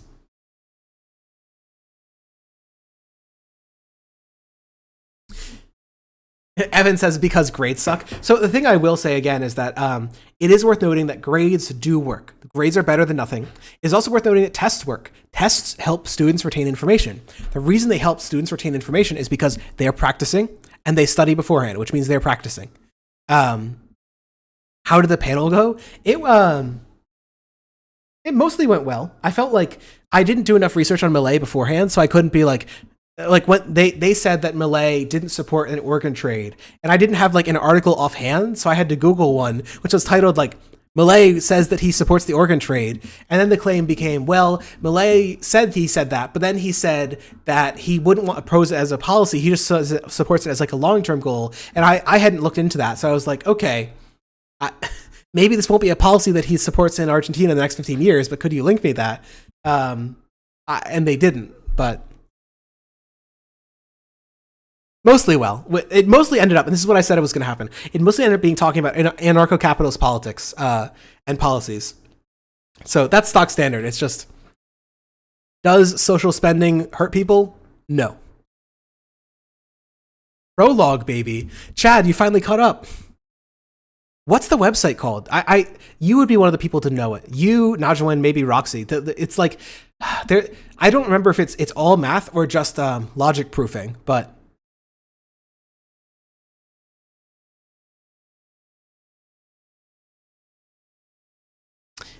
Budgesmith says, do you believe the government should seize universities and make them publicly owned? Just invest in community college or dedicate a big pool of money to students going to college and paying for it all? The take that I've long had is I would prefer everything were publicly owned. However, I feel like, okay, this piece of information is usually used by charter school advocates, but use it in the context that public schools advocates want to use it. Charter schools were originally proposed as a method for allowing experimentation within the public school model. My suggestion is that colleges should be thought of akin to that. Something like national school choice for colleges, with the added caveat that even though I would like them to be publicly funded, I would like them to have an enormous degree of independence from the state. So the ideal would be something like a social wealth fund whose job it is to pay out to all the colleges, something along those lines. Why do I support that? Well, one of the things which I think is very important is meritocracy. It is good to be as meritocratic as possible within the context of stuff like education. To that end, I am in favor of the single admittance lottery. We should simply have all of the colleges on our big old college list. You put in your GPA, you get in your standardized test scores, and then you're put into the lottery. And if you have above XYZ score, you will get admission to like your state's public school of XYZ level. But beyond that, admission to everything else will just be a lottery. Because right now, that's what it is, but it's a lottery that costs hundreds of thousands of dollars to apply. If you want to apply to every Ivy League, I think it puts you out like $1,000 at least. And all that means is that you're running 10 lotteries simultaneously. Why not just formalize the lottery? Have it be that your chance of getting into a school is based on a random number, plus a bias based on how well you did on standard testing, plus a bias based on how well you did on grading. The additional reason that I believe this is that I think it is an equity thing. Because colleges have started shifting to holistic views of students, that means they started including shit like your extracurriculars. I think there's a class element to that. People literally pad their college applications, right? It's like padding your resume. People are like, yep, I had the viola lessons, and this is the volunteer one, this is the volunteer group that I did, just so they can get into college admissions. That encourages people to do things for, like, it is good that it's encouraging young people to do pro-social things. It is bad to do things to encourage people to do them solely because they want to get into a better college, right? That should not be a method to game the system. The argument I've given is, if you want to encourage people to do stuff like volunteer work, just make the government give a subsidy to volunteer workers. Like, just make... So I think it's classist. Nerodi is right. It's also ableist. People whose parents have the free time to drive you to the extracurriculars are going to be way more likely to have students on the rowing team, like Chad says. And it would be so much better if we just formalized it as, yeah, this is a lottery. We've always known it's a lottery. It's just a formal lottery. Here's your safe school. Here's your other safe school. They're both public schools. And then for all the other schools, we're just going to run a big number. And if you want to get into them, you can.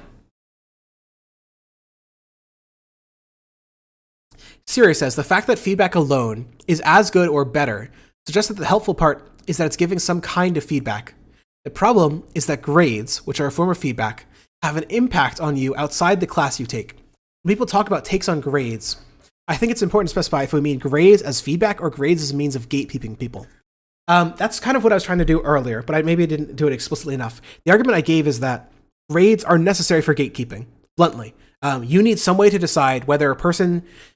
Assume that society can't admit everyone to college. How do you decide who gets into college? The answer to some degree is based on aptitude, right? And so gatekeeping is like inevitably a part of grading. That is both good and bad, right? The argument is simply, for me, that we want the grading to be as meritocratic as possible and as useful as possible, rather than something that people can game, which they can. Certain extracurriculars are class signifiers by like rowing and fencing. Yep, it's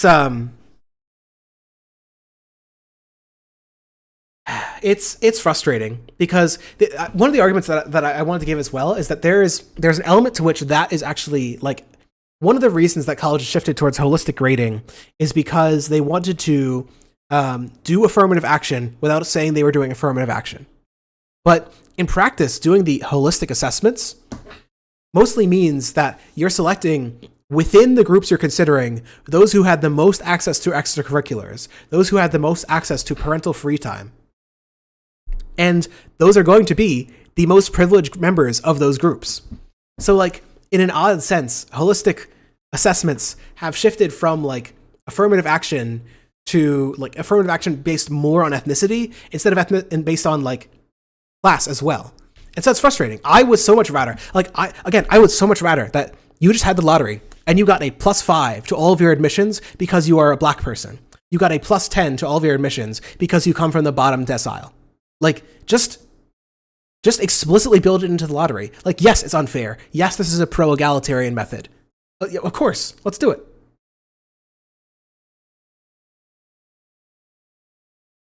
Because I don't know. I know that like clearly that doesn't work. People hate affirmative action, but God, I wish we could just be open about it and just make it fair.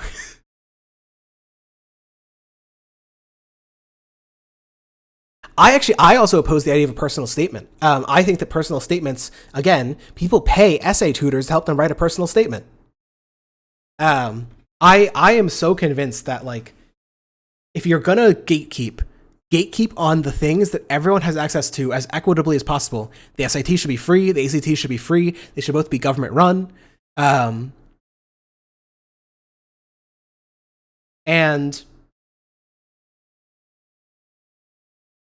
they should be quizzes. I don't know. I'm puttering here, but like, it does frustrate me how much we include things other than something you can work towards. I just want to like, I feel like that's what I really want to emphasize. One of the secondary things that we want to consider in how we design a college system is what activities it encourages people to do. Does it encourage them to like develop themselves as much as possible?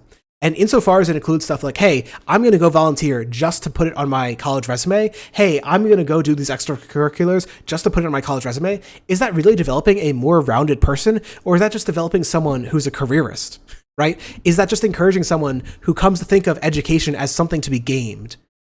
You know, at some level, the problem is the underlying material inequality. Fix that, and all these equality concerns come out in the wash. I also agree with that, but like, my assumption is that we are going to live in a society at some point in the future in which like we could talk about a better college admission process, and that society will come before class abolition and full socialism.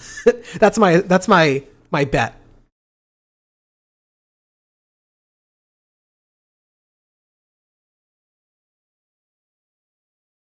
Roxy says, people need to stop complaining and just say, yeah, we're making it easier for black people and poor people to get in. Problem. I really wish it was that like, yes, we should be for groups of people who don't have access to the same ladders of class success. It should like make it easier. God damn it.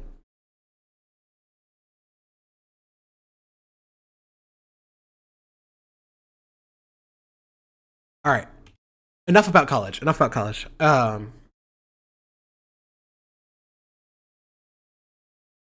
Ooh, one last thing. While we were talking about the biases in like extracurriculars and everything, it is worth noting that grading also appears to have a series of biases. It's not clear whether these biases occur in comments. So I can't say this is an area that comments are clearly better than grading because we don't know. But grading is biased against people who have an educational deficiency like ADHD, people from an ethnic or racial minority group. It is biased. Wait, I need to make sure I'm reading this one correctly. Rating user a rubric. Female, it's biased against people who are female. Biased against people who had previously done poorly in a class. It was also biased against ugly people. So again, this is just speaking to the idea that like the idea that we live in a meritocracy, or that we could live in a meritocracy if we just did everything through pure grading or whatever, is complete bullshit. Everything is social. There is no action which is not social. In fact, one of the few reasons, like that's actually, again, this is why I don't think you should have the personal statement, or I think you should have an SAT section on the SAT. As much as possible, I want people to be able to take a test completely devoid of their personal background. Completely devoid. I want it to be as meritocratic as possible because of all these biases. Does anonymized grading reduce bias at all? In fact, this study is comparing anonymous versus It's studies which compare people who were anonymous versus those who were signified to be from some group. So like they would be like, you're grading a paper, here's the rubric, versus you are grading a paper from like Anthony versus you are grading a paper from Jamal versus you are grading a paper from like Hernandez, right? Chad says we should simply put test takers behind the veil of ignorance. More bias for the lottery for ugly people. Could you imagine you're filling out your okay, the world is Aidentopia 2040. You have logged on to college.gov. You are about to submit your one college application for every college in the country. You scroll down, you fill out all the fields, and at the very bottom, there is a question. Are you ugly? If yes, please upload documents to confirm. Accepts PDF.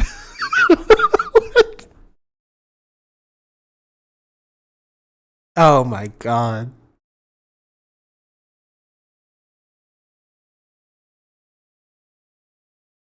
What's the best way to organize a college or worker cooperative? I actually have asked around for this and I have not found a good guide yet. What I would say is a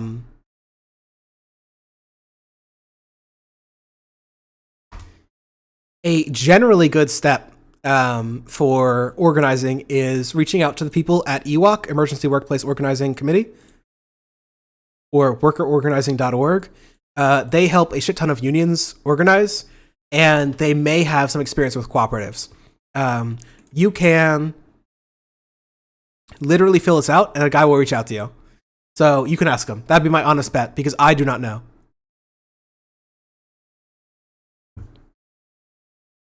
I'm actually so mad, says Thoroxvia, that people get upset about the diversity score because it's just the easiest way to correct for systematic effects. But no, white people suck and gotta ruin everything. It's not just white people. This time it was also Asian people.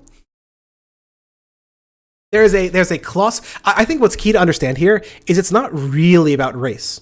It is about race, but it's also really about class too. White people and Asian people teamed up on this one because they want fewer poor people getting into college because white and Asian people are rich. Like, I'm not trying to say race isn't important here. It's very clearly a big reason that people oppose affirmative action.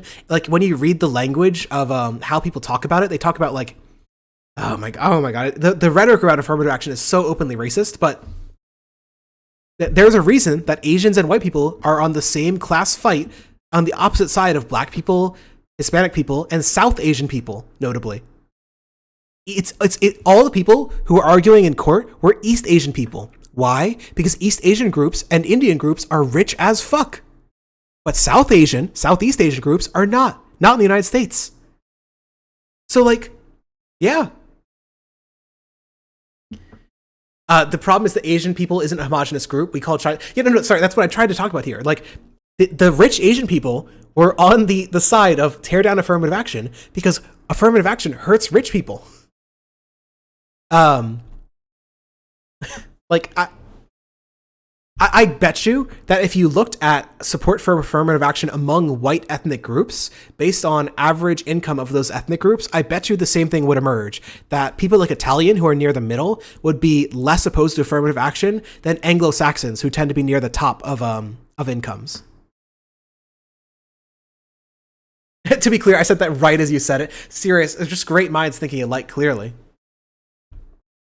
Budschmidt says Asians also benefit from diversity quotas, not usually in colleges.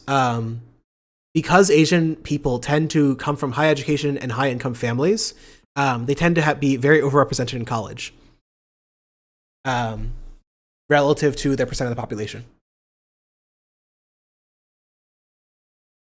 In fact, I know that I'm pretty sure, I think I read an article about this, that some recent African immigrant groups were also on board with ending affirmative action because they took the inverse argument that they didn't want it to be seen as beneficiaries of affirmative action because they didn't want to be grouped in with Black Americans. They wanted to be seen as rising up on their own merits because African immigrants are really high education, really high academic performers.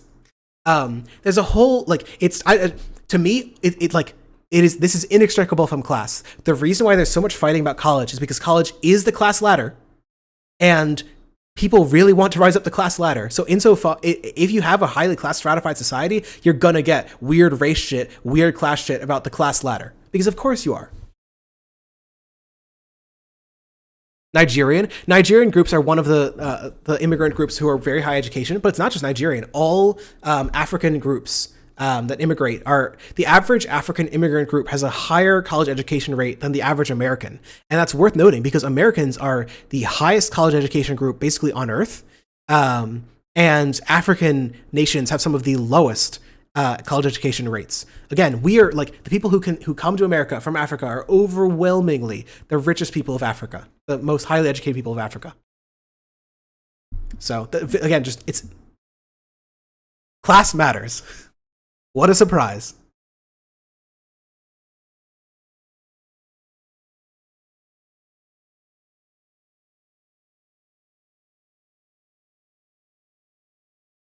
Oh shit, I was muted. Evan says, I think African immigrants are the richest demographic in the United States, richer than Asians. I don't think that's true. I haven't looked at it in a little while, but I'm pretty sure that they're like middling income.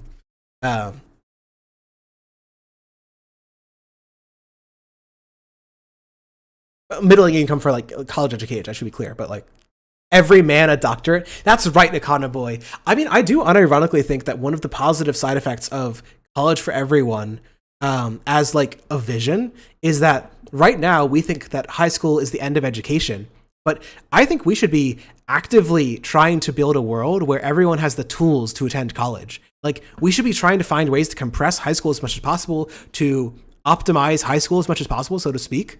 And get as many people through as much as college as possible. Like education is demonstrably one of the strongest ways to, Evan is getting mad about IQ, but I'm actually going to point to it as a metric here.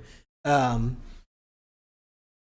because IQ, for all its flaws, does correlate fairly well with a lot of life goals that we care about, like income and job success. And education has a lasting, large effect on IQ. This is a meta-study of 3 methods for determining the causal impact of education on IQ. So this is the impact of, I believe, 1 year more of education on a person's IQ. And what you'll see is that studies which controlled for prior intelligence found an average effect of about 1 point per year. Those which were based on a policy change, which increased the number of years someone was in education, had about a 2.5 effect per year. And for those which used a school age cutoff, so it would be either extending school ages downward or upward to extend the number of years of people in school. 1 more year of school had an increase of 5 IQ points. I want to be clear, for an idea of how large this is, a standard deviation of IQ is 15. So 3 years of schooling is a standard deviation. That's effectively, if you're going from the middle to the first standard deviation, oh God, is it 15 or 30? Oh God, my stats is failing me. I'm pulling up the normal curve because I'm embarrassed. Okay, that brings you up 34% of the distribution.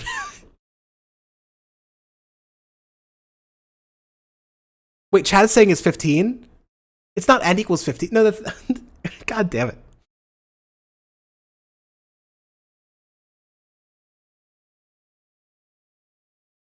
I'm pretty sure that we're talking about the 34. Okay, if you were median, okay, then a 15-point rise would be a 34% of the population you've shifted over. Standard deviation is 15 IQ points. What I'm saying is that the percent of the population that you would have increased over would be 30%. Yeah, sorry, I was asking about the standard deviation of the normal curve. So I was trying to relate this back to if you were in the population and you've shifted someone from the median to 1 standard deviation above, an additional 34%, 1/3 of the population would now be below that person's intelligence. Just to give an idea of how large the effect we're talking about here. 3 years of education is equivalent to the difference between this median line here and this line here. Might not seem like a lot, but like this is an enormous impact. And this is that graph, but shown as change over time. And it's pretty lasting. The best quality studies, those which look at policy changes, find that the IQ increase is lifelong. Those which control for prior intelligence find that it declines with age. We're talking about a decline with age that is like, we're talking about like 1/100th of an IQ point per year. So education is like a golden ability to just make people smarter. Why aren't we doing it? Why are we not simply giving everyone 100 years of education? Then everyone will be average IQ 200. Every man an Einstein. Is that too much to ask?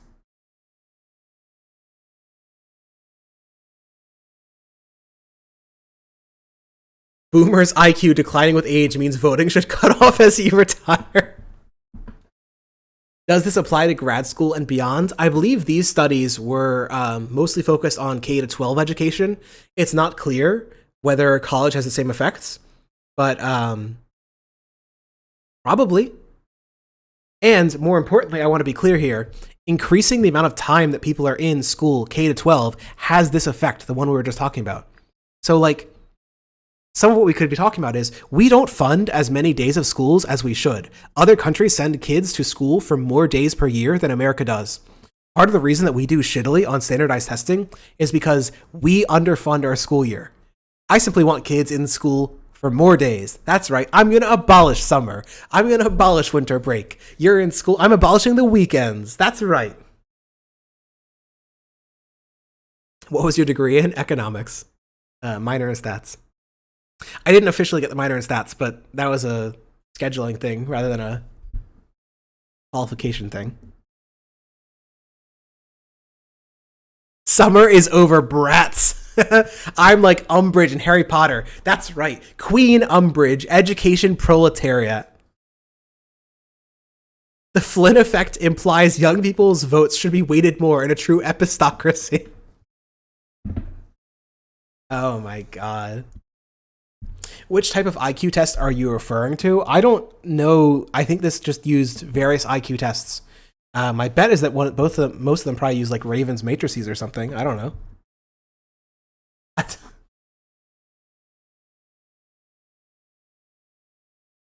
Probably Ravens or Wexler. I don't know.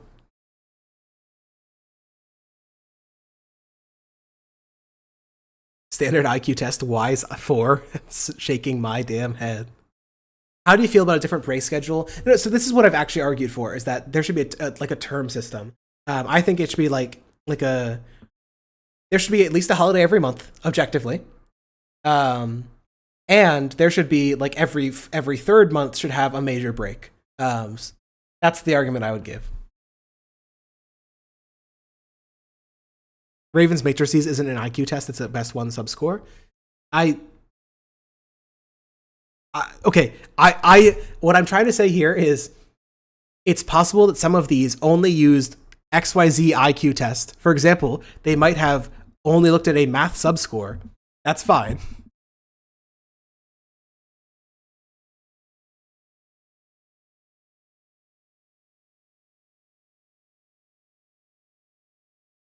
Chat didn't stop Charles Murray from converting them to IQ scores. It's worth noting that like even though something is a subtest, it does correlate well with IQ. Like it. I love you, Akana Boy. SDL wants to keep our kids around groomer public school teachers all year. Makes you think. That's actually true. I want to keep people keep kids in school all year to keep them away from their groomer parents, okay? 90% of CSA occurs within the family. Guess what? Simply cut out the family. We're cutting out 90% of CSA. That's right. I am the anti-groomer. Abolishing summer is the anti-CSA policy. If you like summer breaks, you want kids to get abused. Oh my God, it's disgusting. What is wrong with you? Jesus Christ, man. Collective ownership of children. Finally, the kibbutzim model has come to America.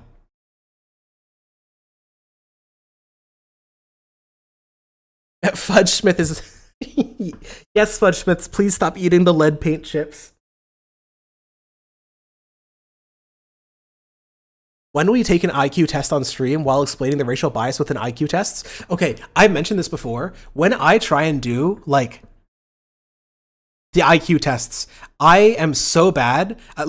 Bluntly, I don't think I'm that intelligent. But when I do the IQ tests, I have to like convert the patterns. Like when it's like the shape rotating ones, I have to convert those patterns into numbers in my head, or else I can't do them.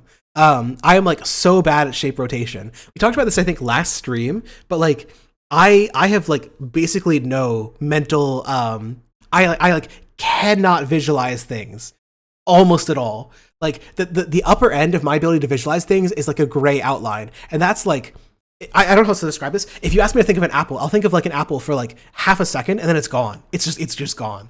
So I'm so bad at visualization.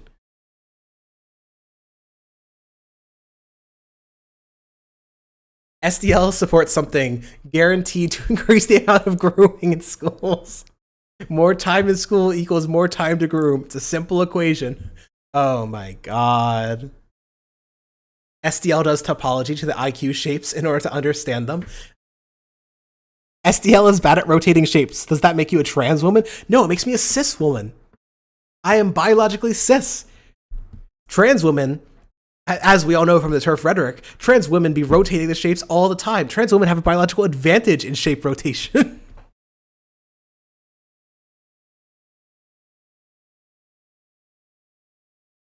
Jimmy says, apparently I got 130. I still feel like a freaking idiot. I think that something worth considering is that, like, it's probably true, just based on the amount of college education of the average president, that they have an IQ of like 120 to 140.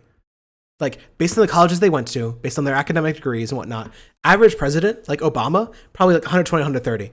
A fucking moron, right? Like, Obama has said and done so many stupid things. There's a real difference between I feel like part of the reason that's frustrating with the term IQ is that, like, intelligence quotient and like the idea of intelligence is so mythologized in our culture to be like, oh, you're smart. It's like, okay, I literally want to refer to like Rick and Morty. That smartness just like makes you better at everything. No, it doesn't. Intelligence quotient just represents your ability to perform like analytical operations at speed and potentially your ability to learn things quickly. But learning things quickly doesn't mean that you've already learned them. Being able to reason quickly doesn't mean that your reasoning is always right.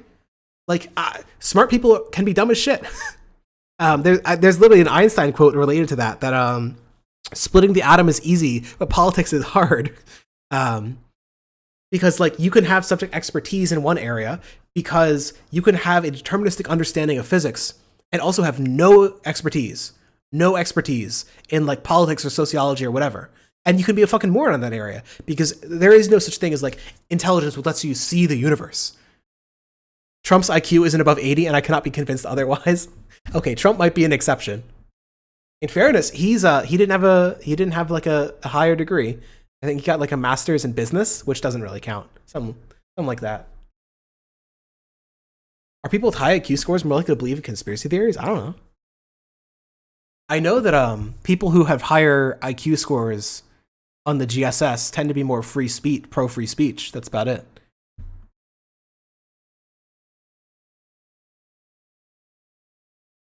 Will you play me in chess on stream? You would beat me in chess on the stream. We can do it someday, and I'm just going to be losing the whole time. I don't know any openers in chess. I know the rules. I refuse to know the openers. Why would you use a PDF? Oh my god.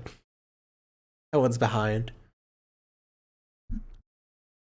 Leah is giving us every possible type of IQ test. Much appreciated.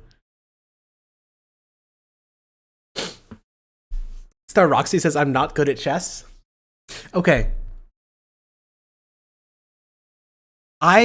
Whenever I play games on stream, my viewership goes to 0. And I don't do well at the game because I'm trying to do 2 things at once. But let me see if I can just pull up a video of it. I don't have any of my own games. Lost Dead Man. I have come to love this game. I wonder if, like, lobster, the term, kind of like... I love this game called Beyond All Reason. I've been playing it for like several months now. And oh my god, I love this game so very much. If you've ever played RTS, this game is so goddamn good at doing things which lets you like control your units effectively at scale. Like a simple one is you can draw a line with your units to get them into the exact formation you want. There's a command which is advance forward until you are in sight of an enemy or in range of an enemy and stand there until the enemy is gone and then keep advancing. There's all these tiny things and I love it so goddamn much. And by the time you build up the end game, it has this wonderful scaling. Oh, this game doesn't actually have it because it's an 18-minute game. Like you build up this huge economy. I don't know. I love it so much. I love goddamn games like that. Anyway, better than chess. Objectively better than chess. Chess, terrible game, okay? What is the Elon Musk quote? I have to pull it up. I think it might be a fake one. Elon Musk quote, chess.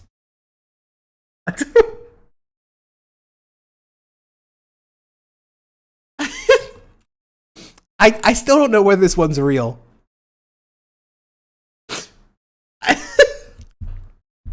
I agree with Mr. Elon Musk.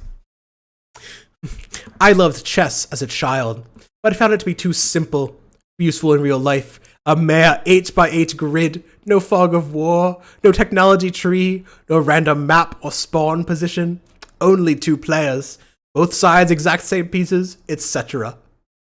Polytopia addresses these limitations.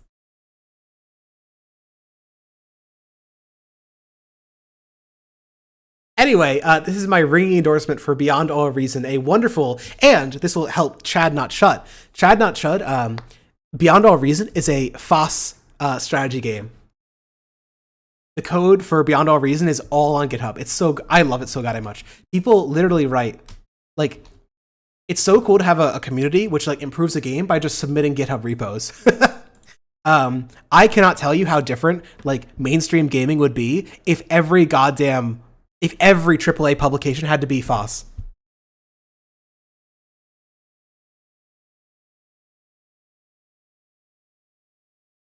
Anyway, it's never fun to watch a game that you don't understand what the units are. So if you're interested, Beyond All Reason, I love it.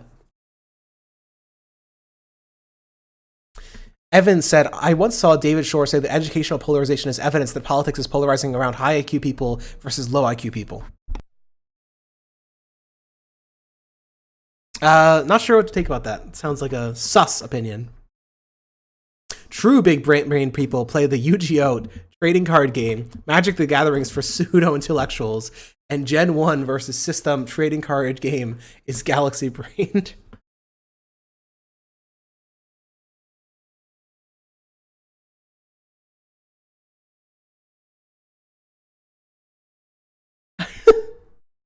Elon Musk is so obviously a liar. Remember when he said that he read all 3 volumes of Capital? Okay, while we're on the topic of Elon Musk and gaming, Elon Musk Dark Souls build. Again, statistically, Elon Musk, just due to his education, Elon Musk is very likely to be a very intelligent man. And then he had, this one isn't even giving you all the details, but he has this atrocious Elden Ring build. I remember people did the math on this one. I forget exactly why. I want to say it was something like he was already like encumbered with just his equipment or something. But like,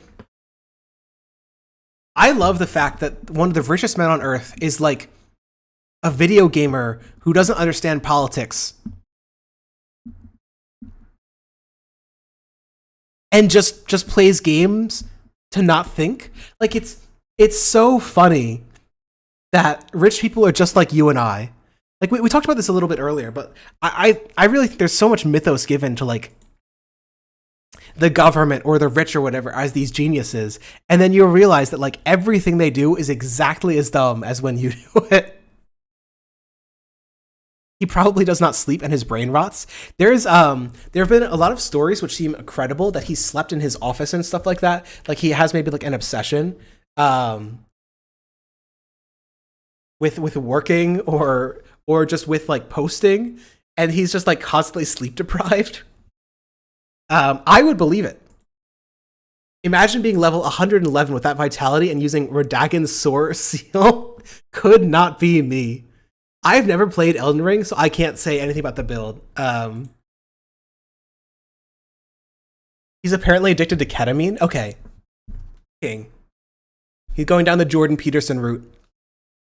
I actually think this is really good because it implies that we may be able to put him into a coma in Russia and remove his posting for at least 3 to 6 months. Upsides. Silver linings. Do I like Souls-likes? I have never played a Souls game, actually.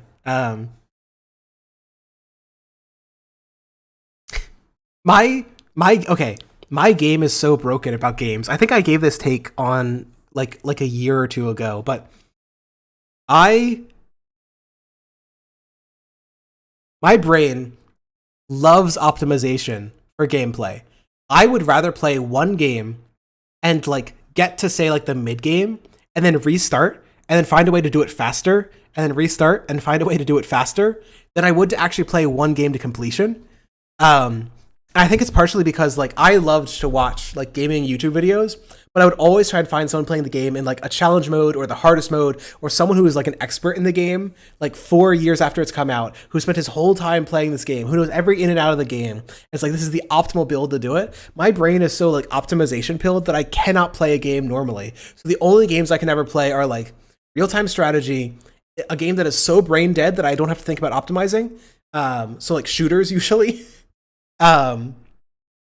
Or stuff like incremental games. That's it. Those are the only 3 I can do.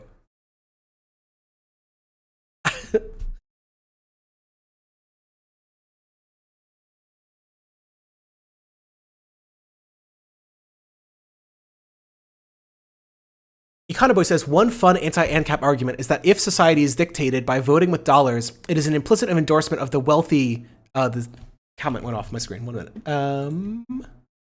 It is an implicit endorsement that the wealthy should have more say in democracy, a fun bullet for them to bite. And yeah, as others have said, they will bite that bullet. I do think it's worth considering that, like, this is in fact one of the most interesting market socialist arguments that I've heard, is that, like, socialists believe in democracy in general. Our goal is democratic control of the economy. Hey, Najawin, Roxy tried to reach out to you, I think.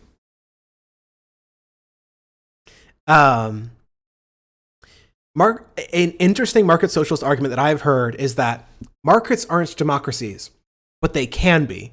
The argument is that in a very equal society, such as a socialist and an almost post-class society, that a market functions very similar to $1 a vote, and those votes are roughly equally proportioned.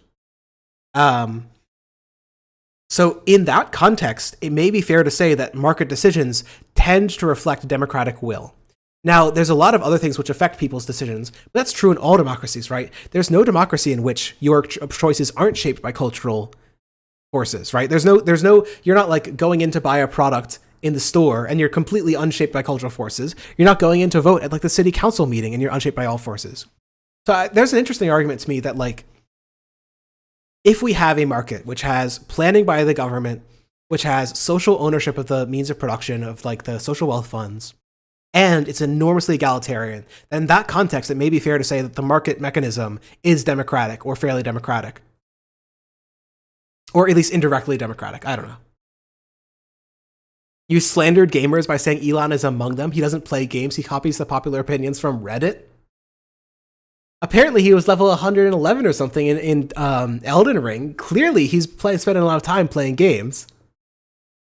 Speaking on smart people, what do you think of technocracy? We talked about this earlier. The argument that I gave is that democracy tends to be fairly technocratic by its nature, and it is probably good to encourage that, to encourage like a combination of democratic will, which tends to select for uncorrupt candidates, which tends to select for candidates who support policies that don't hurt people, and also within that to encourage like the best, most reasonable version of that opinion, which will tend to come from people with like expertise in a given area. So something I've argued for is direct election. Okay, take the presidency, eliminate it. Eliminate the presidency proper, and directly elect all of the cabinets instead. So for, say, like the leader of the US health system, I would love to have them just be directly elected. There's a council of, say, 5 people at the head of the council system, and you can elect them directly in like a single transferable vote type system. And those people should all have to be experts in healthcare. Probably like some degree requirement. So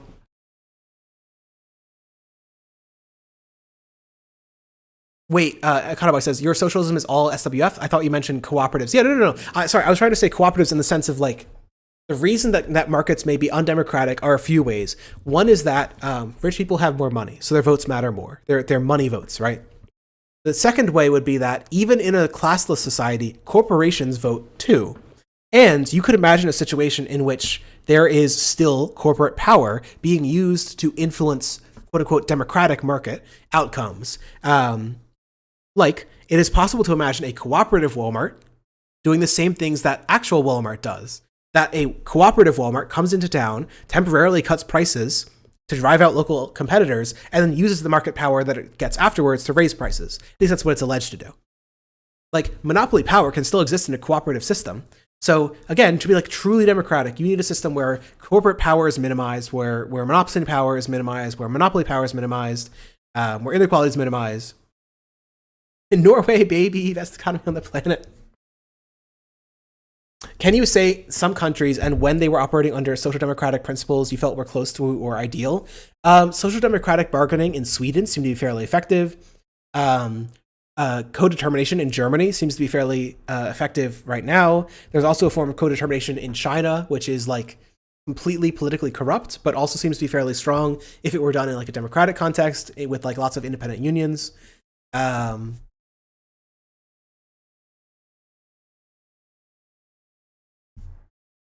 I'm just trying to, like, there's like a million policies we could talk about, but Siri says, if you still have capital accumulation, that just seems like capitalism.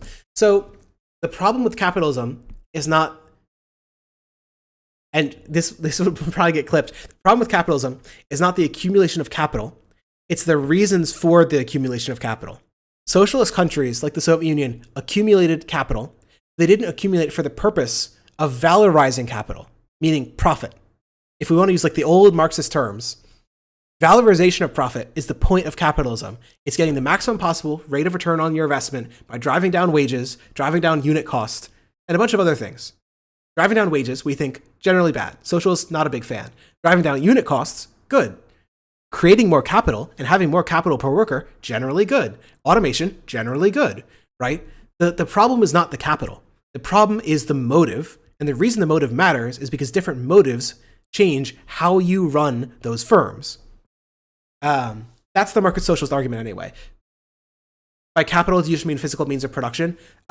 Presumably both here, right? Like the accumulation of capital in a financial sense for the valorization of capital, like as the sole reason is also somewhat problematic, right? Like even if it was all finance capital, that would still be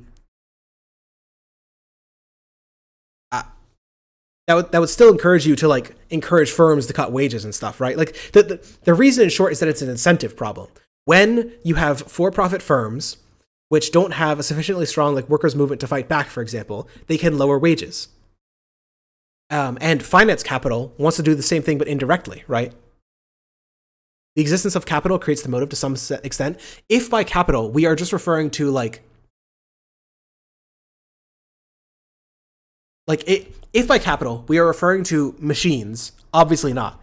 If by capital we are referring to financial methods of owning something, then it only creates that incentive.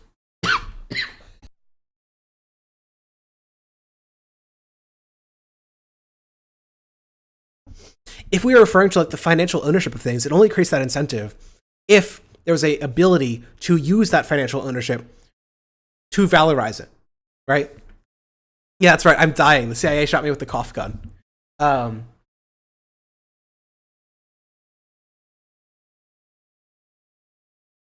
don't know. I mean, am I saying something? I'm sure that like some orthodox Marxists could pick apart what I'm saying here. But the point more broadly that I'm trying to bring up is that the number one critique, not number one of the major critiques of Marx, of capitalism, of socialists, of capitalism, hey Heidork, is one, that classes cause people to have different interests. That capitalists want lower wages, workers want higher wages. Both workers and capitalists want lower unit costs, but lower unit costs usually means reducing costs in another sector, and reducing costs in another sector can mean lower wages. So a big problem is that there's a disalignment between the interests of huge groups of people in our society. That's also a problem because it encourages people to underpay workers from like a post-Keynesian perspective. That means you're getting less consumption than you should. That means that you're not at like the wage maximizing, growth maximizing point.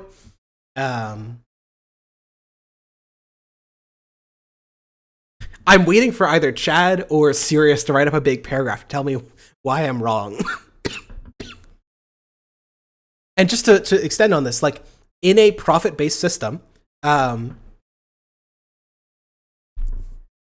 like all firms have an incentive to cut wages if they can.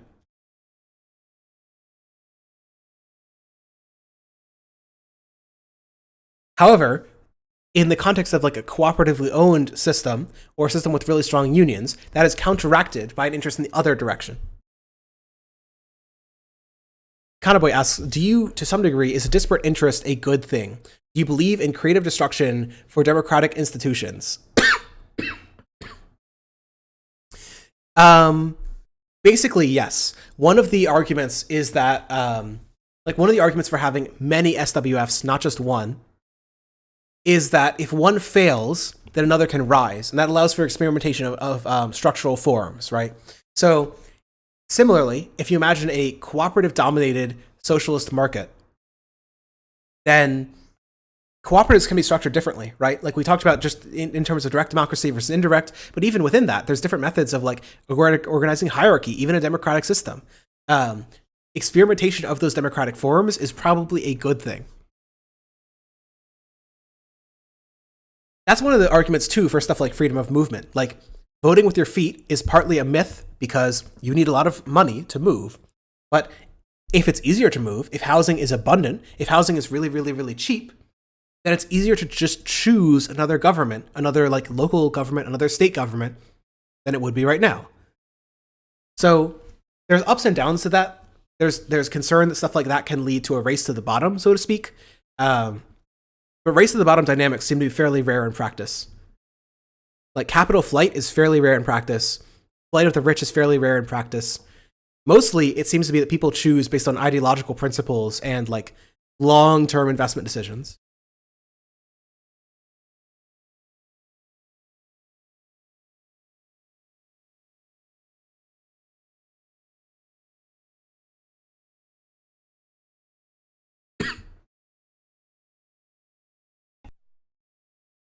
Valia said, I heard PRC was on your list of democratic socialist states.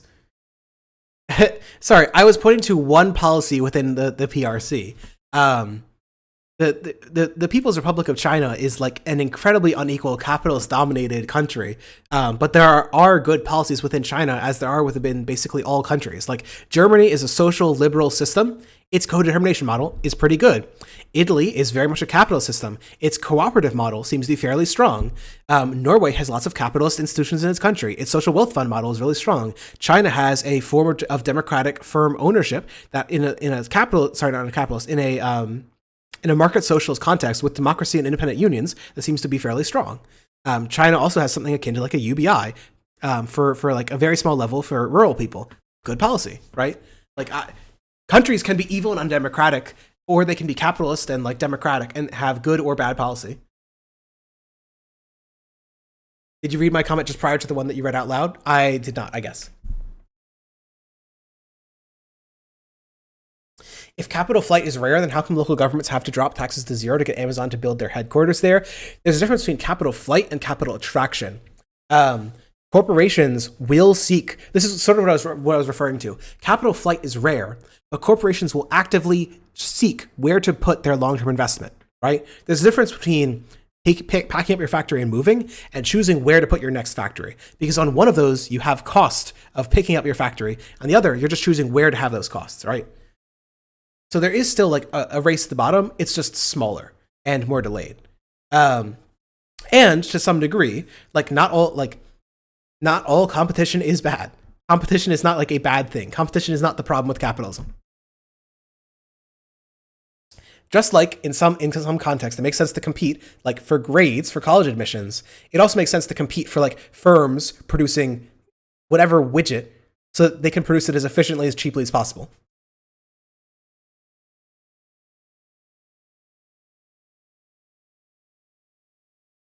Economy is raising the point that they raised earlier, that perhaps a form of union-dominated, co-determined capitalist firm would provide a unique value to the mixed market.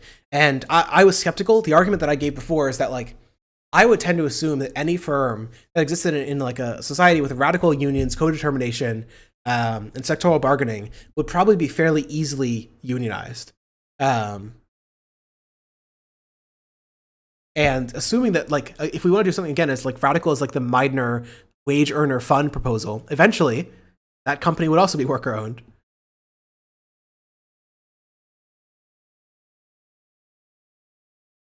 It illustrates some issues with taking on surface what PRC appears to be. I mean, I can go read the earlier comment. 1 second.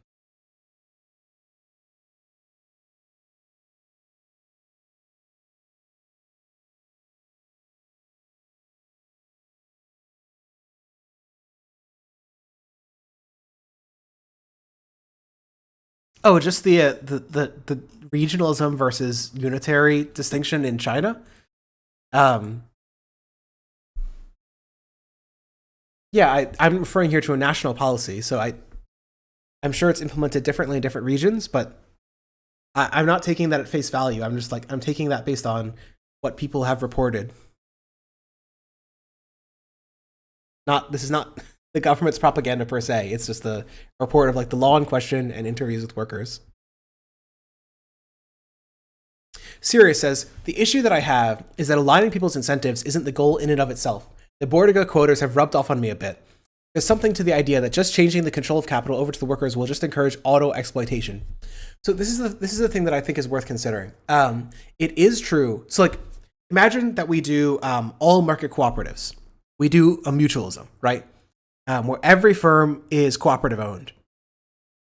However, that doesn't mean that the market pursues socially optimal outcomes. The concern is that profit maximization tends to pursue, understandably, those products, those processes which maximize profit, which also tends to encourage things like lowering wages to reduce unit costs to increase corporate profits. Now, the thing that's different, even just in a mutualist society, is that the cooperatives are made up of workers who would all prefer to have higher wages. So that's a much higher pressure than it is in a like capitalist firm where there's one guy at the top who has control and who wants lower wages versus a worker-dominated firm where there's a whole bunch of workers who have control and all of them want higher wages and higher profits. That's already different. The additional step that you'd want to add is that you don't want to just trust profit. A pure mutualist system is more or less saying, what if we had the classic profit-based system and then we just made it so that workers owned everything? The additional point that market socialists make is indicative planning. That, okay, this goes back to Marx. Anything which is profitable has a use. There is no good which is sold for a profit which is not useful in some sense. Some person had some use for that thing or else it could not be sold at a profit. Why am I mentioning that? Well, the fact that something is profitable, sorry, let me come at this from another way. We want to maximize the link between profitability and usability, utility. The fact that something is profitable does not mean that it is the most socially useful version. The fact that something is socially useful does not mean that it's profitable. So an obvious example would be like cigarettes are very profitable. They have a huge negative externality on society. So we want to raise the cost, potentially, to ban them, because even though they are profitable, they are socially disuseful. Thank you for hanging around, Fudge Smith. So we want to plan the market, is in short the idea. That we don't trust the market. Market prices are not like the natural market price of a good is not the true price of a good. The correct price of a good is the socially optimal price of the good. And we decide that democratically. That's the argument. For subsidies and taxes democratically controlled in all sectors, trying to guide where the market goes and which goods to promote.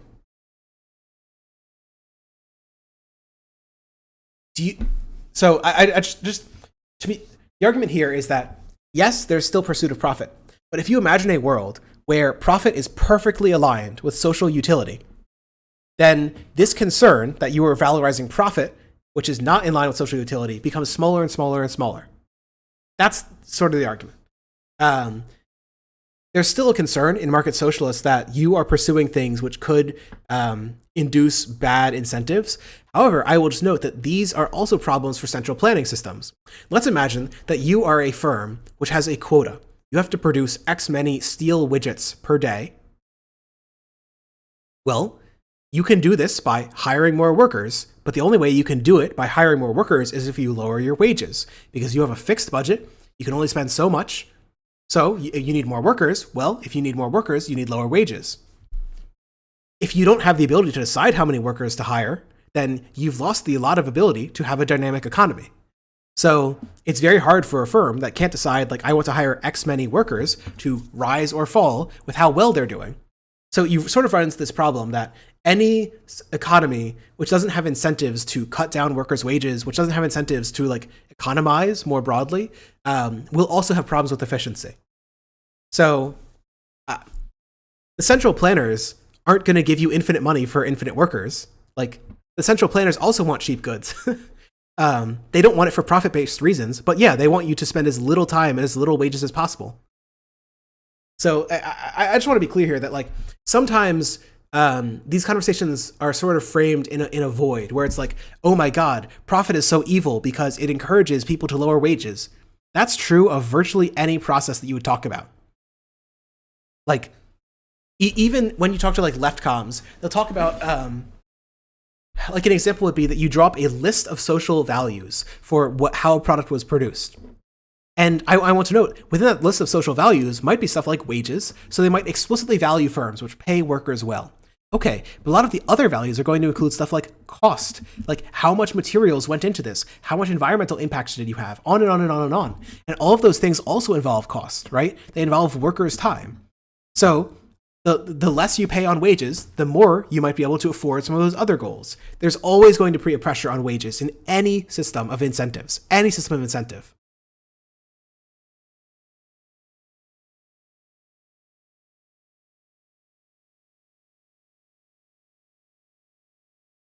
Thoughts on Rojava? When I've looked into this, I haven't found any good research of high quality on the economic situation in Rojava, on interviews with workers, statistical overviews of how the economy functions. So I've increasingly taken the view that it is wrong to take a view on the economy of Rojava. Like, it is actively wrong to have a firm view on something that we do not understand.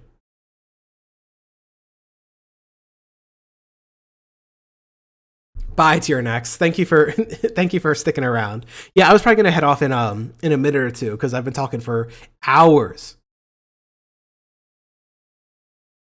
EGOD asked about the calculation problem. So my view is that the calculation problem really is the wrong one to focus on. The calculation problem is solved. You can calculate how an economy should work based on an input-output table. Cockshot is right. That's not the problem. The problem is all of the related issues, like the local knowledge problem, as an example.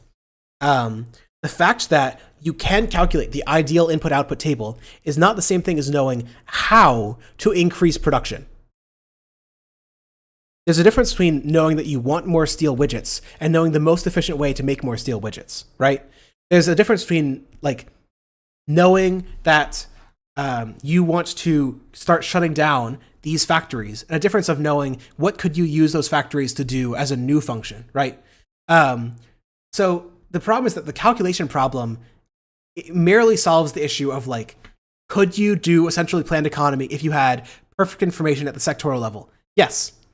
But you need information that's way, way, way, way, way more detailed than that. Like, you need information that goes inside of firms to know the most efficient way to organize the economy. And maybe we'll have that once we build the singularity.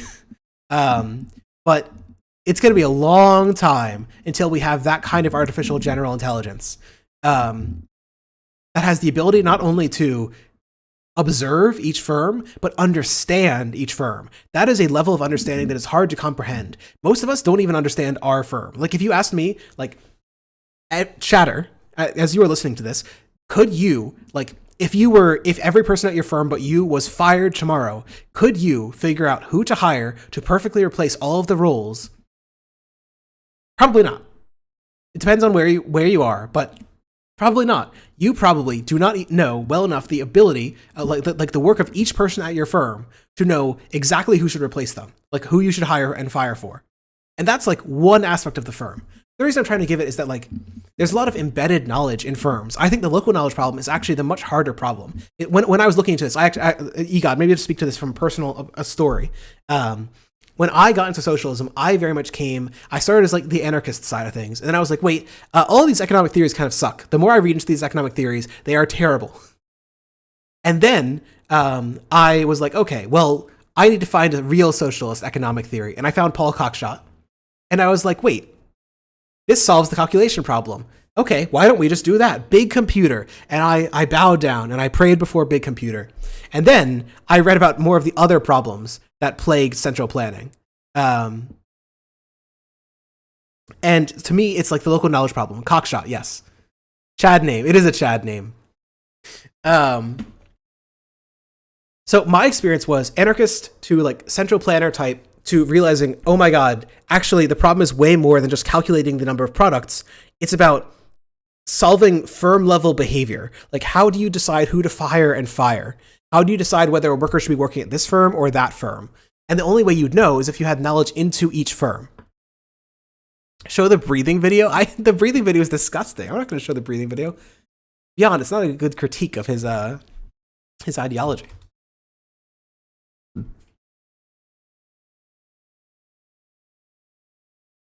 One minute.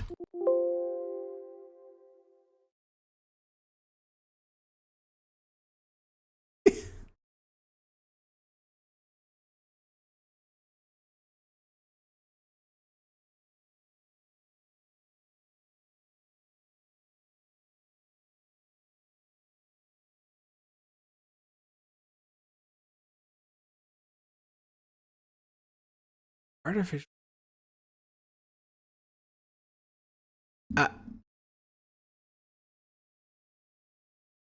Favorite historical socialist? Favorite historical politician?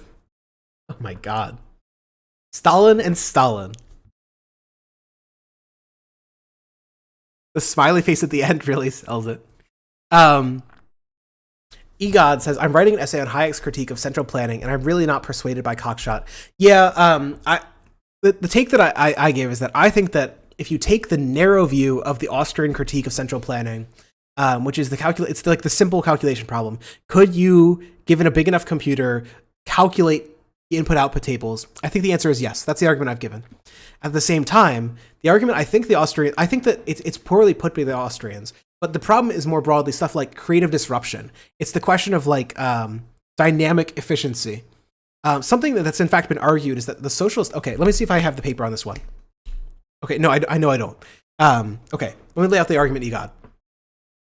Investigations of the Soviet Union found that its allocative efficiency was as good or better than the United States. What does that mean?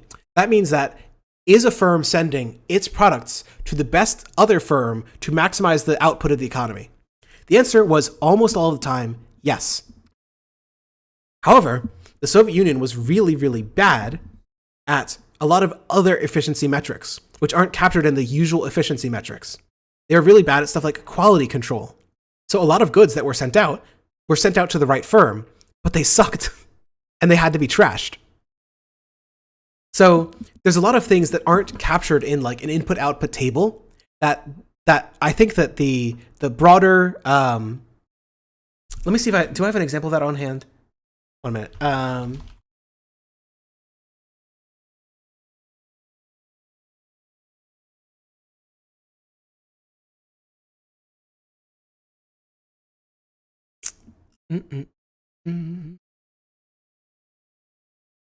Okay. There. Can I have it here? I don't have it here.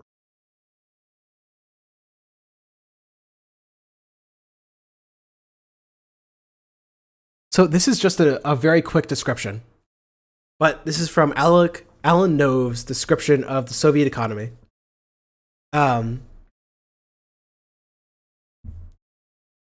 Partly as a result of the perverse system of incentives, basically overpaying workers, and a bunch of other perverse incentives, the Soviet economy notoriously uses more energy, more metal, and more inputs relative to final output than Western countries. This surely implies real allocative inefficiency, not the type that we can measure easily. When you're trying to measure stuff like allocative efficiency, what you do is you simulate, well, what if this firm instead worked with another firm? What if this firm worked with another firm?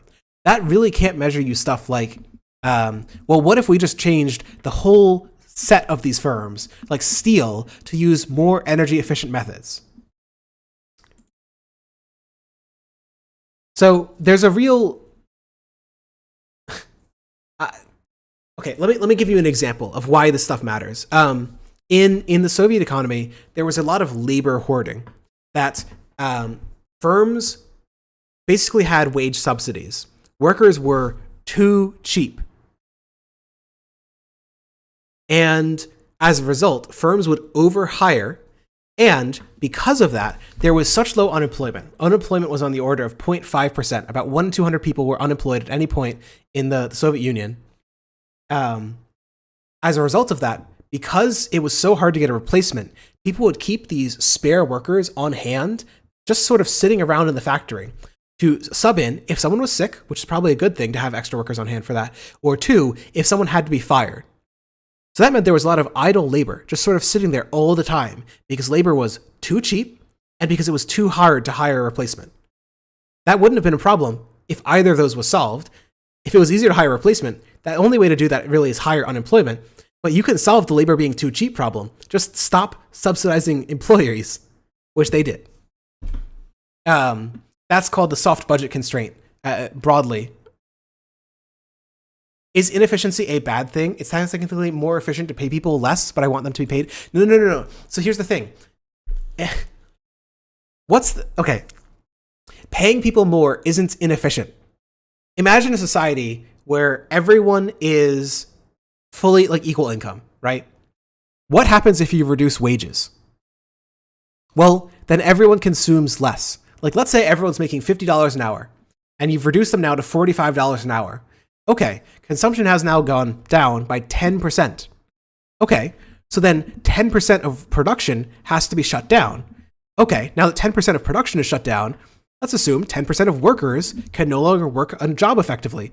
Okay, well now production will again go down to like 44. Okay, now that production has gone down to 44. So this is the classic Keynesian cascade of a recession, right? As workers get fired from their jobs, they can't consume. If they can't consume, then the factory for their consumption stops working. Those workers also get unemployed. The consumption that they had, the factories that fed that consumption, now have to shut down. Now the workers that work there, they can't consume, on and on and on and on. Higher wages in an egalitarian society means more consumption. The idea that like paying people less is inefficient comes from the idea that like efficiency is when profits are maximized. The goal here isn't profit. The goal here is social utility. So if you pay people more and then they invest that into stuff like human capital, and in the long run, those people become more productive. This assumes homogenous consumption. Some industries don't sell to their own employees. This is true, but think about this in like a sense where, let's imagine you have like a Coca-Cola plant, okay? And sales for Coca-Cola go way down. Okay, workers do consume Coca-Cola, so maybe that results in less Coca-Cola consumption, which causes death spiral.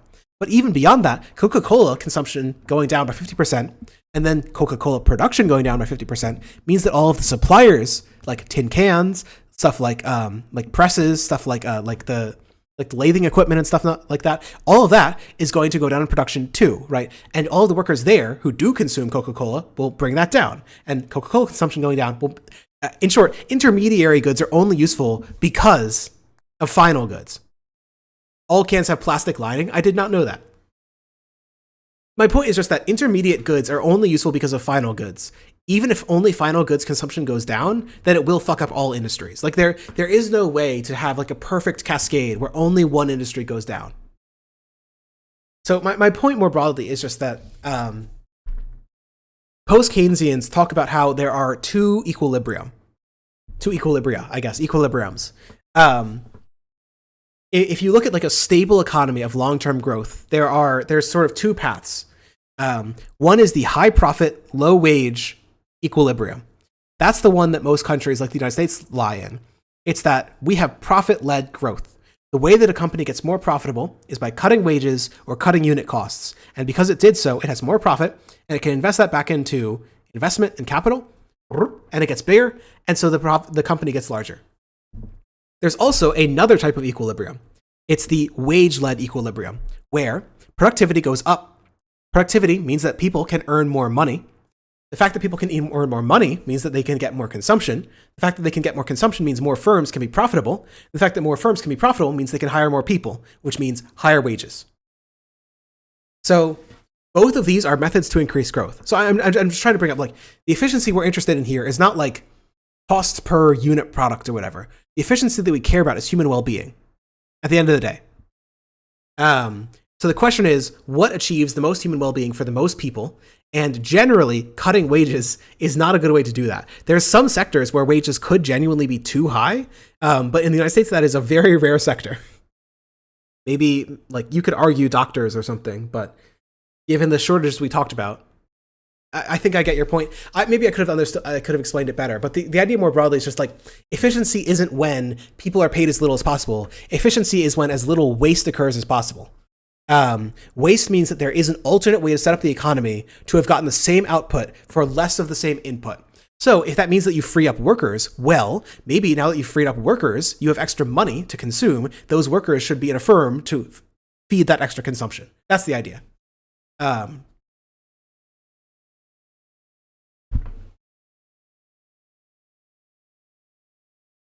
It's sort of like if you freed up metal, then the cost of metal would go down. But that also means that you could consume more metal. With workers, you always want to be using all of your workers all the time. What would neoclassicals say about that argument? Neoclassicals also support full employment. They just support full employment at a higher level, and they don't use the same policies to get there. Neoclassicals basically say that you should only use monetary policy and a tiny bit of fiscal stimulus to get to full employment. And they say full employment is usually pretty high, like 5+%.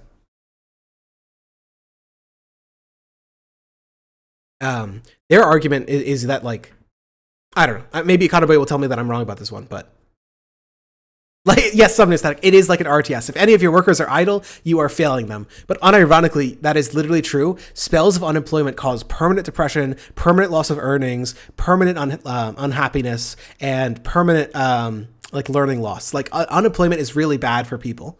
It is good to have people working basically all the time, both for themselves and for society. Have you read James Scott yet? I have not.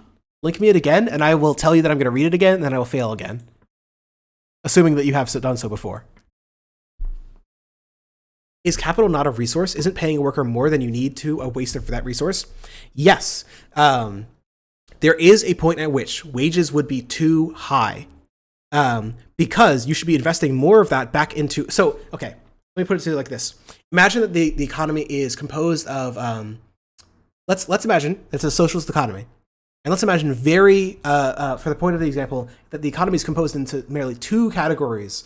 I should say three. Three categories of spending. One is wages, one is maintenance, and one is reinvestment or new investment. So maintenance is just what's needed to keep the capital running. So you're buying machines to replace the old ones, you are like cleaning the floors, you are whatever. You're keeping the things running. That amount of consumption can only be reduced so low. If wages get so high that you can't do any maintenance, then yeah, wages are too high. Similarly, there is investment as a portion. Even in a worker-owned economy, you need to free up some funds, some material, some whatever, to build new factories, to build new shit. We don't want a society which is permanently at 2023 production levels, right? Like permanently. Never ever building new factories, never ever building more productivity. The more that you invest in the future is the less you are able to consume today. So yes, there is an amount of wages which are too high because they are pushing down future consumption, future investment. In fact, this was one of the central debates in early Soviet economics. The model that the Soviets aligned on was a very future-heavy investment one. They said, we are going to undersupply consumption goods so that we can over-invest new steel production, new coal production into more factories. Is that the right decision? Who knows? But objectively, their argument was we should lower wages to increase future consumption by increasing future investment.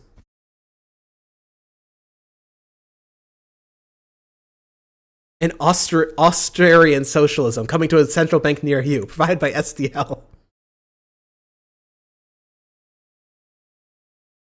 End me.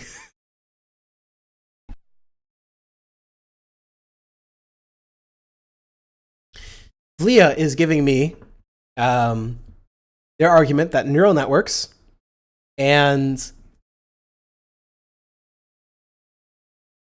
an attempt to provide a system of symbolic logical proofs could lead to a narrow artificial intelligence which coordinate institutions that are worker-owned.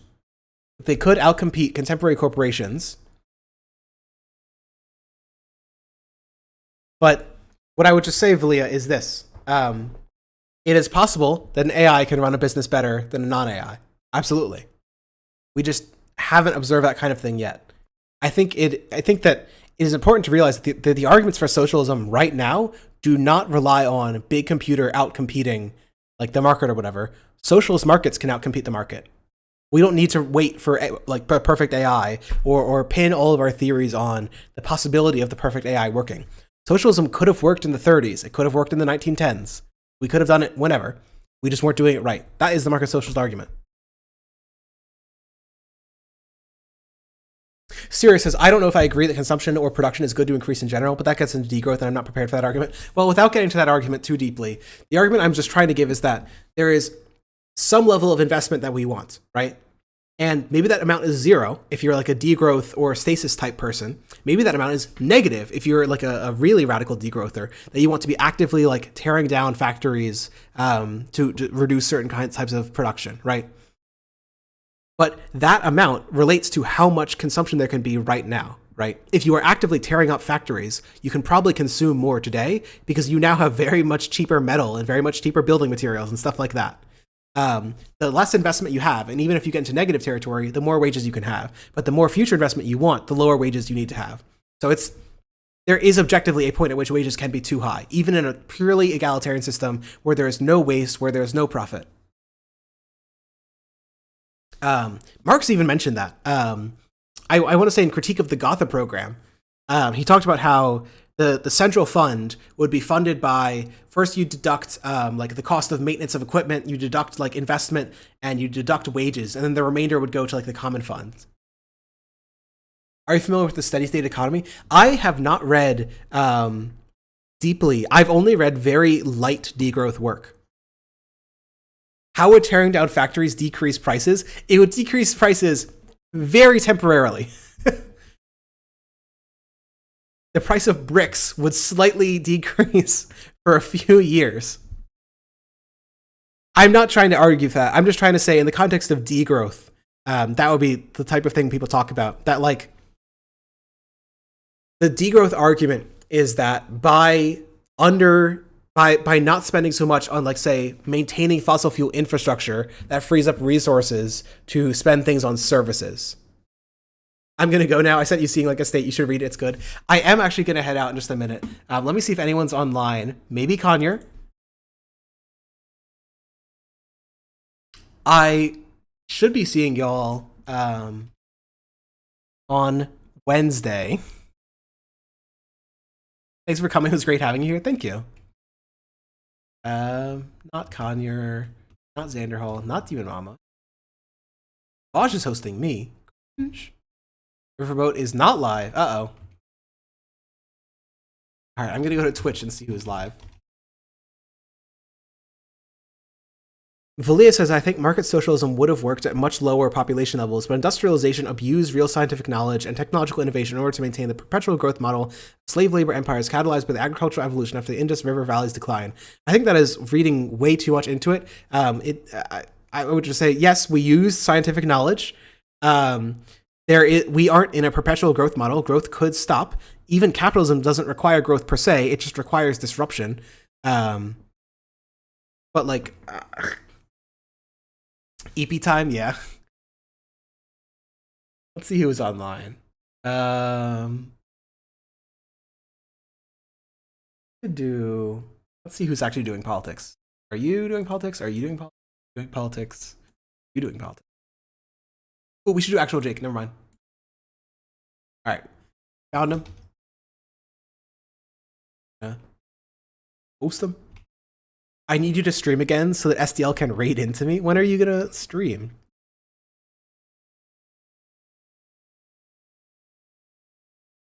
The argument that I've tried to give Valia is this: that market socialism, that markets more broadly, are one fairly effective method at solving stuff like the local knowledge problem that central planning is unable to solve, short of a AI which is able to peer into firms.